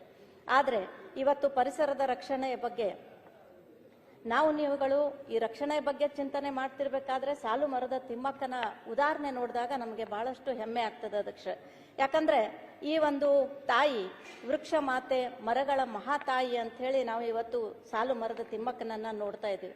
ಈಗಾಗಲೇ ಮುಖ್ಯಮಂತ್ರಿಗಳಿರ್ಬೋದು ಅಥವಾ ವಿರೋಧ ಪಕ್ಷದ ನಾಯಕರಿರ್ಬೋದು, ಅವರ ಜೀವನದಲ್ಲಿ ನಡೆದು ಬಂದ ದಾರಿಯನ್ನ ಅವರೆಲ್ಲರೂ ಕೂಡ ಹೇಳಿದ್ದಾರೆ ಅಧ್ಯಕ್ಷ. ಬಡತನ ಕುಟುಂಬದಲ್ಲಿ ಹುಟ್ಟಿದಂತ ಸಾಲು ಮರದ ತಿಮ್ಮಕ್ಕ ಅವರ ತಂದೆ ಜೀತದಾಳಾಗಿ ದುಡಿತಕ್ಕಂಥ ಸಂದರ್ಭದಲ್ಲಿ ಅವ್ರ ಜೊತೆಯಲ್ಲಿ ಅವರು ಕೂಡ ಹೊಲಗದ್ದೆಗಳಲ್ಲಿ ಕೆಲಸ ಮಾಡಿ ಶಾಲೆಯ ಕಟ್ಟೆಯನ್ನೇ ಹತ್ತದೇ ಇರತಕ್ಕಂಥ ಈ ಸಾಲು ಮರದ ತಿಮ್ಮಕ್ಕನವರು ಮದುವೆ ಆದ್ರೂ ಕೂಡ ಬಡತನದ ಒಂದು ಪರಿಸ್ಥಿತಿಯಲ್ಲೇ ಇದ್ದಾಗ ಅನೇಕ ವರ್ಷಗಳು ಮದುವೆ ಆಗಿ ಕಳೆದ್ರೂ ಕೂಡ ಮಕ್ಕಳಿಲ್ಲ ಅನ್ನೋತಕ್ಕಂಥ ಒಂದು ಕೊರತೆ ಆ ಇಬ್ರು ದಂಪತಿಗಳಿಗಿದ್ದಾಗ ಅವರ ಪತಿರಾಯರು ಕೂಡ ಅವ್ರಿಗೆ ಹೇಳ್ತಾರೆ, ಮಕ್ಕಳಿಲ್ಲ ಅಂತಂದ್ರೆ ಏನಾಯ್ತು, ನಾವು ಮರಗಳನ್ನ ಬೆಳೆಸೋಣ ಅಂತಕ್ಕಂಥ ಒಂದು ಇಚ್ಛಾಶಕ್ತಿಯನ್ನ ವ್ಯಕ್ತಪಡಿಸಿ ಅವರು 16ನೇ ವರ್ಷನಲ್ಲೇ ಮದುವೆ ಆದ್ಮೇಲೆ ತನ್ನ ಪತಿಯನ್ನು ಒಳಗೊಂಡು ಈಗಾಗಲೇ ಎಲ್ಲರೂ ಹೇಳಿದ ರೀತಿಯಲ್ಲಿ ಅನೇಕ ಮರಗಳನ್ನ ಸಾವಿರಾರು 1, 10, 100, 500 ಅಂತ ಈಗ ಸಾವಿರಾರು ಮರಗಳ ಒಂದು ತಾಯಿ ತಂದೆಯಾಗಿ ಅವರಿಬ್ಬರನ್ನು ಕೂಡ ನಾವು ನೋಡ್ತಾ ಇದ್ದೀವಿ ಅಧ್ಯಕ್ಷೆ. ಹಾಗಾಗಿ ಇವತ್ತಿನ ದಿವಸ ನಾವು ಆ ಒಂದು ಮಹಾತಾಯಿ ಇವತ್ತು ಮಾಡಿರ್ತಕ್ಕಂಥ ಈ ಒಂದು ಯೋಜನೆಯನ್ನ ನೋಡಿದಾಗ ನಿಜವಾಗ್ಲೂ ಅವಳ ಹೆಸರಿನಲ್ಲಿ ಒಂದು ಪ್ರಶಸ್ತಿ ಆಗಬೇಕು ಅನ್ನೋದಕ್ಕೆ ಸನ್ಮಾನ್ಯ ಮುಖ್ಯಮಂತ್ರಿಗಳು ಅದನ್ನ ಮಾಡ್ತಾ ಇದ್ದೀವಿ ಅಂತಕ್ಕಂಥ ಮಾತನ್ನ ಹೇಳಿದ್ರು. ಅದೇ ರೀತಿ ಸಹೋದರರಾದಂಥ HK ಪಾಟೀಲ್ ಅನ್ನೋರು ಕೂಡ ಈಗಾಗಲೇ ಸರ್ಕಾರದಿಂದ ಮಾಡಿರ್ತಕ್ಕಂಥ ಅವಳ ಹೆಸರು ಮೇಲೆ ಇರ್ತಕ್ಕಂಥ ಕಾಡಿನ ಒಂದು ಅರಣ್ಯ ಉದ್ಯಾನಗಳಾಗ್ಲಿ ಅಥವಾ ಸ್ಮಾರಕಗಳಾಗ್ಲಿ ಅನ್ನೋದನ್ನ ಹೇಳಿದ್ರು. ಇದನ್ನೆಲ್ಲಾನು ಕೂಡ ನಾವು ಸ್ವಾಗತ ಮಾಡೋದ್ರ ಜೊತೆಗೆ ಅವಳ ಪ್ರಶಸ್ತಿ ಮತ್ತು ಪರಿಸರ ದಿನಾಚರಣೆಯ ನಿಮಿತ್ತ ಶಾಲೆ ಕಾಲೇಜುಗಳಲ್ಲಿ ಈ ವಿಷಯದ ಅನೇಕ ಪಠ್ಯ ಪುಸ್ತಕಗಳಲ್ಲೂ ಕೂಡ ಬರಬೇಕು ಮತ್ತು ಈ ವಿಷಯದ ಬಗ್ಗೆ ಮಕ್ಕಳಲ್ಲಿ ಒಂದು ಚಿಂತನೆ ಆಗುವಂತಹ ರೀತಿಯಲ್ಲಿ ಪರಿಸರ ದಿನಾಚರಣೆ ನಿಮಿತ್ತ ಇಂಥ ನಿಬಂಧಗಳು ಕೂಡ ಎಲ್ಲ ಕಡೆಗಳಲ್ಲಿ ಆಗ್ಬೇಕು. ಅದರಿಂದ ನೂರಾರು ಸಾಲು ಮರದ ತಿಮ್ಮಕ್ಕನಂತ ಮುಂದಿನ ಜನರೇಷನ್ ಬರಬೇಕು, ಅವರಿಗೆ ಒಂದು ತಿಳುವಳಿಕೆ ಆಗ್ಬೇಕು, ಪರಿಸರ ಎಷ್ಟು ಮುಖ್ಯ ಅನ್ನೋದನ್ನ ತಿಳ್ಕೊಳ್ಳುವಂಥದ್ದಾಗಬೇಕು ಅನ್ನುವಂಥ ಒಂದು ಕಳಕಳಿಯನ್ನು ಕೂಡ ನಾನು ವ್ಯಕ್ತಪಡಿಸ್ತೀನಿ ಅಧ್ಯಕ್ಷೆ. ಹಾಗಾಗಿ ಆ ಸಾಲು ಮರದ ತಿಮ್ಮಕ್ಕ ಇವತ್ತು ನಮ್ಮ ಜೊತೆಲಿ ಇರಲಿಲ್ಲ ಅಂದ್ರೂ ಕೂಡ ಅವಳ ಒಂದು ಆದರ್ಶ, ಅವಳು ನಮ್ಮ ನಾಡಿಗೆ ಕೊಟ್ಟಂತ ಒಂದು ಕೊಡುಗೆ ಇವತ್ತು ನಮ್ಮ ಜೊತೆಗಿರೋದ್ರಿಂದ ಅದನ್ನ ನಾವು ಕೂಡ ಬರೀ ಮಾತನಾಡದೆ ಇರೋದಕ್ಕಿಂತ ವರ್ಷಕ್ಕೆ 1 ಮರವನ್ನಾದ್ರೂ ನಾವೆಲ್ಲರೂ ಸೇರಿ ನೆಟ್ಟಾಗ ಈ ಪರಿಸರದ ಸಂರಕ್ಷಣೆಗೆ ನಾವು ಕೂಡ ಜವಾಬ್ದಾರರಾಗಬೇಕು. ಬರೀ ಮಾತಾಡೋದಕ್ಕಿಂತ ಕೃತಿಯಲ್ಲಿ ಅದನ್ನ ನಾವು ನೀವುಗಳೆಲ್ಲರೂ ಕೂಡ ಬಳಸೋ ಹಾಗೆ ನಾವು ಎಲ್ಲರೂ ಕೂಡ ಮಾಡ್ಕೋಬೇಕು ಅನ್ನುವಂತಹ ಒಂದು ಇಚ್ಛೆಯನ್ನ ವ್ಯಕ್ತಪಡಿಸಿ ಎಲ್ರಿಗೂ ಕೂಡ ಸಂತಾಪ ಸೂಚನೆಗೆ ನಿಮ್ಮ ಬೆಂಬಲವನ್ನ ಕೋರಿ ನನ್ನ 2 ಮಾತಿಗೆ ವಿರಾಮ ಕೊಡ್ತೇನೆ. ನಿಧಿ ಪಾಟೀಲ್, ಸಿದ್ದು ಸವದಿ, ನೆಕ್ಸ್ಟ್ ಕ್ವೆಶ್ಚನ್. ಸನ್ಮಾನ್ಯ ಅಧ್ಯಕ್ಷರೇ, ಸಂತಾಪ ಸೂಚನೆ ಮೇಲೆ ಮಾತನಾಡಲು ಅವಕಾಶ ಕೊಟ್ಟಿದ್ದಕ್ಕಾಗಿ ಧನ್ಯವಾದ ಹೇಳುವುದರ ಮುಖಾಂತರ ಇವತ್ತು ಅನೇಕ ನಮ್ಮ ಮೇಟಿಯವರನ್ನ ಆದಿಯಾಗಿ ಅನೇಕ ಸಮಾಜದಲ್ಲಿ ಅತ್ಯುನ್ನತ ಸ್ಥಾನವನ್ನು ಹೊಂದಿರತಕ್ಕಂಥ ನಾಯಕರು ಅಗಲಿದ್ದಾರೆ. ಅವರೆಲ್ಲರಿಗೂ ಶ್ರದ್ಧಾಂಜಲಿ ಸಲ್ಲಿಸುವ ಮುಖಾಂತರ ಇವತ್ತು ಸನ್ಮಾನ್ಯ ಮೇಟಿಯವರ ಬಗ್ಗೆ 2 ಮಾತು ನಾನು ಹೇಳಲೇಬೇಕಾಗ್ತದೆ.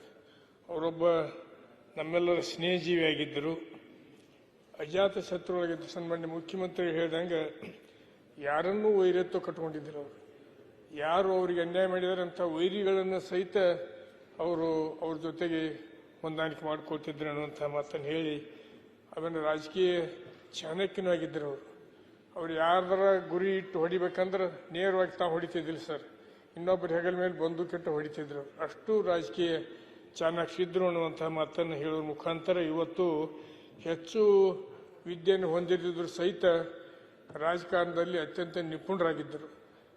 ಮಂಡಳ ಪಂಚಾಯಿತಿಯ ಸದಸ್ಯತ್ವದಿಂದ ಲೋಕಸಭೆಯವರಿಗೆ ಹೋಗಿದ್ದಾರೆ ಅಂದ್ರೆ ಅವರು ಹೆಚ್ಚು ಶಿಕ್ಷಣ ಹೊಂದಿದ್ದಿಲ್ಲ, ಹಿಂದಿ ಬರ್ತಿದ್ದಿಲ್ಲ, ಇಂಗ್ಲಿಷ್ ಬರ್ತಿದ್ದಿಲ್ಲ. ಆ ಸಂದರ್ಭದೊಳಗೆ ನಾನು ಕೇಳಿದೆ, ಅವರು ವಿರೋಧ ಮಂತ್ರಿ ಆಗಿದ್ದರು, ನಾನು ವಿರೋಧ ಪಕ್ಷದೊಳಗಿದ್ದೆ.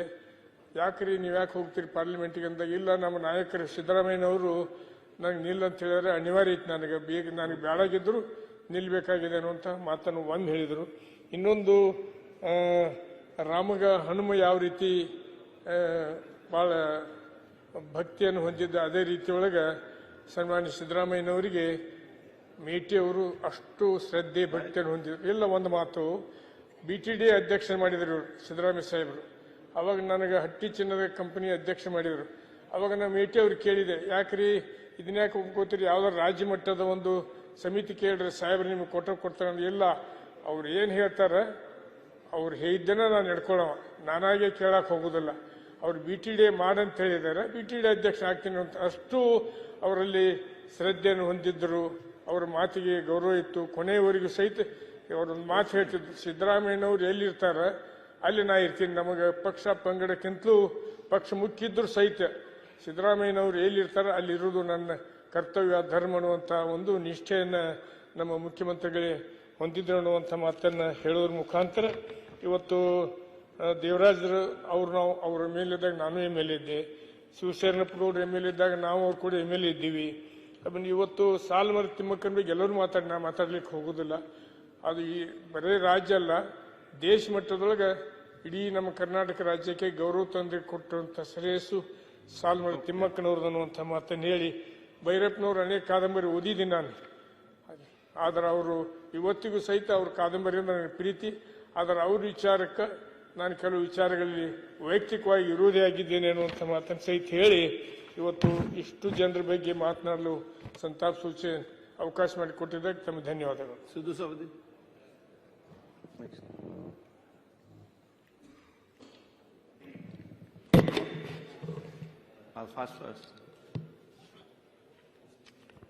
ಮಾನ್ಯ ಅಧ್ಯಕ್ಷರೇ, ತಾವು ತಂದ ಈ ಸಂತಾಪ ಸೂಚನೆಗೆ ಬೆಂಬಲ ವ್ಯಕ್ತಪಡಿಸುತ್ತಾ ಸನ್ಮಾನ್ಯ HY ಮೇಟಿ ಅವರು ನಮ್ಮ ಜಿಲ್ಲೆಯವರಾಗಿದ್ದರಿಂದ ಮತ್ತು ಅತ್ಯಂತ ಸಜ್ಜನ ಮತ್ತು ಮುಗ್ಧ ರಾಜಕಾರಣಿ, ಇಡೀ ಜಿಲ್ಲೆಗೆ ಮಾರ್ಗದರ್ಶನ ಮಾಡುವಂಥ ವ್ಯಕ್ತಿ ಬಗ್ಗೆ ಮಾತನಾಡಬೇಕು ಅನ್ನುವಂಥದ್ದ ದೃಷ್ಟಿಯಿಂದ ಇದ್ದಿದ್ದೀನಿ ನಾನು. ಅವರು ಪಕ್ಷ ಬೇರೆ ಇದ್ದರೂ ಸಹಿತ ನಮ್ಮದು ಅವ್ರದ್ದು ಆತ್ಮೀಯತೆ ಭಾಳ ಇತ್ತು. ನಮ್ಮ ಹಿರಿಯರಂತೆ ನಾವೇನು ಹೇಳಿದ್ದವರು ಶಿರಸಾವಹಿಸಿ ಪಾಲಿಸುವಂಥ, ಅದನ್ನು ಮಾಡಿಕೊಡುವಂಥ ಕೆಲಸವನ್ನು ಮೇಟಿಯವರು ಮಾಡ್ತಾ ಇದ್ದರು. ಅವ್ರಿಗೆ ಯಾವುದೇ ಜಿಲ್ಲೆ ಒಳಗೆ ಪಕ್ಷ ಬಿಟ್ಟು ಸಂಘ ಸಂಸ್ಥೆಗಳೇ DCC ಬ್ಯಾಂಕ್ ಆಗಲಿ, ಅಪೆಕ್ಸ್ ಬ್ಯಾಂಕ್ ಆಗಲಿ, KMF ಆಗಲಿ ಚುನಾವಣೆಗಳು ಬಂದ್ರೆ ನೇರವಾಗಿ ನಾನು ಕೂಡ ಮಾತನಾಡಿ ಈ ರೀತಿ ಮಾಡೋಣ ಒಳ್ಳೆಯದಾಕತ್ತೆ ಅನ್ನುವಂಥದ್ದು ಸಲಹೆಗಳನ್ನು ಕೊಡುವಂಥ ಕೆಲಸ ಮಾಡ್ತಿದ್ದೆ. ಒಂದು 2-3 ಸಲ ಅವ್ರು ಹೇಳಿದಂಗೆ ನಾವು ಮಾಡಿದ್ದೀವಿ. ನನಗೂ ಸಹಿತ ಈಗ ನಮ್ಮ ಮೆಜಾರಿಟಿ ಇರದೇ ಇದ್ದರೂ ಸಹಿತ ಅಪೆಕ್ಸ್ ಬ್ಯಾಂಕ್ ನಿರ್ದೇಶಕನಾಗಿ ಕಳಿಸಲಿಕ್ಕೆ ಮೇಟಿ ಅವರ ಒಂದು ಕೊಡುಗೆ ಬಹಳ ಇದೆ ಅನ್ನುವಂಥದ್ದನ್ನು ಈ ಸಂದರ್ಭದಲ್ಲಿ ನಾನು ಹೇಳ್ತೀನಿ. ಆ ಕಾರಣಕ್ಕಾಗಿ ಅಂಥ ಹಿರಿತನ ವ್ಯಕ್ತಿಯನ್ನ, ಸಜ್ಜನ ವ್ಯಕ್ತಿಯನ್ನ ನಾವು ಕಳ್ಕೊಂಡು ನಮ್ಮ ಜಿಲ್ಲೆ ತಬ್ಬಲಿಯಾಗಿದೆ. ಆ ಸ್ಥಾನದಲ್ಲಿ ಮತ್ತೊಮ್ಮೆ ಮೇಟಿಯವ್ರನ್ನೇ ಹುಟ್ಟಿ ಬಂದು ಈ ಜಿಲ್ಲೆಯ ಅಭಿವೃದ್ಧಿಗೆ ಮಾರ್ಗದರ್ಶನ ಮಾಡಬೇಕು ಅನ್ನುವಂಥ ಅಪೇಕ್ಷೆ ಸಹಿತ ನಾನು ವ್ಯಕ್ತಪಡಿಸ್ತೀನಿ ಅನ್ನುವಂಥ ಮಾತನ್ನು ಈ ಸಂದರ್ಭದಲ್ಲಿ ಹೇಳ್ತೀನಿ. ಅನೇಕ 4-6 ಬಾರಿ ಶಾಸಕರಾಗಿ, ಸಂಸದರಾಗಿ, ಮಂತ್ರಿಗಳಾಗಿ ಆದರೂ ಸಹಿತ ಅವರಿಗೆ ಹಮ್ಮು ಬಿಮ್ಮು ಯಾವುದೇ ಇರಲಿಲ್ಲ. ತಾವು ಹೇಗೆ ಮೊದಲಿದ್ರು ಅದೇ ತೆರನಾಗಿ ಮುಂದುವರಿತಿದ್ರು. ಅದೇ ಪ್ರಕಾರ ಅವರ ಆತ್ಮಕ್ಕೆ, ಅವರೆಲ್ಲ ಅಭಿಮಾನಿಗಳಿಗೆ, ಅವರ ಕುಟುಂಬಸ್ಥರಿಗೆ ಅವರ ಅಗಲಿಕೆಯ ದುಃಖವನ್ನು ತಡೆದುಕೊಳ್ಳುವಂಥ ಶಕ್ತಿ ಆ ಭಗವಂತ ಕೊಡಲಿ ಅಂತ ಪ್ರಾರ್ಥನೆ ಮಾಡಿ, ಅದೇ ಪ್ರಕಾರ ನಾನು ಹೆಚ್ಚಿಗೆ ಹೇಳಂಗಿಲ್ಲ. ಸಾಲುಮರದ ತಿಮ್ಮಕ್ಕನ ಬಗ್ಗೆ ಸಾಕಷ್ಟು ಮಾತನಾಡಿದ್ದಾರೆ.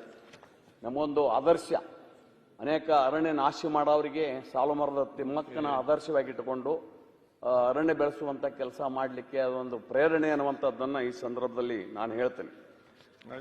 ನಾವು ಒಂದೇ ಒಂದು ಸಲಹೆ ಅಂದ್ರೆ, ಈ ನಮಗೆ ಎಲ್ಲ ವಿಧಾನಸಭಾ ಕ್ಷೇತ್ರ ವೈಸ್ ಅರಣ್ಯದಲ್ಲಿ ಟ್ರೀ ಪಾರ್ಕ್ ಸರ್ಕಾರ ಮಂಜೂರು ಮಾಡ್ತಾವೆ.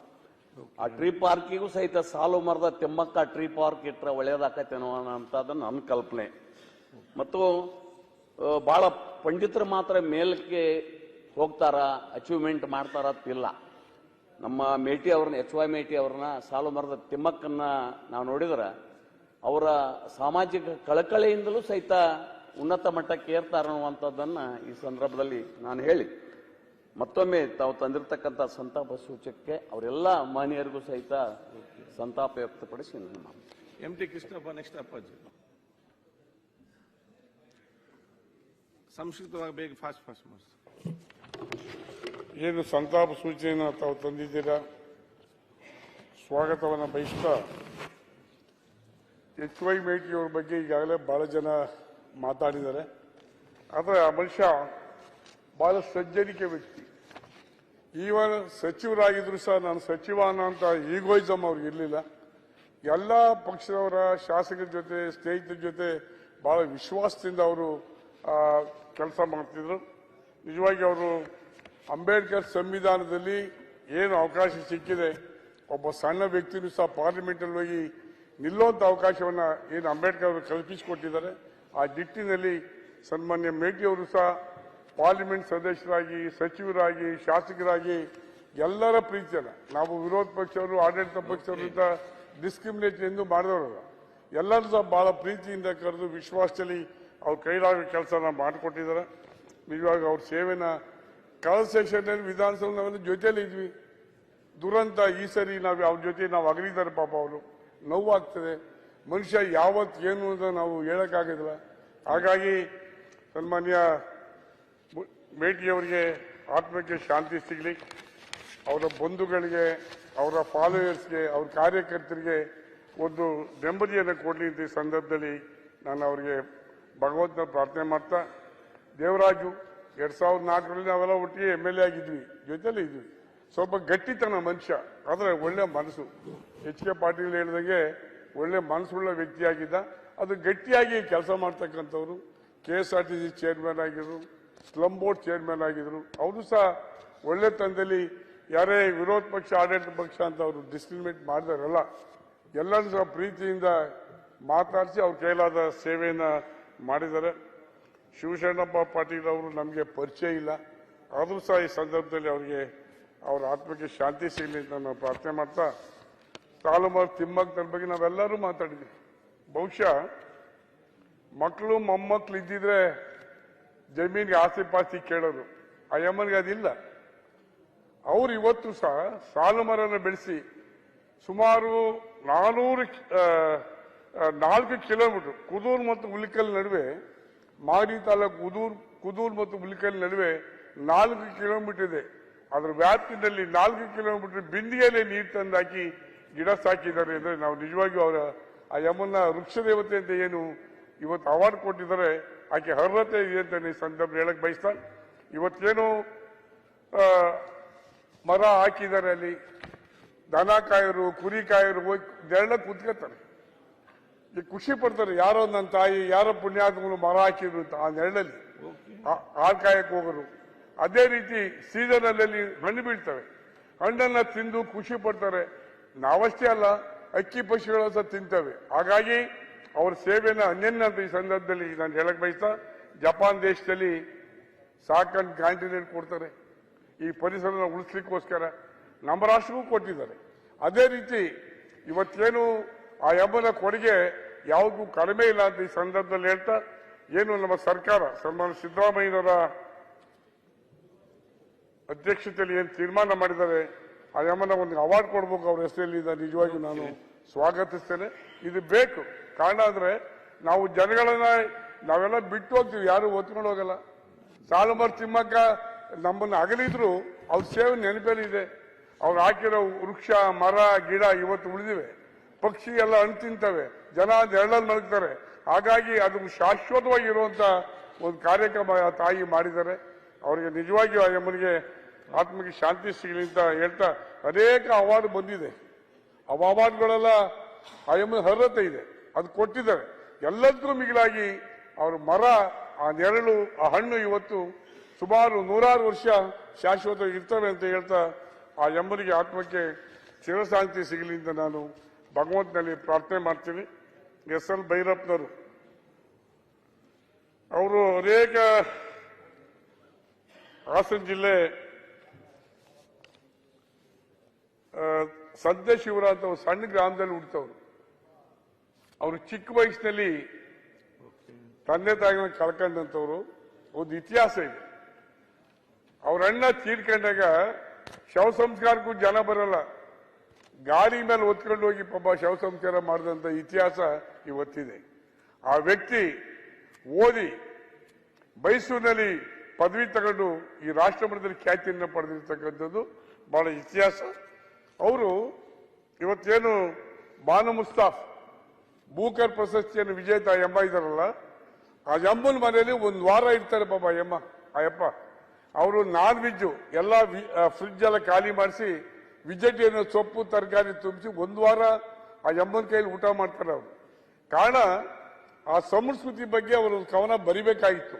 1 ವಾರ ಆ ಯಮ್ಮನ ಬಳಿದ್ದು ವಾಸ ಮಾಡಿ ಒಂದು ಇತಿಹಾಸವನ್ನು ಸೃಷ್ಟಿ ಮಾಡಿದಂತ ವ್ಯಕ್ತಿ. ಜೊತೆಗೆ ಅವರಲ್ಲಿ ಎಂತ ಒಳ್ಳೆತನ ಅಂದ್ರೆ ಸಮಾಜ ಬೆಳಿಬೇಕು, ನನ್ನಂತೆ ಬೇರೆ ಮಕ್ಕಳು ಆಗ್ಬೇಕು ಅನ್ನೋ ದೃಷ್ಟಿಯಿಂದ ಒಂದು ಗ್ರಂಥಾಲಯನ ಓಪನ್ ಮಾಡ್ತಾರೆ. ಆ ಸ್ವಂತ ಊರಿನಲ್ಲಿ ಸಂತೇಶಿವರ ಗ್ರಾಮದಲ್ಲಿ ಒಂದು ಗ್ರಂಥಾಲಯನ ಓಪನ್ ಮಾಡಿ ಮಕ್ಕಳಿಗೆಲ್ಲ ಹೇಳ್ತಾರೆ, ಮನೆ ಮನೆಗೆ ಹೋಗಿ ಹೇಳ್ತಾರೆ, ಓದ್ರಪ್ಪ ಮುಂದೆ ಓದಿ ಅಂತ ಒಳ್ಳೆ ವ್ಯಕ್ತಿತ್ವನ ಗಳಿಸ್ಕೊಂಡಿದ್ದಂತ ಸನ್ಮಾನ್ಯ ಭೈರಪ್ಪನವರು ಇವತ್ತು ನಮ್ಮನ್ನು ಅಗಲಿದ್ದಾರೆ. ಅವ್ರ ಆತ್ಮಕ್ಕೆ ಶಾಂತಿ ಸಿಗ್ಲಿ. ಏನಾಗ್ತದೆ ಬದುಕು ಅಂದ್ರೆ ಮಕ್ಕಳು ಬೇಕು, ಗಂಡು ಮಕ್ಕಳು ಬೇಕು, ಹೆಣ್ಮಕ್ಳು ಬೇಕು ಅಂತ ನಾವು ಹೇಳ್ತೀವಿ, ಇದು ಸಮಾಜದ ವೃತ್ತಿ. ಆದ್ರೆ ಕೊನೆಗೆ ಅವ್ರು ಎಲ್ಲಿರ್ತಾರೆ, ವಿಶ್ವೇಶ್ವರಯ್ಯ ಭಟ್ ನಮ್ಮ ಮುಖ್ಯಮಂತ್ರಿ ಹೇಳಿದ್ರ ಅದೆಂತದ ಪೇಪರ್, ವಿಶ್ವವಾಣಿ ಪೇಪರ್, ಅವ್ರ ಮನೆ ಒಳಗೆ ಜೀವನ ಮಾಡ್ತಾರೆ ಲಾಸ್ಟ್ ಕೊನೆದು. ಹಾಗಾಗಿ ಎಲ್ಲೋ ಒಂದ್ ಕಡೆ ನಾವು ನೆನ್ಕೋಬೇಕಾದ್ರೆ ಸಾಲುಮರ ತಿಮ್ಮಕ್ಕ ನೆನ್ಕೊಂಡ್ರೆ ಖುಷಿ ಆಗುತ್ತೆ. ಇವ್ರ ಬದುಕಿಗೂ ಅವ್ರಿಗೂ ಬದುಕು ಅಜಗಜಾಂತರ ವ್ಯತ್ಯಾಸ. ಮಕ್ಳಿದ್ದು ಇಲ್ದಂಗಾಯ್ತು. ಆಯಮ್ಮ ಮಕ್ಳಿದ್ದು ಸಹ ಮನಸ್ಸಾಗಿ ಮಕ್ಕಳನ್ನ ಸಾಕಿ ಬೆಳೆಸಿದ್ರು. ಈ ರೀತಿ ಜೀವನದಲ್ಲಿ ಬಹಳ ವಿಶೇಷವಾಗಿ ಬಂದಂತ ಭೈರಪ್ಪನವರ ನಮ್ಮನ್ನು ಅಗಲಿದ್ದಾರೆ. ಅವರ ಆತ್ಮಕ್ಕೆ ಶಾಂತಿ ಸಿಗಲಿ ಅಂತ ಈ ಸಂದರ್ಭದಲ್ಲಿ ನಾನು ದೇವರಲ್ಲಿ ಪ್ರಾರ್ಥನೆ ಮಾಡ್ತಾ, MS ಉಮೇಶ್ ಯಾವುದೇ ಚಿತ್ರದಲ್ಲಿ ಡಿಶ್ಯೂಮ್ ಹೊಡೆದಾಟಗಳು ಇರ್ತವೆ, ಆದ್ರೆ ಹಾಸ್ಯ ಇದ್ರೆ ಆ ಫಿಲಂ ಆಗೋದಿಲ್ಲ. ಹಾಸ್ಯ ಇದ್ರೆ ಫಿಲಂ ನೆಮ್ಮದಿ ತರ್ತಕ್ಕಂಥದ್ದು, ನಮಗೆ ಮನೋರಂಜನೆ ಕೊಡ್ತಕ್ಕಂಥದ್ದು. ಆ ನಿಟ್ಟಿನ ಹಿಂದೆ ನಮ್ಮ ನರಸಿಂಹರಾಜರು ಇದ್ರು, ನಮ್ಮ ತಿಪ್ಟೂರು ತಾಲೂಕಿನವ್ರೆ, ನಮ್ಮ ಜಿಲ್ಲೆಯವರೇ. ಅವರು ತದನಂತರ ಬಾಲಕೃಷ್ಣ ಅವ್ರು ಬಂದ್ರು ಬಹಳ ಚೆನ್ನಾಗಿ. ಅದಾದ ನಂತರ ಸನ್ಮಾನ ಉಮೇಶ್ ಅವರು ಬಂದಿದ್ದಾರೆ. ಇವರು ಹಾಸ್ಯ ನಟ ನಿಜವಾಗಿಯೂ ಜನಮನದಲ್ಲಿ ಉಳಿದಿದೆ. ಇವತ್ತು ಅವ್ರು ನಮ್ಮನ್ನು ಅಗಲಿರ್ಬೋದು, ಏನು ಕ್ಯಾನ್ಸರ್ ತುತ್ತಾಗಿ ಇವತ್ತು ನಮ್ಮನ್ನು ಅಗಲಿದ್ದಾರೆ. ಕಾರಣ ಏನು ಅಂದ್ರೆ ಸ್ನಾನ ಮಾಡುವಾಗ ಜಾರ್ ಬಿದ್ದು ಅದರ ಎಲ್ಲಿ ತೋರಿಸುವಾಗ ಡಾಕ್ಟರ್ ಕ್ಯಾನ್ಸರ್ ಅಂತ ಹೇಳಿದ್ದಾರೆ. ಅಟ್ ದಿ ಏಜ್ ಆಫ್ 80 ಪರವಾಗಿಲ್ಲ.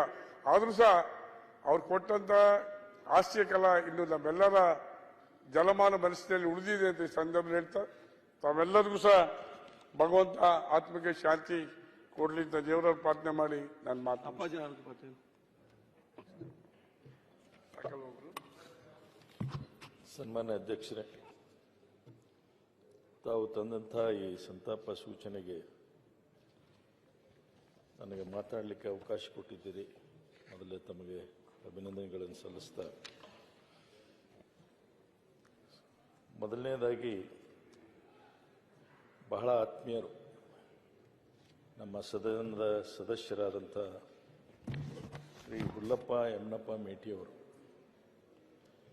ನನ್ನ ಪಕ್ಕದ ಮತಕ್ಷೇತ್ರದವರು, ನನ್ನ ಮತಕ್ಷೇತ್ರಕ್ಕೆ ಬಹಳಷ್ಟು ಸಂಬಂಧ ಇರತಕ್ಕಂಥವ್ರು.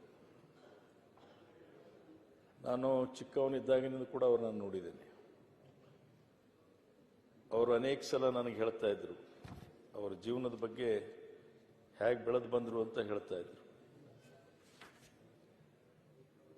ನಮ್ಮ ಗ್ರಾಮಕ್ಕೆ ಬಂದು ವಾಸ್ತವ್ಯ ಇರ್ತಿದ್ರಂತವ್ರು. ಯಾಕೆ ಇರ್ತಿದ್ರು ಅಂದರೆ ಆಗ ಕುರಿ ಸಾಕ್ಲಿಕ್ಕೆ ಬರ್ತಿದ್ರು, ಕುರಿ ಸಾಕಾಣಿಕೆ ಮಾಡ್ತಿದ್ರು. ಅಲ್ಲಿ ಜಾಲಿಯನ್ ಮೇಯಿಸ್ಲಿಕ್ಕೆ, ಅಡವಿ ಮೇಯಿಸ್ಲಿಕ್ಕೆ ಬರ್ತಿದ್ರಂತೆ. ಆವಾಗಿಂದ ಸಂಬಂಧ. ಅಷ್ಟು ಕುರಿಯನ್ನು ಕಾದವರು ಕೂಡ ಅವರು. ತದನಂತರ ಸಣ್ಣ ಪುಟ್ಟ ಕಾಂಟ್ರಾಕ್ಟ್ಗಳನ್ನು ಮಾಡಲಿಕ್ಕೆ ಪ್ರಾರಂಭ ಮಾಡಿದರು. ಜನಬೆಂಬಲದಿಂದ ರಾಜಕಾರಣಕ್ಕೆ ಪ್ರವೇಶ ಆದರು, ಪಂಚಾಯಿತಿ ಅಧ್ಯಕ್ಷರಾದರು. ಹಾಗೆ ಮೇಲಕ್ಕೆ ಎತ್ತರ ಹೋದ್ರು. ಅವ್ರಿಗೆ ಒಂದು ಮಾತನ್ನ ಹೇಳಬೇಕಂದ್ರೆ, ನಮ್ಮಲ್ಲಿ ಮೇಟಿ ಕಟ್ಟಿಗೆ ಅಂತ ಹೇಳ್ತೀವಿ. ಮೇಟಿ ಕಟ್ಟಿಗೆ ಅಂದ್ರೆ ನಾವು ಮೊದಲು ಮಾಡ್ತಿದ್ದೀವಿ, ಯಾರು ಮೇಟಿ ಕಟ್ಟಿಗೆ ಇಲ್ಲ, ಹಂತಿ ಉಡ್ತಿದ್ವಿ. ಆ ಕಟ್ಟಿಗೆ ಹಾಕಿ ಎಲ್ಲ ಹಸುಗಳನ್ನು ಅದಕ್ಕೆ ಕಟ್ಟಿ ಮೆದೆ ಮೇಲೆ ಸುತ್ತ ಹಾಕ್ಸೋದು. ಆ ಕಟ್ಟಿಗೆಗೆ ನಾವು ಮೇಟಿ ಕಟ್ಟಿಗೆ ಅಂತಿದ್ರು. ಎಲ್ಲರನ್ನೂ ಒಟ್ಟಿಗೆ ಹಿಡಿಯತಕ್ಕಂಥ ಶಕ್ತಿ ಇರುವಂಥವು. ನಿಜವಾಗಿಯೂ ಮೇಟಿಗೆ, ಆ ಮೇಟಿ ಅನ್ನುವಂಥ ಹೆಸರೇನಿದೆಯಲ್ಲ, ಅದು ಬಹಳ ಅರ್ಥಪೂರ್ಣವಾಗಿರ್ತಕ್ಕಂಥದ್ದಾಗಿತ್ತು ಅನ್ನೋದನ್ನ ನಾ ಈ ಸಂದರ್ಭದಲ್ಲಿ ಹೇಳಿಕ್ಕೆ ಇಚ್ಛೆ ಪಡ್ತೇನೆ. ವಿದ್ಯಾರ್ಥಿಯನ್ನ ನೋಡದೇನೆ ಅವ್ರು ಬಹಳ ಎತ್ತರ ಮಟ್ಟಕ್ಕೆ ಬೆಳೆದಿದ್ದನ್ನ ಈಗ ಎಲ್ಲರೂ ಪ್ರಶಂಸೆಯನ್ನು ಮಾಡಿದ್ದಾರೆ. ಬಹಳ ಸರಳ ಜೀವಿ. ಅವರಲ್ಲಿ ನಾನು ನೋಡಿದಂಥದ್ದಂದ್ರೆ, ಅವರಲ್ಲಿ ಜಾತೀಯತೆ ಎನ್ನುವಂತಹ ಮನೋಭಾವನೆ ಅವರನ್ನ ಇಷ್ಟೊಂದು ಮೇಲಕ್ಕೆ ಎತ್ತಿದಂಥದ್ದು ಅಂತ ನನ್ನ ಭಾವನೆ.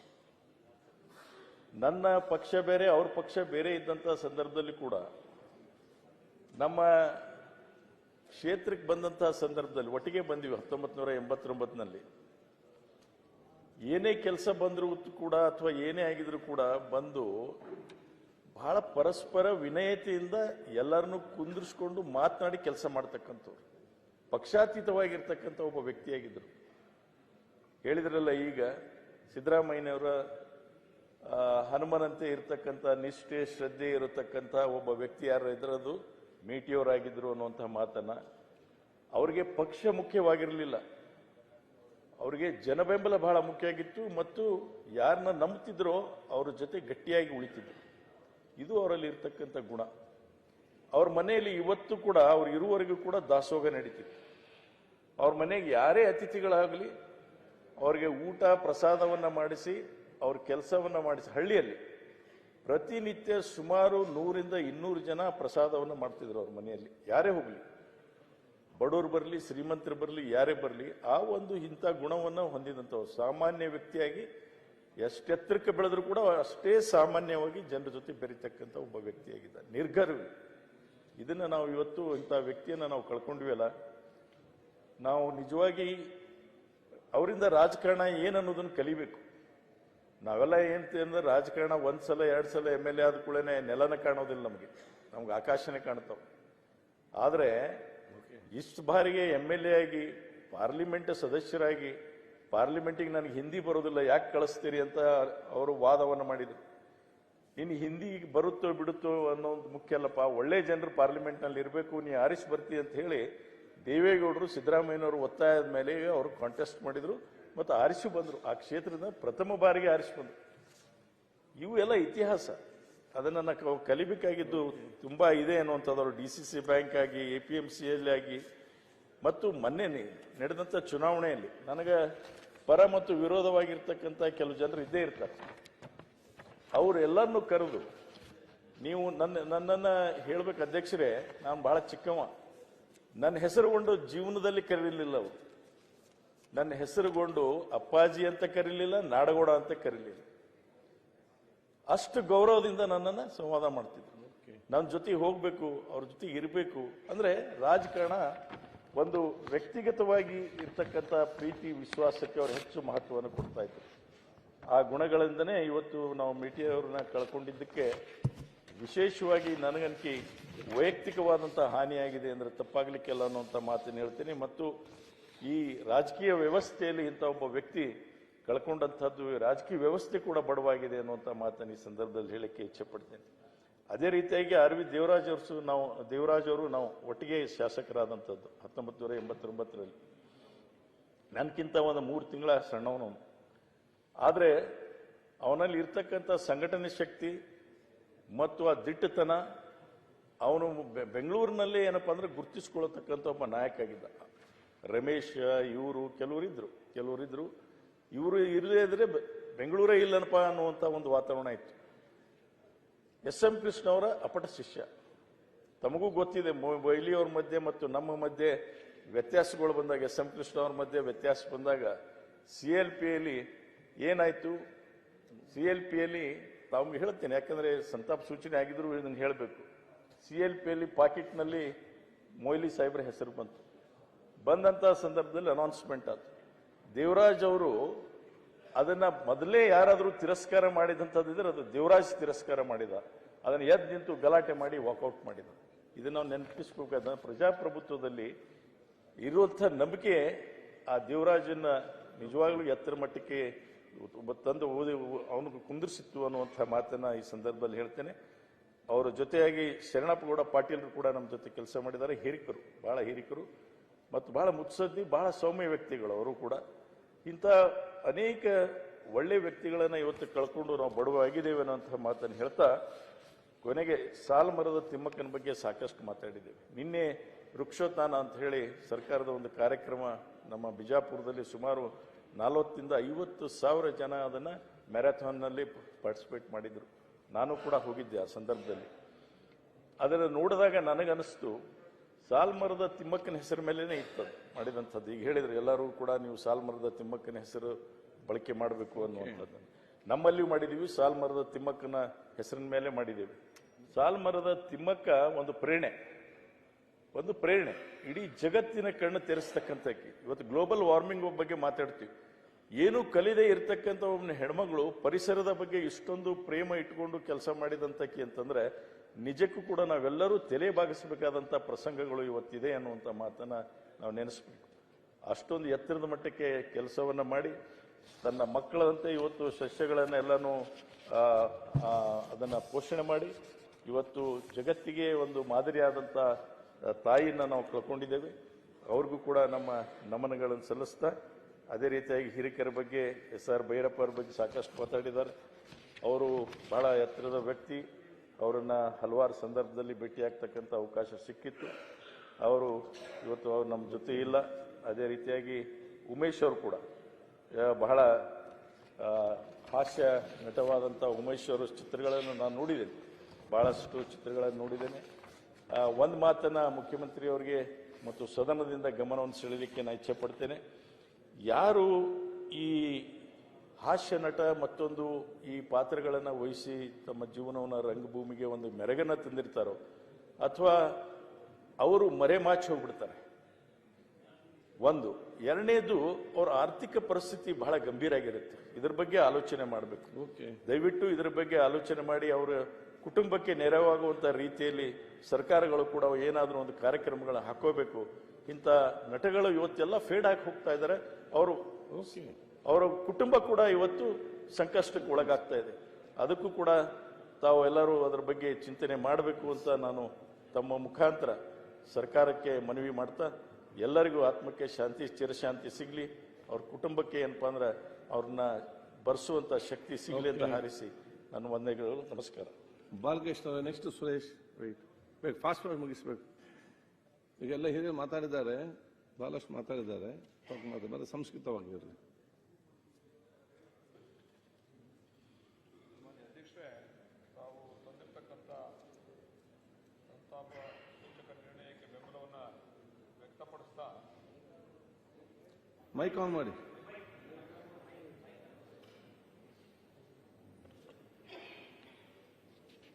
ಬೆಂಬಲವನ್ನು ವ್ಯಕ್ತಪಡಿಸ್ತಾ ಅನೇಕ ಜನ ಈಗಾಗಲೇ ಚರ್ಚೆ ಮಾಡಿದ್ದಾರೆ. ನೀವು ಹೇಳ್ದಂಗೆ ಸ್ವಲ್ಪ ಶ್ರೀ ಮೇಟಿಯವರು ಈ ಪ್ರಜಾಪ್ರಭುತ್ವದ ವ್ಯವಸ್ಥೆಯಲ್ಲಿ ಪಂಚಾಯಿತಿಯಿಂದ ಲೋಕಸಭೆವರೆಗೂ ಕೂಡ ಹೋಗ್ಬೋದು ಅಂತಕ್ಕಂಥದ್ದನ್ನ ತಮ್ಮ ಸರಳ ವ್ಯಕ್ತಿತ್ವದ ಮೂಲಕ ತೋರಿಸ್ಕೊಟ್ಟಂತ ವ್ಯಕ್ತಿ. ನಾವು ಅನೇಕ ಕಮಿಟಿಗಳಿಗೆ ನಾವಿಬ್ರು ಕೂಡ ಒಟ್ಟಿಗೆ ಕೆಲಸ ಮಾಡಿರ್ತಕ್ಕಂಥದ್ದು. ಬಹಳ ಗೌರವವಾಗಿ ಚಿಕ್ಕ ವಯಸ್ಸಿನವ್ರನ್ನು ಕೂಡ ಬಹಳ ಗೌರವವಾಗಿ ಮಾತಾಡಿಸ್ತಕ್ಕಂಥ ವ್ಯಕ್ತಿತ್ವ ಇರತಕ್ಕಂಥ ಸನ್ಮಾನ್ಯ ಮೇಟಿಯವರು ಅವರು ಶಾಸಕರಾಗಿದ್ದಾಗಲೇ ನಿಧನ ಆಗಿರ್ತಕ್ಕಂಥದ್ದು ನಮ್ಮೆಲ್ಲರೂ ಕೂಡ ದುಃಖ ಬರ್ತಕ್ಕಂಥ ಸಂಗತಿ. ಅವರ ಆತ್ಮಕ್ಕೆ ಶಾಂತಿಯನ್ನ ಕೋರ್ತಾ, ಅದೇ ರೀತಿ ಸನ್ಮಾನ್ಯ ಅಧ್ಯಕ್ಷರೇ, ದೇವರಾಜ್ ಅವರು, ಆರ್ ವಿ ದೇವರಾಜ್ ಅವರು ಬೆಂಗಳೂರಿನಲ್ಲಿ ಅವರದೇ ಆದಂಥ ರಾಜಕೀಯದಲ್ಲಿ ಛಾಪು ಮೂಡಿಸಿದಂಥವ್ರು. ಕಾರ್ಪೊರೇಷನ್ ಇಂದ ಹಿಡಿದು ಶಾಸಕರಾಗಿ ಅವರು 94ರ ಚುನಾವಣೆಯಲ್ಲಿ 2004ರ ಚುನಾವಣೆಯಲ್ಲಿ ತಮ್ಮ ಕ್ಷೇತ್ರವನ್ನು ಮುಖ್ಯಮಂತ್ರಿಗಳಿಗೆ, ಅವತ್ತು ಎಸ್ ಎಂ ಕೃಷ್ಣ ಅವರು ಮುಖ್ಯಮಂತ್ರಿ ಆದಂಥ ಸಂದರ್ಭದಲ್ಲಿ ಆ ಕ್ಷೇತ್ರವನ್ನು ಅವ್ರಿಗೆ ಬಿಟ್ಟುಕೊಟ್ರು. ಚುನಾವಣೆಯಲ್ಲಿ ಗೆಲ್ಲಿಸಿದ್ರು ಎಸ್ ಎಂ ಕೃಷ್ಣ ಅವ್ರನ್ನ. ಆವಾಗ ಸಮ್ಮಿಶ್ರ ಸರ್ಕಾರ ಬಂತು. ಆ ಸಂದರ್ಭದಲ್ಲಿ ಸನ್ಮಾನ್ಯ ಎಸ್ ಎಂ ಕೃಷ್ಣರವರು ಮಹಾರಾಷ್ಟ್ರದ ಗವರ್ನರ್ ಆಗಿ ಹೋದಂಥ ಸಂದರ್ಭದಲ್ಲಿ ಅಲ್ಲಿ ಉಪಚುನಾವಣೆ ನಡೀತು ಅಧ್ಯಕ್ಷ, ಚಾಮರಾಜಪೇಟೆಯಲ್ಲಿ. ಅಲ್ಲಿ ಪುನಃ ಅವರು ಸ್ಪರ್ಧೆ ಮಾಡಿದ್ರು. ಆವಾಗ ಸನ್ಮಾನ್ಯ ಜಮೀರ್ ಅಹಮದ್ ಖಾನ್ ರವರು ಜನತಾದಳದ ಜೆಡಿಎಸ್ಸಿನ ಅಭ್ಯರ್ಥಿಯಾಗಿ ಸ್ಪರ್ಧೆ ಮಾಡಿದ್ರು. ಇವರ ಆರ್ಭಟಕ್ಕೆ ಸನ್ಮಾನ್ಯ ಅಶೋಕ್ ಅವರು ಹೇಳಿದ್ರು, ಅವರ ಆರ್ಭಟಕ್ಕೆ ಅವರಲ್ಲಿ ಯಾರೋ ಮಾರ್ಕೆಟ್ನಲ್ಲಿ ಅವ್ರ ಮುಂದೆ ನಿಲ್ಲಕ್ಕೆ ಅಸಾಧ್ಯ ಇರಲಿಲ್ಲ. ಅಂತ ಸಂದರ್ಭದಲ್ಲಿ ನಮಗೆ ಅವತ್ತಿನ ಸನ್ಮಾನ್ಯ ದೇವೇಗೌಡರು, ಕುಮಾರಸ್ವಾಮಿರವರು ಮತ್ತೆ ಸಿದ್ದರಾಮಯ್ಯನವರೆಲ್ಲ ಹೇಳಿ ನಮಗೆಲ್ಲ ಒಂದೊಂದು ವಾರ್ಡ್ ಜವಾಬ್ದಾರಿ ಕೊಟ್ಟಿದ್ರು. ಬಹಳ ಬಿರ್ಸಾಗಿ ಚುನಾವಣೆ, ಉಪಚುನಾವಣೆ ನಡೀತು. ಅವಾಗ ಅಧ್ಯಕ್ಷರೇ ಚುನಾವಣೆ ಆಯಿತು. ಮಾರನೇ ದಿವಸ ಬೆಳಿಗ್ಗೆ ಕೌಂಟಿಂಗ್ ಹೋಗ್ಬೇಕು. ಅವಾಗ ಸನ್ಮಾನ್ಯ ದೇವರಾಜ್ ಅವರು, ನಾವು ಮತ್ತೆ ಜಮೀರ್ ಅಹಮದ್ ಅವರು ಒಂದು ದೇವಸ್ಥಾನಕ್ಕೆ ಹೋದ ಮಾರ್ಕೆಟ್ನಲ್ಲಿ. ಅವಾಗ ಅವರು ದೇವರಾಜ್ ಅವರು ಜಮೀರ್ ಅಹಮದ್ ಅವ್ರಿಗೆ ಒಂದು ಮಾತನ್ನ ಹೇಳಿದ್ರು, ಯಾಕಪ್ಪ ಕೌಂಟಿಂಗ್ ಬತ್ತೀಯ, ನಾನು ಗೆದ್ದಾಯ್ತು ಹೋಗು ಅಂತ ಅಂದ್ರು. ಚುನಾವಣೆ ರಿಸಲ್ಟ್ ಬಂತು, ಜಮೀರ್ ಅಹಮದ್ ಅವ್ರು ಗೆದ್ರು, ದೇವರಾಜ್ ಅವರು ಸೋತರು. ಅದಾದ ನಂತರ ಪಾಪ ಅವ್ರಿಗೆ ಎಲ್ಲೂ ಕೂಡ ರಾಜಕೀಯವಾಗಿ ಶಾಸಕರಾಗ್ತಕ್ಕಂಥ ಒಂದು ಅವಕಾಶ ಸರಿಯಾದಂಥ ರೀತಿಯಲ್ಲಿ ಸಿಕ್ಕಲಿಲ್ಲ. ಆದ್ರೂ ಕೂಡ ಅವರಿಬ್ರು ಸ್ನೇಹಿತರಾಗಿದ್ರು ಕೂಡ ಅವರ ರಾಜಕೀಯ ಬೇರೆಯವರಿಗೆ ಅವತ್ತೇನಾದ್ರೂ ಕೂಡ ಅವ್ರು ಎಸ್ ಎಂ ಕೃಷ್ಣ ಅವರಿಗೆ ಬಿಟ್ಕೊಟ್ಟಿರಲಿಲ್ಲ ಅಂತಂದ್ರೆ ಬಹುಶಃ ಅವರ ಶಾಸಕತ್ವ ಕಂಟಿನ್ಯೂ ಆಗ್ತಿತ್ತು. ಆದ್ರೂ ಕೂಡ ಒಂದು ಸರಳ ಸಜ್ಜನಿಕೆಯ ವ್ಯಕ್ತಿ, ಬಹಳ ಎಲ್ಲರೂ ಕೂಡ ಬಹಳ ಗೌರವದಿಂದ ಪ್ರೀತಿಯಿಂದ, ಸ್ಲಂ ಬೋರ್ಡ್ ಚೇರ್ಮನ್ ಕೂಡ ಆಗಿದ್ರು. ಬಹಳ ಪ್ರೀತಿಯಿಂದ ಗೌರವದಿಂದ ಎಲ್ಲರನ್ನೂ ಕೂಡ ಎಲ್ಲರ ಒಡನಾಟವನ್ನು ಕೂಡ ಇಟ್ಕೊಂಡಿದ್ರು. ಯಾರು ಶತ್ರು ಯಾರು ಸ್ನೇಹಿತ, ಜಮೀರ್ ಅವರು ಅವ್ರನ್ನ ಸೋಲಿಸಿದ್ರು ಕೂಡ ಅವ್ರನ್ನ ಬಹಳ ಪ್ರೀತಿಯಿಂದ ವಿಶ್ವಾಸದಿಂದ ಮಾತಾಡ್ಸ್ತಕ್ಕಂಥದ್ದು. ಶತ್ರುತ್ವನೇ ನೋಡ್ಲಿಲ್ಲ ನಾವು ದೇವರಾಜ್ ಅವರಲ್ಲಿ. ಅಂತ ಒಂದು ವ್ಯಕ್ತಿತ್ವವನ್ನು ಹೊಂದಿರತಕ್ಕಂಥ ದೇವರಾಜರವರು ನಿಧನರಾಗಿರ್ತಕ್ಕಂಥದ್ದು ಕೂಡ ನಮಗೆ ಬಹಳ ದುಃಖ ತರ್ತಕ್ಕಂಥ ವಿಚಾರ. ಅವರ ಆತ್ಮಕ್ಕೂ ಕೂಡ ಶಾಂತಿಯನ್ನು ಕೋರ್ತಾ, ಸನ್ಮಾನ್ಯ ಅಧ್ಯಕ್ಷರೇ, ಇನ್ನು ಸಾಲುಮರದ ತಿಮ್ಮಕ್ಕನವರು ನನ್ನ ಕ್ಷೇತ್ರದವರು ಅಂತ ಬಹಳ ಜನಕ್ಕೆ ಗೊತ್ತೇ ಇಲ್ಲ. ಇಲ್ಲೆಲ್ಲ ಚರ್ಚೆ ನಡೀತು. ಅವರು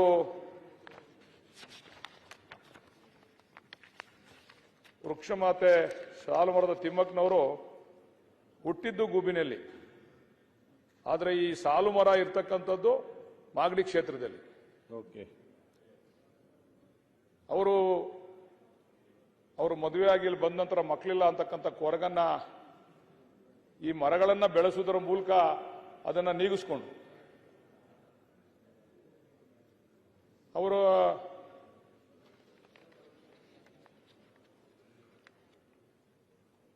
ಅವರ ಪತಿಯವರಾದಂಥ ಚಿಕ್ಕಯ್ಯನವರು ಅವರು ಗಿಡಗಳನ್ನ ನೆಟ್ಟಂಥದ್ದು.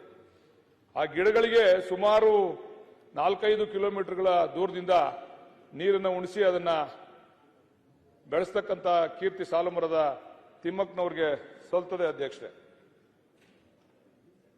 ನಮ್ಮ ಕರ್ನಾಟಕದ ಹಸಿರು ನಕ್ಷೆಯಲ್ಲಿ ನಮ್ಮ ಮಾಗಡಿ ಕ್ಷೇತ್ರವನ್ನ ಉನ್ನತ ಸ್ಥಾನಕ್ಕೆ ತೆಗೆದುಕೊಂಡು ಹೋದಂಥವರು ಸಾಲುಮರದ ತಿಮ್ಮಕ್ಕನವರು ಅಧ್ಯಕ್ಷರೇ. ಅವರಿಗೆ ಅನೇಕ ಪ್ರಶಸ್ತಿಗಳು ಕೂಡ ಬಂದಿರತಕ್ಕಂಥದ್ದು. ಪ್ರಪ್ರಥಮವಾಗಿ ಅವರ ಸೇವೆಯನ್ನ ಗುರುತಿಸಿ 1996ರ ಡಿಸೆಂಬರ್ 23ರಂದು ಆಗಿನ ಪ್ರಧಾನಿ ಮಂತ್ರಿ ಆಗಿದ್ದಂಥ ಸನ್ಮಾನ್ಯ ದೇವೇಗೌಡರು ಅವರಿಗೆ ನ್ಯಾಷನಲ್ ಸಿಟಿಜನ್ ಅವಾರ್ಡ್ ಅನ್ನ ಕೊಡ್ತಂಥದ್ದು. ಅಲ್ಲಿವರೆಗೂ ಯಾರು ಕೂಡ ಅವ್ರನ್ನ ಹೆಚ್ಚು ಗುರುತಿಸಿರ್ಲಿಲ್ಲ. ಆದರೆ ಅವತ್ತಿಂದ ಅವ್ರನ್ನ ಪ್ರಪಂಚಕ್ಕೆ ಪರಿಚಯ ಮಾಡಿಕೊಟ್ಟಂತ ಸನ್ಮಾನ್ಯ ದೇವೇಗೌಡರ ನಂತರ ಅನೇಕ ಪ್ರಶಸ್ತಿಗಳು ಅವ್ರಿಗೆ ಬಂತು. ಇಂದಿರಾ ಪ್ರಿಯದರ್ಶಿನಿ ವೃಕ್ಷಮಿತ್ರ ಪ್ರಶಸ್ತಿ, ನಾಡೋಜ ಪ್ರಶಸ್ತಿ, ಜೊತೆಗೆ ಪದ್ಮಶ್ರೀ ಪ್ರಶಸ್ತಿ.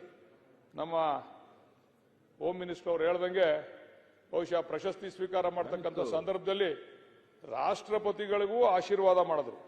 ಅಷ್ಟು ಮುಗ್ಧತೆ ಇರ್ತಕ್ಕಂಥ ವ್ಯಕ್ತಿತ್ವ ಸಾಲುಮರದ ತಿಮ್ಮಕ್ಕನವರು ಸನ್ಮಾನ್ಯ ಅಧ್ಯಕ್ಷರೇ. ಅದ್ರ ಜೊತೆ ಕನ್ನಡ ರಾಜ್ಯೋತ್ಸವ ಪ್ರಶಸ್ತಿಗೂ ಕೂಡ ಭಜನರಾದಂಥವರು. ಮತ್ತೆ ಲಂಡನ್ನಿನ ವರ್ಲ್ಡ್ ಬುಕ್ ಆಫ್ ರೆಕಾರ್ಡ್ಸ್ ನ ಜೀವಮಾನ ಸಾಧನೆ ಪ್ರಶಸ್ತಿನೂ ಕೂಡ ಪಡೆದಂತವರು 2020-21ರಲ್ಲಿ. ಮತ್ತೆ ಅಧ್ಯಕ್ಷರೇ, ಕರ್ನಾಟಕ ಕೇಂದ್ರ ವಿಶ್ವವಿದ್ಯಾನಿಲಯ 2021ರಲ್ಲಿ ಪರಿಸರ ಸಂರಕ್ಷಣೆಗಾಗಿ ಗೌರವ ಡಾಕ್ಟರೇಟ್ ಪದವಿ ಪ್ರಶಸ್ತಿಯನ್ನು ಕೂಡ ಕೊಟ್ಟಿರ್ತಕ್ಕಂಥದ್ದು. ಯಾವತ್ತೂ ಕೂಡ ಅವರು ಡಾಕ್ಟರ್ ಸಾಲುಮರದ ತಿಮ್ಮಕ್ಕ ಅಂತ ಹಾಕೊಳ್ಳೇ ಇಲ್ಲ. ಇವತ್ತು ಅನೇಕ ಜನ ದುಡ್ಡು ಕೊಟ್ಟು ಡಾಕ್ಟರೇಟ್ ತೆಗೆದುಕೊಂತಾರೆ, ಅವರು ಡಾಕ್ಟರ್ ಅಂತ ಹಾಕೊಂತಾರೆ ಮುಂದ್ಗಡೆ. ಆದ್ರೆ ಇವ್ರಿಗೆ ಡಾಕ್ಟರೇಟ್ ಕೊಟ್ಟಿದ್ರು ಕೂಡ ಯಾವತ್ತೂ ಅವರು ಡಾಕ್ಟರ್ ಸಾಲುಮರದ ತಿಮ್ಮಕ್ಕ ಅಂತ ಹಾಕೊಳ್ಳ ಅಧ್ಯಕ್ಷರೇ. ಸನ್ಮಾನ್ಯ ಭಾರತ ಸರ್ಕಾರವು CBSE ಪಾಠ್ಯಕ್ರಮದಲ್ಲಿ ತಿಮ್ಮಕ್ಕನವರ ಪರಿಸರ ಪ್ರೇಮ ಮತ್ತು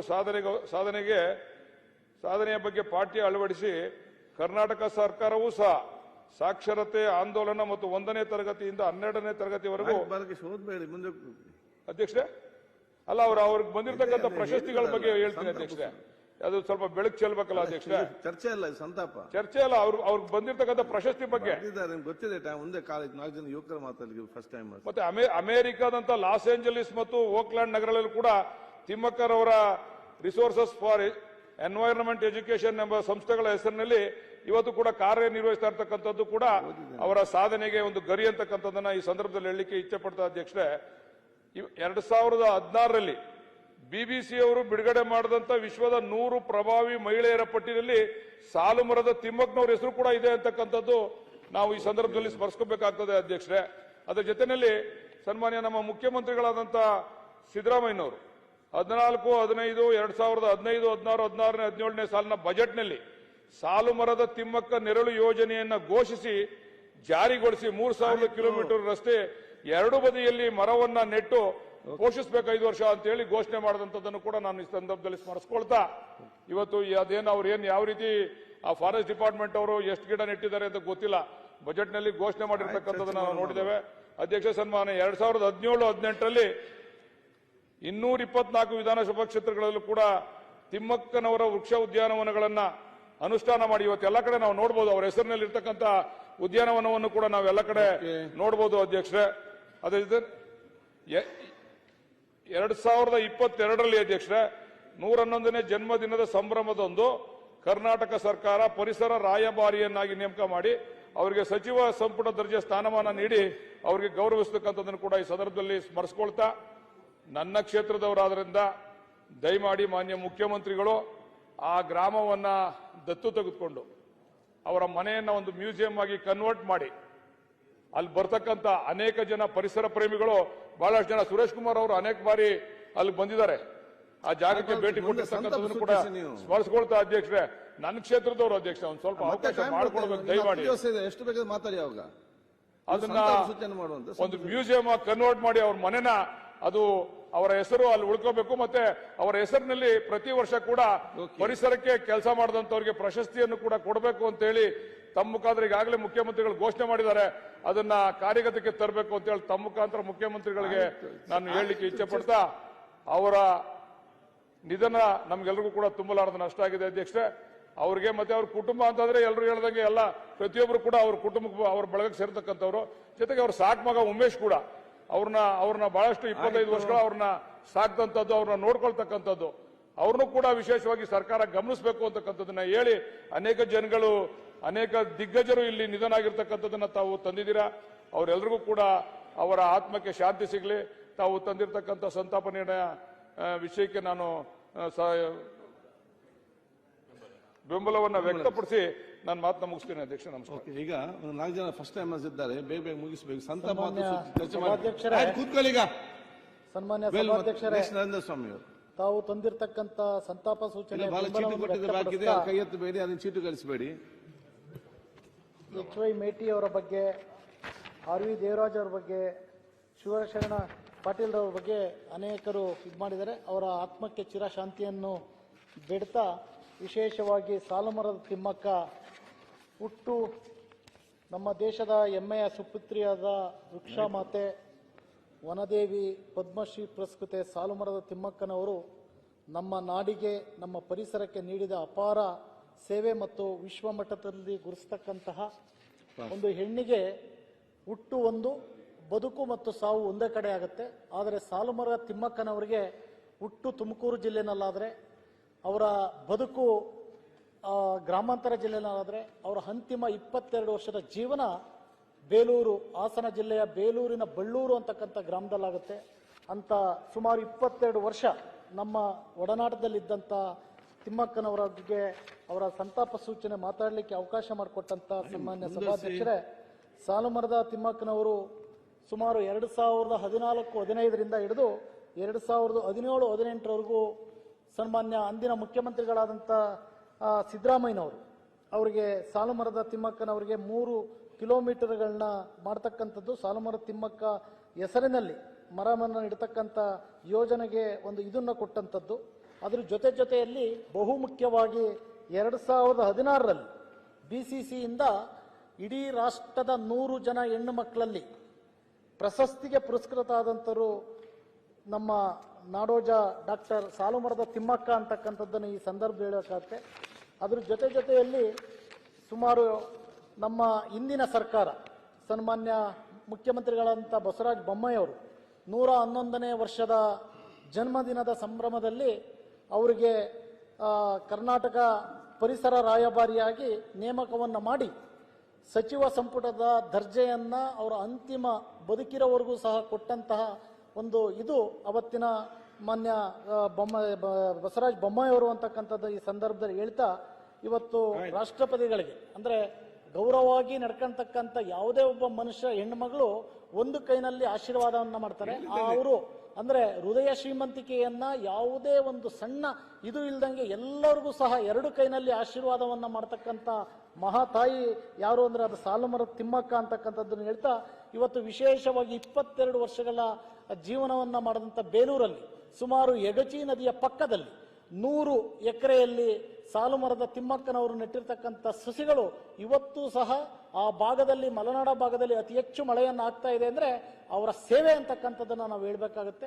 ಅದ್ರ ಜೊತೆಯಲ್ಲಿ ಅವರ ದತ್ತುಪುತ್ರ ಉಮೇಶ್ ಅಂತಕ್ಕಂಥವ್ರು 22 ವರ್ಷಗಳ ಹಿಂದ ಅವರನ್ನ ಸ್ವಂತ ತಾಯಿಗಿಂತ, ಸ್ವಂತ ಅಜ್ಜಿಗಿಂತ ಉತ್ತಮವಾಗಿ ಇದು ಮಾಡಿದರೆ, ಅವ್ರಿಗೂ ಸಹ ಮುಂದಿನ ದಿವಸಗಳಲ್ಲಿ ಸಾಲುಮರದ ತಿಮ್ಮಕ್ಕರ ರಾಯಭಾರಿಯಾಗಿ ನೇಮಕ ಮಾಡಬೇಕು ಅಂತಕ್ಕಂಥದ್ದನ್ನ ನಾನು ಈ ಸಂದರ್ಭ ಹೇಳ್ತಾ, ಮಾನ್ಯ ಸಾಲುಮರದ ತಿಮ್ಮಕ್ಕನವರು ನಿಧಾನವಾದಂಥ ದಿವಸ ನಮ್ಮ ವಿರೋಧ ಪಕ್ಷ ನಾಯಕರು, ನಮ್ಮ ಅಧ್ಯಕ್ಷರು ಕೂಡಲೇ ಫೋನ್ ಮಾಡಿದ್ರು. ಅವರು ಇರ್ತಕ್ಕಂಥದ್ದು ಬೇಲೂರಲ್ಲ ತಪ್ಪ, ಕೂಡಲೇ ಹೋಗಿ ಅವ್ರನ್ನ ಬೆಂಗಳೂರಿಗೆ ಬಂದು ಇಲ್ಲಿಂದ ಅವ್ರನ್ನ ಜೊತೆನಲ್ಲೇ ಹೋಗಿ ಅಂತ್ಯ ಸಂಸ್ಕಾರ ಆಗೋರು ಇರಬೇಕು ಅಂತಕ್ಕಂಥ ಒಂದು ನಿಮಿಷ ಹೇಳ್ಬಿಡ್ತೀನಿ. ಅದರ ಅನುಗುಣವಾಗಿ ನಮ್ಮ ಗೃಹ ಸಚಿವರು ಸನ್ಮಾನ್ಯ ಮುಖ್ಯಮಂತ್ರಿಗಳು ಅವರಿಗೆ ಏನು ಅಂತಿಮವಾಗಿ ಅವರೊಂದು ಲೆಟರ್ ಅನ್ನ ಕೊಟ್ಟಿದ್ರು. ಏನಂತ, ಸಾಲುಮರದ ತಿಮ್ಮಕ್ಕನವರ ಜೀವನ ಅಂತ್ಯ ಬೇಲೂರಲ್ಲಾಗಿದೆ. ಅವರ ಸಾಲುಮರದ ತಿಮ್ಮಕ್ಕನವರ ಚನ್ನಕೇಶ್ವರ ದೇವಸ್ಥಾನದ ಪಕ್ಕದಲ್ಲಿ, ದೇವಸ್ಥಾನದ ಮುಂಭಾಗದಲ್ಲಿ ಮುಜರಾಯಿ ಇಲಾಖೆಯಲ್ಲಿ ಇರ್ತಕ್ಕಂಥ ಜಾಗದಲ್ಲಿ ತಿಮ್ಮಕ್ಕನವರ ವಸ್ತು ಸಂಗ್ರಹವನ್ನು ಮಾಡ್ತಕ್ಕಂಥದ್ದು ಅಂತಕ್ಕಂಥದ್ದನ್ನು ಅಂತಿಮವಾಗಿ ಸನ್ಮಾನ್ಯ ಮುಖ್ಯಮಂತ್ರಿಗಳಿಗೆ ಇಟ್ಕೊಟ್ಟಿದ್ದಾರೆ. ನಾನು ತಮ್ಮ ಮೂಲಕ ಮತ್ತೆ ಸನ್ಮಾನ್ಯ ಮುಖ್ಯಮಂತ್ರಿಗಳಿಗೆ ಮನವಿ ಮಾಡ್ತಕ್ಕಂಥದ್ದು, ಸುಮಾರು 114 ವರ್ಷ ಈ ರಾಜ್ಯದಲ್ಲಿ ಈ ದೇಶದಲ್ಲಿ ಬದುಕಿರ್ತಕ್ಕಂಥ ಏಕೈಕ ಮಹಿಳೆ, ಅದರಲ್ಲೂ ಸಹ ಮಕ್ಕಳಿಲ್ಲದೆ ಇಡೀ ಮರವನ್ನೇ ಮಕ್ಕಳಾಗಿ ಸ್ವೀಕಾರ ಮಾಡಿರ್ತಕ್ಕಂಥವ್ರು, ಅಂಥವರ ವಸ್ತು ಪ್ರದರ್ಶನವನ್ನ ಬೇಲೂರಲ್ಲಿ ಮಾಡಬೇಕು ಅಂತಕ್ಕಂಥದ್ದನ್ನ ತಮ್ಮ ಮೂಲಕ ನಾನು ಸರ್ಕಾರಕ್ಕೆ ತಮಗೆ ಮನವಿಯನ್ನ ಮಾಡ್ತೀನಿ. ಅದೇ ರೀತಿಯಲ್ಲಿ ನಮ್ಮ ಜಿಲ್ಲೆಯವರೇ ಆದಂತ ಭೈರಪ್ಪನವರು, ಕಾದಂಬರಿಗಾರರು, ನಮ್ಮ ಜಿಲ್ಲೆಗೆ ಹೆಮ್ಮೆ, ಹಾಸನ ಜಿಲ್ಲೆಗೆ ಹೆಮ್ಮೆ, ಅಂತವರು ಸಹ ಅಗಲಿದ್ದಾರೆ. ಹಾಸ್ಯ ನಟರು ಉಮೇಶ್ ಅವರು, ಅವರ ಎಲ್ಲರಿಗೂ ಸಹ ಆ ಭಗವಂತ ಚಿರಶಾಂತಿಯನ್ನ ಕೊಡ್ಲಿ ಅಂತಕ್ಕಂಥ ತಮ್ಮ ಮೂಲಕ ನಾನು ಮನವಿ. ಅವಕಾಶಕ್ಕಾಗಿ ವಂದನೆಗಳು ಸನ್ಮಾನ್ಯ ಅಧ್ಯಕ್ಷೆ. ತಾವು ತಂದಿರತಕ್ಕಂಥ ಸಂತಾಪ ಸೂಚನೆಗೆ ಬೆಂಬಲವನ್ನು ವ್ಯಕ್ತಪಡಿಸಿ, ವಿಶೇಷವಾಗಿ HY ಮೇಟಿಯವರ ನಿಧನ ನಮ್ಮ ಸದನಕ್ಕೆ ತುಂಬಲಾರದ ನಷ್ಟ. ಅಂದರೆ ಹಾಲಿ ಸದಸ್ಯರಾಗಿರ್ತಕ್ಕಂಥವರು, ಅವರು ಒಂದು ರೀತಿ ಬಹುಮುಖ ಪ್ರತಿಭೆಯನ್ನು ಇಟ್ಟವರು, ಸಹಕಾರಿ ಕ್ಷೇತ್ರದಲ್ಲಿ, ರಾಜಕೀಯ ಕ್ಷೇತ್ರದಲ್ಲಿ, ಅದರಲ್ಲೂ ಒಬ್ಬ ಹಿಂದುಳಿದ ನಾಯಕ. ಸಹಕಾರಿ ಕ್ಷೇತ್ರದಲ್ಲಿ ಪ್ರವೇಶವನ್ನು ಪಡಿಬೇಕು ಅಂತಂದ್ರೆ ಬಹಳ ಕಷ್ಟದ ದಿನಗಳಲ್ಲಿ ಇದನ್ನ ಸಾಧಿಸಿದಂತ ಒಬ್ಬ ದಿಗ್ಗಜ ಅಂತಂದ್ರೆ ತಪ್ಪಾಗಲಾರದು. ಸದಾಕಾಲ ಸಿದ್ದರಾಮಯ್ಯನವರ ಸ್ಮರಣೆಯಲ್ಲಿ ಅವರ ಅನುಯಾಯಿಯಾಗಿದ್ದಂಥ, ನಮ್ಗೆಲ್ರಿಗೂ ಸ್ಫೂರ್ತಿಯಾಗಿದ್ದಂಥ ಒಬ್ಬ ನಾಯಕ. ನಮ್ಮ ಹತ್ರ ಅವರು ಮಾತಾಡ್ತಿದ್ದಾಗ ಕೆಲವು ನೆನಪುಗಳು ಇವತ್ತು ಮರುಕಳಿಸ್ತವೆ. ಯಾಕೆಂದ್ರೆ ನಾವು ಸಿದ್ದರಾಮಯ್ಯನವರ ಬೆಂಬಲಿಗರಾಗಿ ಅವ್ರ ಜೊತೆಯಲ್ಲಿ ಕೂರಿಸ್ಕೊಂಡಾಗ ಅವ್ರು ಹೇಳ್ತಾ ಇದ್ದಂಥ ಮಾತು ನಮ್ಗೆ ಇನ್ನಷ್ಟು ಹೆಮ್ಮೆಯ ಮತ್ತು ಸ್ಫೂರ್ತಿದಾಯಕವಾದಂಥ ವಿಚಾರಗಳು ಅನ್ನೋದನ್ನ ಅವರ ಅಗಲಿಕೆ ಸಂದರ್ಭದಲ್ಲಿ ನಾವು ನೆನೆಸ್ಕೊಳ್ತಕ್ಕಂಥದ್ದು ಬಹಳ ದುಃಖಕರವಾದಂಥ ಸಂಗತಿ ಅನ್ನೋದನ್ನ ಹೇಳಲಿಕ್ಕೆ ಬಯಸ್ತೀವಿ. ಅದರಲ್ಲಿ ಅವರು ಒಂದು ಪಂಚಾಯತಿ ಮಟ್ಟದಿಂದ ಪಾರ್ಲಿಮೆಂಟ್ಗೆ ಹೋಗಿದ್ರು ಅಂತ ಅಂದ್ರೆ ಅದರ ಇಂದಿನ ಪ್ರೇರಣಾ ಶಕ್ತಿಯನ್ನು ಅವರು ನೆನೆಸ್ತಾ ಇದ್ದಂಥ ರೀತಿನ ಅವ್ರು ವರ್ಣಿಸೋದನ್ನ ನಾನು ಕಿವಿಯಾರು ಕೇಳಿದ್ದನ್ನ ಇವತ್ತು ಅವರು ಇಲ್ಲದ ಸಂದರ್ಭದಲ್ಲಿ ನೆನೆಸ್ಕೊಳ್ಳೋದು ಬಹಳ ದುಃಖಕರವಾಗ್ತದೆ. ಅಂತ ಒಬ್ಬ ನಿಷ್ಠಾವಂತ ಮತ್ತು ನಾಯಕನ ಬಗ್ಗೆ ಅತ್ಯಂತ ಪ್ರಾಮಾಣಿಕತೆಯನ್ನು ಬರೆದಂಥ ವ್ಯಕ್ತಿ ಅನ್ನೋದನ್ನ ನಾನು ಕಣ್ಣಾರ ಕಂಡಂಥದ್ದು. ಇದರ ಜೊತೆಯಲ್ಲಿ ಇವತ್ತು ತಾವು ತಂದಿರತಕ್ಕಂಥ ಸಂತಾಪ ಸೂಚಕ ಸಭೆ ಇದರಲ್ಲಿ RV ದೇವರಾಜ್, ನಾನು ವಿದ್ಯಾರ್ಥಿ ಸಂಘಟನೆ NSUನಿಂದ ಬೆಳೆದವನು. ನಮ್ಮ ಜೊತೆಯಲ್ಲಿ ಅವರು ಸೇವಾದಳದಲ್ಲಿ ಕೆಲಸ ಮಾಡ್ತಾರೆ, ಪಕ್ಷದ ಒಂದು ರಾಜ್ಯದ ಸೇವಾದಳದ ಅಧ್ಯಕ್ಷರಾಗಿ ಕೆಲಸ ಮಾಡ್ತಾರೆ. ರಾಜ್ಯದ ಹಲವಾರು ಕಡೆ ನಾವು ಅವ್ರ ಜೊತೆಯಲ್ಲಿ ಒಡನಾಟ ಇಟ್ಕೊಂಡು ಇದು ಮಾಡಿದಾಗ ಅವರ ಸಂಘಟನಾ ಚಾತುರ್ಯ, ಪಕ್ಷ ನಿಷ್ಠೆ ಮತ್ತು ಅವರು ಎಂಥ ಕಠಿಣ ಪರಿಸ್ಥಿತಿಯಿಂದ ಆ ಮಟ್ಟಕ್ಕೆ ಬೆಳೆದು ಬಂದರು ಅನ್ನೋಂಥದ್ದನ್ನ ನಮ್ಮ ಜೊತೆಯಿಂದ ಆಗಿಂದಾಗೆ ಚರ್ಚೆ ಮಾಡ್ತಿದ್ದಾಗ, ರಾಜಕಾರಣದಲ್ಲಿ ಇವತ್ತು ಎಲ್ಲವೂ ಕೂಡ ವೈಭವೀಕೃತವಾದಂತಹ ಸಂದರ್ಭಗಳು ಕಾಣ್ತಾ ಇದ್ರೆ ಹೋರಾಟದ ಜಗತ್ತಿನ ರಾಜಕಾರಣ ಮರೆ ಆಗ್ತಿದೆಯೇನೋ ಅನ್ನೋವಂಥದ್ದನ್ನ ಇವತ್ತು ಇಂಥವರ ವಿಧಿವಶರಾದಾಗ ನಾವು ನೆನಪಿಸ್ಕೊಳ್ಳೋದಷ್ಟೇ. ನಮಗೆ ಇನ್ನು ಮುಂದಿನ ದಿನಗಳಲ್ಲಿ ಇಂಥ ಉದಾಹರಣೆಗಳು ಸಿಗೋದಿಲ್ವೇನೋ ಅನ್ನೋದು ನಮಗೆ ಕಣ್ಣೆದುರು ಕಾಣಿಸ್ತಾರೆ. ಸಾಲುಮರದ ತಿಮ್ಮಕ್ಕನ ಬಗ್ಗೆ ಎಲ್ಲರೂ ಆಡಿ ಹೋಗ್ಲಿ ಇವತ್ತು ಅವ್ರಿಗೆ ಸಂತಾಪವನ್ನು ಸೂಚಿಸಿದ್ದಾರೆ. ನಾನಾದರೂ ಹೇಳೋದಿಷ್ಟೇ, ಒಂದು ಮಾಲಿನ್ಯ ನಿಯಂತ್ರಣ ಮಂಡಳಿ ಅಧ್ಯಕ್ಷನಾಗಿ ಮಾನ್ಯ ಮುಖ್ಯಮಂತ್ರಿಗಳು ನಮ್ಮ ಸುವರ್ಣ ಮಹೋತ್ಸವ ಕಾರ್ಯಕ್ರಮಕ್ಕೆ ಬಂದಾಗ ಮನವಿಯನ್ನು ಮಾಡಿದ್ದೇನೆ. ನಮ್ಮ ಮಂಡಳಿಯ ದತ್ತಿ ನಿಧಿಯನ್ನು ಇಟ್ಟು ಸರ್ಕಾರದಿಂದನೇ ಆ ಸಾಲುಮರದ ತಿಮ್ಮಕ್ಕನ ಹೆಸರಿನಲ್ಲಿ ಒಂದು ಪ್ರಶಸ್ತಿಯನ್ನು ನೀಡತಕ್ಕಂಥದ್ದು ಮತ್ತು ಸಾಲುಮರದ ತಿಮ್ಮಕ್ಕ ಬೆಳೆಸಿರ್ತಕ್ಕಂಥ ಮರಗಳ ಸಾಲುಗಳನ್ನು ಸಂರಕ್ಷಣೆ ಮಾಡ್ತಕ್ಕಂಥ ಜವಾಬ್ದಾರಿನಲ್ಲಿ ನಮ್ಮ ಮಂಡಳಿ ದತ್ತಿ ನಿಧಿ ಮುಖಾಂತರ ಕಾರ್ಯನಿರ್ವಹಿಸೋದಕ್ಕೆ ನಾವು ಅವಕಾಶವನ್ನು ಸರ್ಕಾರವನ್ನು ಕೇಳ್ಕೊಂಡಿದ್ದೇವೆ. ಅದನ್ನು ಜಾರಿ ಮಾಡ್ತೇವೆ ಅನ್ನೋದನ್ನು ಹೇಳಿ, ತಾವು ತಂದಂಥ ಸಂತಾಪ ಸೂಚನೆಯಲ್ಲಿ ಹಲವಾರು ದಿಗ್ಗಜರ ಒಂದು ಸಂತಾಪಕ್ಕೆ ನಾನು ಸಹಮತವನ್ನು ವ್ಯಕ್ತಪಡಿಸಿ ನನ್ನ ಮಾತಿಗೆ ವಿರಾಮ ಹೇಳ್ತೇನೆ. ಶ್ರೀನಿವಾಸ್ ಆಂಟಿ ಫಾಸ್ಟ್ ಸಬ್ಜೆಕ್ಟ್ ಮಾತಾಡೋದಕ್ಕೆ ಫಸ್ಟ್ ಟೈಮ್ ಸನ್ಮಾನ್ಯ ಅಧ್ಯಕ್ಷರೇ, ತಾವು ತಂದಿರುವ ಸಂತಾಪ ಸೂಚನೆಗೆ ಬೆಂಬಲ ಸೂಚಿಸುತ್ತಾ ಶ್ರೀ HY ಮೇಟಿ ಮತ್ತು ಶ್ರೀ RV ದೇವರಾಜ್ ಅವರು ಇವರಿಬ್ಬರು ನಮ್ಮ ತಂದೆಯವರಾದ ದಿವಂಗತ NT ಬೊಮ್ಮಣ್ಣನವ್ರ ಜೊತೆ ಶಾಸಕರಾಗಿದ್ದರು ಮತ್ತು ನಮ್ಮ ತಂದೆಯವ್ರಿಗೆ ತುಂಬ ಆತ್ಮೀಯರು ಕೂಡ ಆಗಿದ್ದರು. ಅದೇ ರೀತಿ ಸಾಲುಮರದ ತಿಮ್ಮಕ್ಕ ಕರ್ನಾಟಕ ಕಂಡ ಅಪ್ರತಿಮ ಪರಿಸರ ಹೋರಾಟಗಾರ್ತಿ, ನಿಷ್ಕಲ್ಮಶ ಮನಸ್ಸಿನ ವೃಕ್ಷಮಾತೆ ಸಾಲುಮರದ ತಿಮ್ಮಕ್ಕ ಅವರು ಅಕ್ಷರ ಕಲಿದ ಹಳ್ಳಿಯ ಹೆಣ್ಣು ಮಗಳು. ಕೇವಲ ತಮ್ಮ ಇಚ್ಛಾಶಕ್ತಿ ಮತ್ತು ಪ್ರಕೃತಿ ಪ್ರೇಮದಿಂದ ಇಡೀ ವಿಶ್ವವೇ ನಿಬ್ಬರ್ಗಾಗಿ ಅಂತ ಮಾಡಿದ್ರು ಅಧ್ಯಕ್ಷರೇ. ಪದ್ಮಶ್ರೀ ಅಂತ ಪ್ರಶಸ್ತಿ ಬಂದರೆ ಕೂಡ ಅವರ ಸರಳತೆ ಮತ್ತು ಮುಗ್ಧತೆ ಅವರಲ್ಲಿ ತುಂಬಿತ್ತು. ಮತ್ತು ಅವರು ವಿಶೇಷ ಒಂದು ನಾನು ನೇತೃತ್ವಜ್ಞನಾಗಿ ಹೇಳ್ಬೇಕಂದ್ರೆ ತುಂಬಾ ಪರಿಸರ ಕಾಳಜಿ ಅಷ್ಟೆಲ್ಲ ಕೇವಲ ಒಂದು ಕಣ್ಣಿನಿಂದ ಮಾಡಿದ್ದಾರೆ. ಅವರು ಕಾರಣಾಂತರಗಳಿಂದ ಒಂದು ಕಣ್ಣು ಕಳ್ಕೊಂಡಿದ್ರು. ಅವರು ಒಂದೇ ಕಣ್ಣಿನಿಂದ ಇಷ್ಟೊಂದು ಪರಿಸರ ಅವ್ರಿಗೆ ಇದಾಗಿದ್ದು ನಮ್ಗೆಲ್ಲ ಮಾದರಿ ಅಂತೇಳಿ ಈ ಸಂದರ್ಭದಲ್ಲಿ ನಾನು ಹೇಳಕ್ ಇಷ್ಟಪಡ್ತೀನಿ ಸನ್ಮಾನ್ಯ ಅಧ್ಯಕ್ಷರೇ. ಗಿಡ ನಡಿ ಮರ ಬೆಳೆಸಿ ಎಂಬ ಅವರ ಸರಳ ಸಂದೇಶದಲ್ಲೂ ಜಗತ್ತನ್ನು ಉಳಿಸುವ ದೊಡ್ಡ ತತ್ವವಿತ್ತು. ಮತ್ತು ಪ್ರತಿಯೊಬ್ಬರು ಗಿಡಗಳನ್ನು ನೆಟ್ಟು ಅವುಗಳನ್ನು ಪೋಷಿಸುವ ಪ್ರತಿಜ್ಞೆ ಮಾಡಿ ಅವರ ಪರಿಸರ ಕಾಳಜಿಯನ್ನು ನಾವೆಲ್ಲ ಮುಂದುವರಿಸಿಕೊಂಡು ಹೋಗುವಂತ ಇವತ್ತು ಪ್ರತಿಜ್ಞೆ ಮಾಡಬೇಕಾಗಿದೆ. ಆ ತಾಯಿ ನೆಟ್ಟಂತ ಮರಗಳ ತಂಪಿನಲ್ಲಿ ಅವರ ಆತ್ಮಕ್ಕೆ ಶಿರಶಾಂತಿ ಸಿಗಲಿ ಅಂತೇಳಿ ಈ ಸಂದರ್ಭದಲ್ಲಿ ನಾನು ಪ್ರಾರ್ಥಿಸ್ತೀನಿ. ಅದೇ ರೀತಿ ಶ್ರೀ ದಿವಂಗತ SL ಭೈರಪ್ಪನವರು ಸತ್ಯಾನ್ವೇಷಿ ಸರಸ್ವತಿ ಸಮ್ಮಾನ್ ಪುರಸ್ಕೃತರು.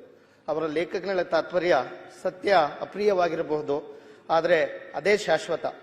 ಸಮಾಜದ ಡೊಂಕುಗಳನ್ನು ತಿದ್ದಲು ಲೇಖನಿಡುವವನು ಸತ್ಯಕ್ಕೆ ಮಾತ್ರ ತಲೆಬಾಗಬೇಕನ್ನೋದು ಅವ್ರದ್ದು ತಾತ್ಪರ್ಯವಾಗಿತ್ತು. ಅದೇ ರೀತಿ ಅವರ ಬದುಕು ಬರಹಗಳೆರಡೂ ವೈವಿಧ್ಯವಾಗಿದ್ವು.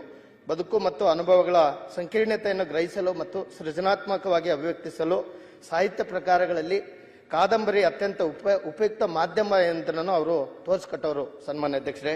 ನಾನು ಕೂಡ ಅವರಾಗೇನೆ ಕಲೆ ಸಂಸ್ಕೃತಿಗಳ ತವರಾದ ಮೈಸೂರು ಅಲ್ಲಿ ಓದಿ ಮೈಸೂರು ವಿಶ್ವವಿದ್ಯಾಲಯದ ಒಂದು ವಿದ್ಯಾರ್ಥಿ ಎಂಬ ಹೆಮ್ಮೆ ಕೂಡ ನನಗಿದೆ. ಮತ್ತು ನಾನೊಬ್ಬ ಕನ್ನಡ ಮತ್ತು ಸಾಹಿತ್ಯ ಪ್ರೇಮಿಯಾಗಿ ಅವರು ಹಲವಾರು ಕಾದಂಬರಿಗಳನ್ನು ಕೂಡ ಓದಿ ಅದರಲ್ಲಿ ಕೂಡ ಪ್ರೇರಿತನಾಗಿದ್ದೇನೆ. ಅದೇ ರೀತಿ ಇನ್ನು ನಮ್ಮ ಹಾಸ್ಯ ನಟರಾದಂಥ ಶ್ರೀ MS ಉಮೇಶ್ ಕನ್ನಡ ಚಿತ್ರರಂಗಕ್ಕೆ ಮತ್ತು ಹಾಸ್ಯಕ್ಕೆ ನನ್ನೊಬ್ಬ ಒಂದು ಕನ್ನಡ ಮತ್ತು ಸಾಹಿತ್ಯ ಪ್ರೇಮಿಯಾದ ನನಗೂ ಮತ್ತು ಕನ್ನಡ ಚಿತ್ರರಂಗಕ್ಕೆ ಮತ್ತು ಕರ್ನಾಟಕಕ್ಕೆ ತುಂಬಲಾರದ ನಷ್ಟ ಉಂಟಾಗಿದೆ ಅಂತೇಳಿ ಸಂದರ್ಭದಲ್ಲಿ ಹೇಳ್ತಾ ಇವರೆಲ್ಲರ ಆತ್ಮಕ್ಕೆ ಶಾಂತಿ ಸಿಗಲಿ ಮತ್ತು ಅವರ ಕುಟುಂಬಗಳಿಗೆ ದುಃಖ ಭರಿಸುವ ಶಕ್ತಿ ಆ ದೇವರು ನೀಡಲಿ ಅಂತ ಪ್ರಾರ್ಥಿಸುತ್ತಾ ತಾವು ತಂದಿರುವ ಸಂತಾಪ ಸೂಚನೆಗೆ ನಾನು ಬೆಂಬಲ ಸೂಚಿಸುತ್ತೇನೆ. ಅವಕಾಶಕ್ಕಾಗಿ ಧನ್ಯವಾದಗಳು ಸನ್ಮಾನ್ಯ ಅಧ್ಯಕ್ಷರೇ. ಸನ್ಮಾನ್ಯ ಅಧ್ಯಕ್ಷರೇ, ಅವಕಾಶಕ್ಕಾಗಿ ವಂದಿಸ್ತೇನೆ. ತಾವು ತಂದ ಸಂತಾಪ ಸೂಚನೆ ನಿರ್ಣಯಕ್ಕೆ ಬೆಂಬಲ ಸೂಚಿಸ್ತೇನೆ. ಕೇಳಿದ್ವಿ ನಾವು, ಸತ್ತಂತೆ ಬದುಕುವ ಜನ ಸತ್ತ ಮೇಲೂ ಬದುಕುವ ಜನ ಅಂತೇಳಿ. ಕಾಲ ಕೆಲವರನ್ನು ಮರೆಸಿಬಿಡ್ತದೆ, ಮತ್ತೆ ಕೆಲವರು ಕಾಲವನ್ನೇ ಮರೆಸಿಬಿಡುವಷ್ಟು ಮಾನ್ಯರಾಗ್ತಾರಂತೆ. ಹೇಳ್ತಾರೆ, ಅಳಿಯುವುದು ಕಾಯ ಉಳಿಯುವುದು ಕೀರ್ತಿ, ತಿಳಿದು ನೋಡೆಯ ಬದುಕಿನ ರೀತಿ, ಬಿಡೋ ವಿಚಾರ ಮಾಡೋ ವಿಚಾರ ಸ್ಥಿರವಲ್ಲ ಈ ಸಂಸಾರ ಮರಳು ಅಂತೇಳಿ. ಹಾಗಾಗಿ ನಾನು ವಿಶೇಷವಾಗಿ SL ಭೈರಪ್ಪ ಅವರ ಅಭಿಮಾನಿ, ಅವರ ಓದುಗ. ಮನುಷ್ಯ 94 ವರ್ಷಗಳ ಒಂದು ಬದುಕನ್ನ, ಅರ್ಥಪೂರ್ಣ ಬದುಕನ್ನು ಬದುಕ್ತಾರೆ. ನಾವು ಕಂಡಾಗೆ ಕಡಲ ತೀರದ ಭಾರ್ಗವ, ಶಿವರಾಮ್ ಕಾರಂತರು ಮತ್ತು SL ಭೈರಪ್ಪ ಅವರು ತಮಗೆ ತಿಳಿದ ರೀತಿಯಲ್ಲಿ ಬದುಕಂತ ಒಂದು ಇಬ್ಬರು ಮಹನೀಯರು ಸಾಹಿತ್ಯ ಜಗತ್ತಿನಲ್ಲಿ. ಹಾಗಾಗಿ ಅವರು ಸತ್ತಂತ ರೀತಿ ಅನಾಯಸೇನ ಮರಣಂ ವಿನಾ ದೈನ್ಯನ ಜೀವನಂ ದೇಹಾಂತಿ ತವ ಸಾನ್ನಿಧ್ಯಂ ದೇಹಿಮಿ ಪರಮೇಶ್ವರಂ ಅಂತೇಳಿ. ಹಾಗಾಗಿ ನಮ್ಮ ಸ್ನೇಹಿತರಾಗಿರ್ತಕ್ಕಂಥ ವಿಶ್ವೇಶ್ವರ ಭಟ್ರ ಮನೆಯಲ್ಲಿ ಅವರು ಕೊನೆಯ ದಿನಗಳನ್ನು ಕಳೀತಾರೆ. ಬಹುಶಃ ನೇರ, ದಿಟ್ಟ ಮತ್ತು ನಿಷ್ಠುರ ಒಂದಷ್ಟು ಓದುಗ ವರ್ಗವನ್ನೇ ಸೃಷ್ಟಿ ಮಾಡಿಕೊಂಡಂತ ಪುಣ್ಯಾತ್ಮ, ಒಂದು ಚರಿತ್ರೆ ನಿರ್ಮಾಣ ಮಾಡಿರ್ತಕ್ಕಂಥ ಪುಣ್ಯಾತ್ಮ. ಹಾಗಾಗಿ ಇವತ್ತು ಸಾವು ಬದುಕಿನ ಅಂತಿಮ ಸತ್ಯವನ್ನು ನಾವೆಲ್ಲ ಮರಿಬಾರ್ದು. ಸಾವನ್ನು ಗರ್ಭದಲ್ಲಿ ಇಟ್ಟುಕೊಂಡೇ ಬದುಕನ್ನು ಕಟ್ಟಿಕೊಳ್ಳೋ ಪ್ರಯತ್ನ ನಾವೆಲ್ಲ ಮಾಡ್ತಾ ಇರ್ತೀವಿ. ಈ ನಿಟ್ಟಿನಲ್ಲಿ ಯಾಕೆ ಇಂಥವರು ವಿಶೇಷವಾಗಿ ನಾವು HY ಮೇಟಿ ಅವರು ರಾಜಕಾರಣಿ ಹೇಗಿರ್ಬೇಕು ಅನ್ನೋದಕ್ಕೆ ಒಂದು ಉದಾಹರಣೆ ಇದ್ರೆ ಅದು HY ಮೇಟಿ ಅವರು. ಹಾಗೆ ಸಾಲನ್ ಮರದ ತಿಮ್ಮಕ್ಕನವರು ಕಬೀರ್ದಾಸನ ಕಡೆ ಹೇಳ್ತಾರೆ, ವೃಕ್ಷಕ್ಕಲ್ಲ ವೃಕ್ಷದ ಫಲವು, ನದಿಯ ನೀರು ನದಿಗಲ್ಲ, ಸಂತನ ಬದುಕು ಸಂತನಿಗಲ್ಲ, ಅದು ಲೋಕನೀತಕ್ಕೆ ಕಬೀರ ಅನ್ನೋ ಮಾತನ್ನು ಹೇಳ್ತಾರೆ. ಹಾಗಾಗಿ ಬಹುಶಃ ತಾಯಿ ತನಗಾಗೆಲ್ಲ ಜಗತ್ತಿಗಾಗಿ ಬದುಕಿದ್ದಾಳೆ. ಈ ನಿಟ್ಟಿನಲ್ಲಿ ಇವರೆಲ್ಲ ನೆನೆಸ್ತಾ ಭಗವಂತ ಇವರೆಲ್ಲರಿಗೂ ಕೂಡ ಅವರ ಆತ್ಮಕ್ಕೆ ಸದ್ಗತಿ ಕೊಡ್ಲಿ, ಆ ದುಃಖವನ್ನು ಭರಿಸುವ ಶಕ್ತಿಯನ್ನ ಅವರ ಅಭಿಮಾನಿಗಳಿಗೆ ಕೊಡ್ಲಿ ಇವನಂತ ಮಾತನ್ನು ಹೇಳ್ತಾ ಅವಕಾಶಕ್ಕೆ ಹೊಂದಿಸ್ತೇನೆ. ರಾಮಮೂರ್ತಿ ಸರ್, ರಾಮಮೂರ್ತಿ ಬೇಗ ಮುಗಿಸಿ ಫಾಸ್ಟ್. ಮಾನ್ಯ ಸಭಾಧ್ಯಕ್ಷರೇ,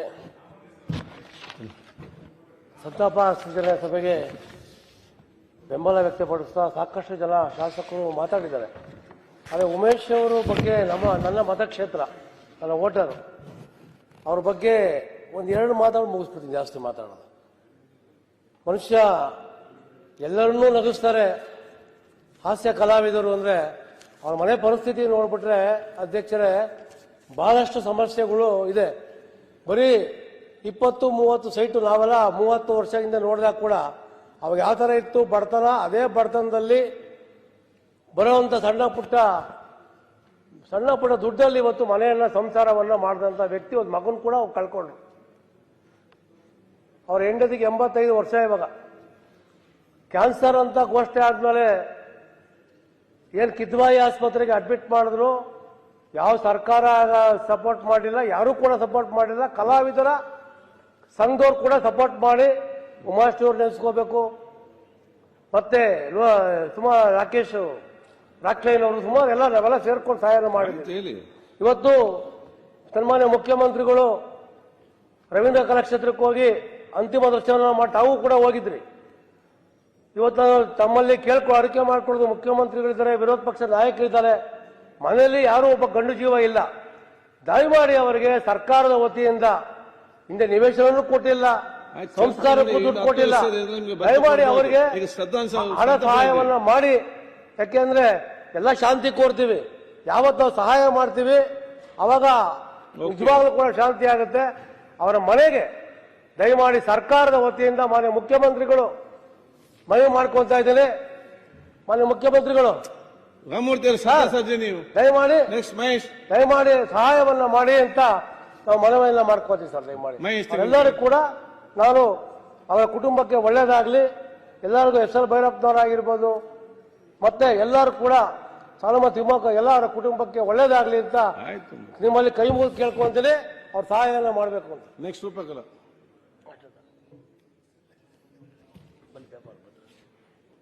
ಮೈಕಾನ್ ಆಗ್ತದೆ.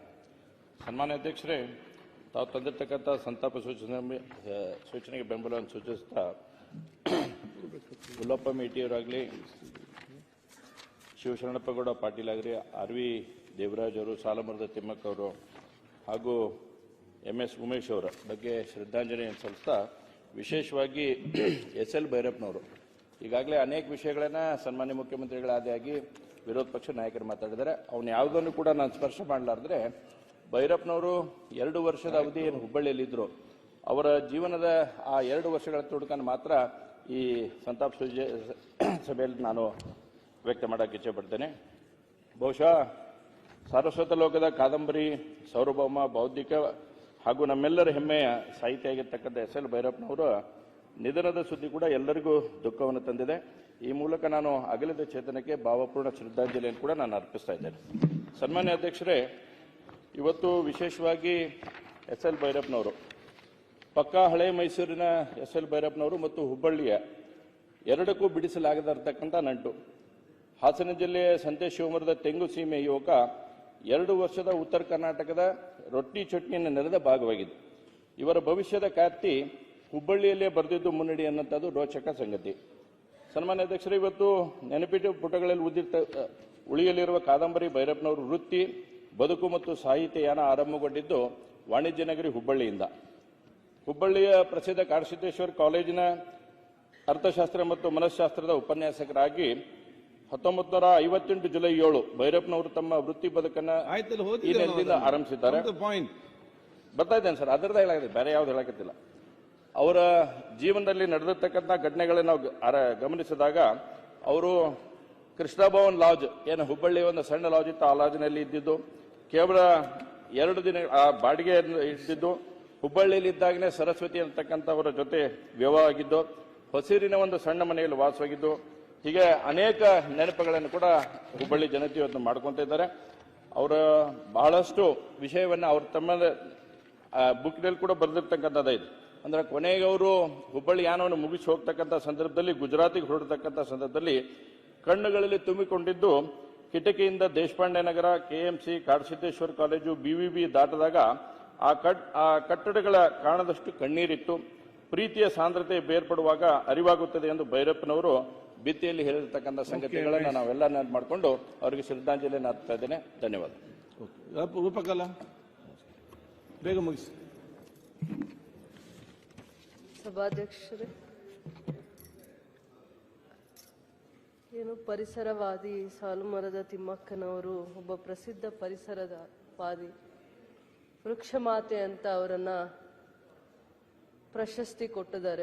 ಶಿವಲಿಂಗೌಡ್ರೆ, ಕರ್ನಾಟಕದ ಕಲ್ಪವಲ್ಲಿ ಪ್ರಶಸ್ತಿಯನ್ನ ತಗೊಂಡಿದ್ದಾರೆ. ಆ ತಾಯಿ ಅಕ್ಷರ ಜ್ಞಾನ ಇಲ್ಲ ಅಂದ್ರೂ ಕೂಡ ಆ ತಾಯಿಯ ಸಾಧನೆ, ನಾವು ಇವತ್ತು ವಿದ್ಯಾವಂತರಾಗಿದ್ರೂ ಕೂಡ ಎಲ್ಲ ರೀತಿಯ ಸಾಧನೆ ಮಾಡುವ ತಿಳುವಳಿಕೆ ಇದ್ರೂ ಕೂಡ ನಾವು ಈ ಹಂತದ ಸಾಧನೆಯನ್ನ ನಾವು ಮಾಡಲಿಲ್ಲ. ಆದ್ರೆ ಆ ತಾಯಿ ಇಷ್ಟು ಸಾಧನೆಯನ್ನ ಮಾಡ್ಕೊಂಡು ಬಂದಿದ್ದಾರೆ.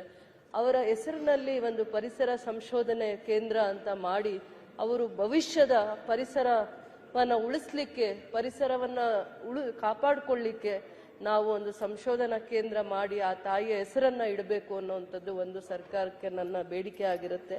ಅದಾದ್ಮೇಲೆ ಆ ತಾಯಿಯ ಒಂದು ಸಾಧನೆಯನ್ನ ಶಾಲಾ ಮಕ್ಕಳ ಪಠ್ಯ ಪುಸ್ತಕಗಳಲ್ಲಿ ಪರಿಸರದ ಬಗ್ಗೆ ತಿಳುವಳಿಕೆ, ಜ್ಞಾನವನ್ನ ಮೂಡಿಸುವಂತ ಕೆಲಸವನ್ನ ನಾವು ಮಾಡಬೇಕಾಗತ್ತೆ. ಅದಕ್ಕೆ ಪುಸ್ತಕಗಳಲ್ಲೂ ಕೂಡ ಆ ತಾಯಿಯ ವಿಚಾರದ ಬಗ್ಗೆ ಹೆಚ್ಚಿನ ಮಾಹಿತಿಯನ್ನ ಕೊಡಬೇಕು. ಯಾಕಂದ್ರೆ ಇವತ್ತು ಬಹಳ ವಿದ್ಯಾವಂತರಾಗ್ತಾ ಇದೀವಿ, ತಿಳುವಳಿಕೆ ಕೂಡ ಇದೆ, ಜ್ಞಾನ ಇದೆ, ದುಡ್ಡು ಇದೆ, ಆದ್ರೆ ಏನನ್ನ ನಾವು ಕಾಪಾಡ್ಕೋಬೇಕು ಅನ್ನೋದನ್ನ ಮರಿತಾ ಇದೀವಿ. ಅದರ ಬಗ್ಗೆ ಹೆಚ್ಚಿನ ಸಂಸ್ಕಾರವನ್ನ ಕೊಟ್ಟಿರುವಂತ ತಾಯಿಗೆ ಒಂದು ನಾವು ಪರಿಸರ ಸಂಶೋಧನಾ ಕೇಂದ್ರವನ್ನ ಮಾಡಬೇಕು, ಆ ತಾಯಿಯ ಹೆಸರಲ್ಲೇ ಮಾಡಬೇಕು ಅನ್ನುವಂತ ಒಂದು ಬೇಡಿಕೆ, ಮನವಿ. ಮತ್ತೆ ಎಲ್ಲ ಮಹನೀಯರನ್ನ ಕಳ್ಕೊಂಡಿದೀವಿ. ಸಂತಾಪ ಸೂಚನೆಗೆ ನನ್ನ ಗೌರವವನ್ನ ತೋರಿಸ್ತಾ ಅವಕಾಶಕ್ಕಾಗಿ ಧನ್ಯವಾದಗಳು. ಈಗ ಬಹಳಷ್ಟು ಹಿರಿಯರು ನಮಗೆ ಕೊಟ್ಟಂದ್ರೆ ತುಂಬಾ ಜನ ಇದ್ರು, ಅವರೆಲ್ಲ ಬಗ್ಗೆ ಮಾತಾಡಿದ್ರಿ. ಸಾಲ್ಮ ತಿಮ್ಮಕ್ಕ ಬಗ್ಗೆ ಆಯ್ತು.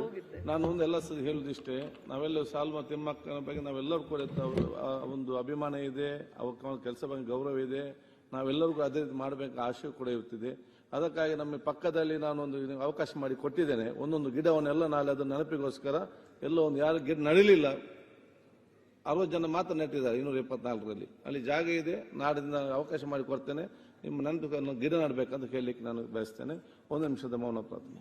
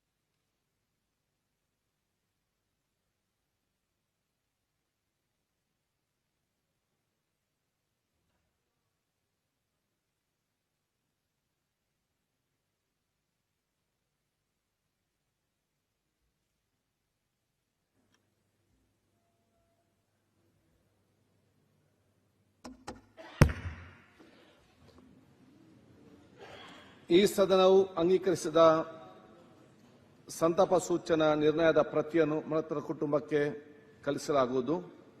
ಇದೀಗ BAC ಮೀಟಿಂಗ್ ಕೂಡ ಇದೆ ಅಂತ ಹೇಳಿಕೆ ನಾನು ಎಲ್ಲ ಹಿರಿಯರಿಗೆ ಹೇಳಿಕೊಂಡು ಸದನವನ್ನು ನಾಳೆ ಬೆಳಿಗ್ಗೆ 10 ಗಂಟೆಗೆ ಪ್ರಾರಂಭಿಸಲಾಗುವುದು.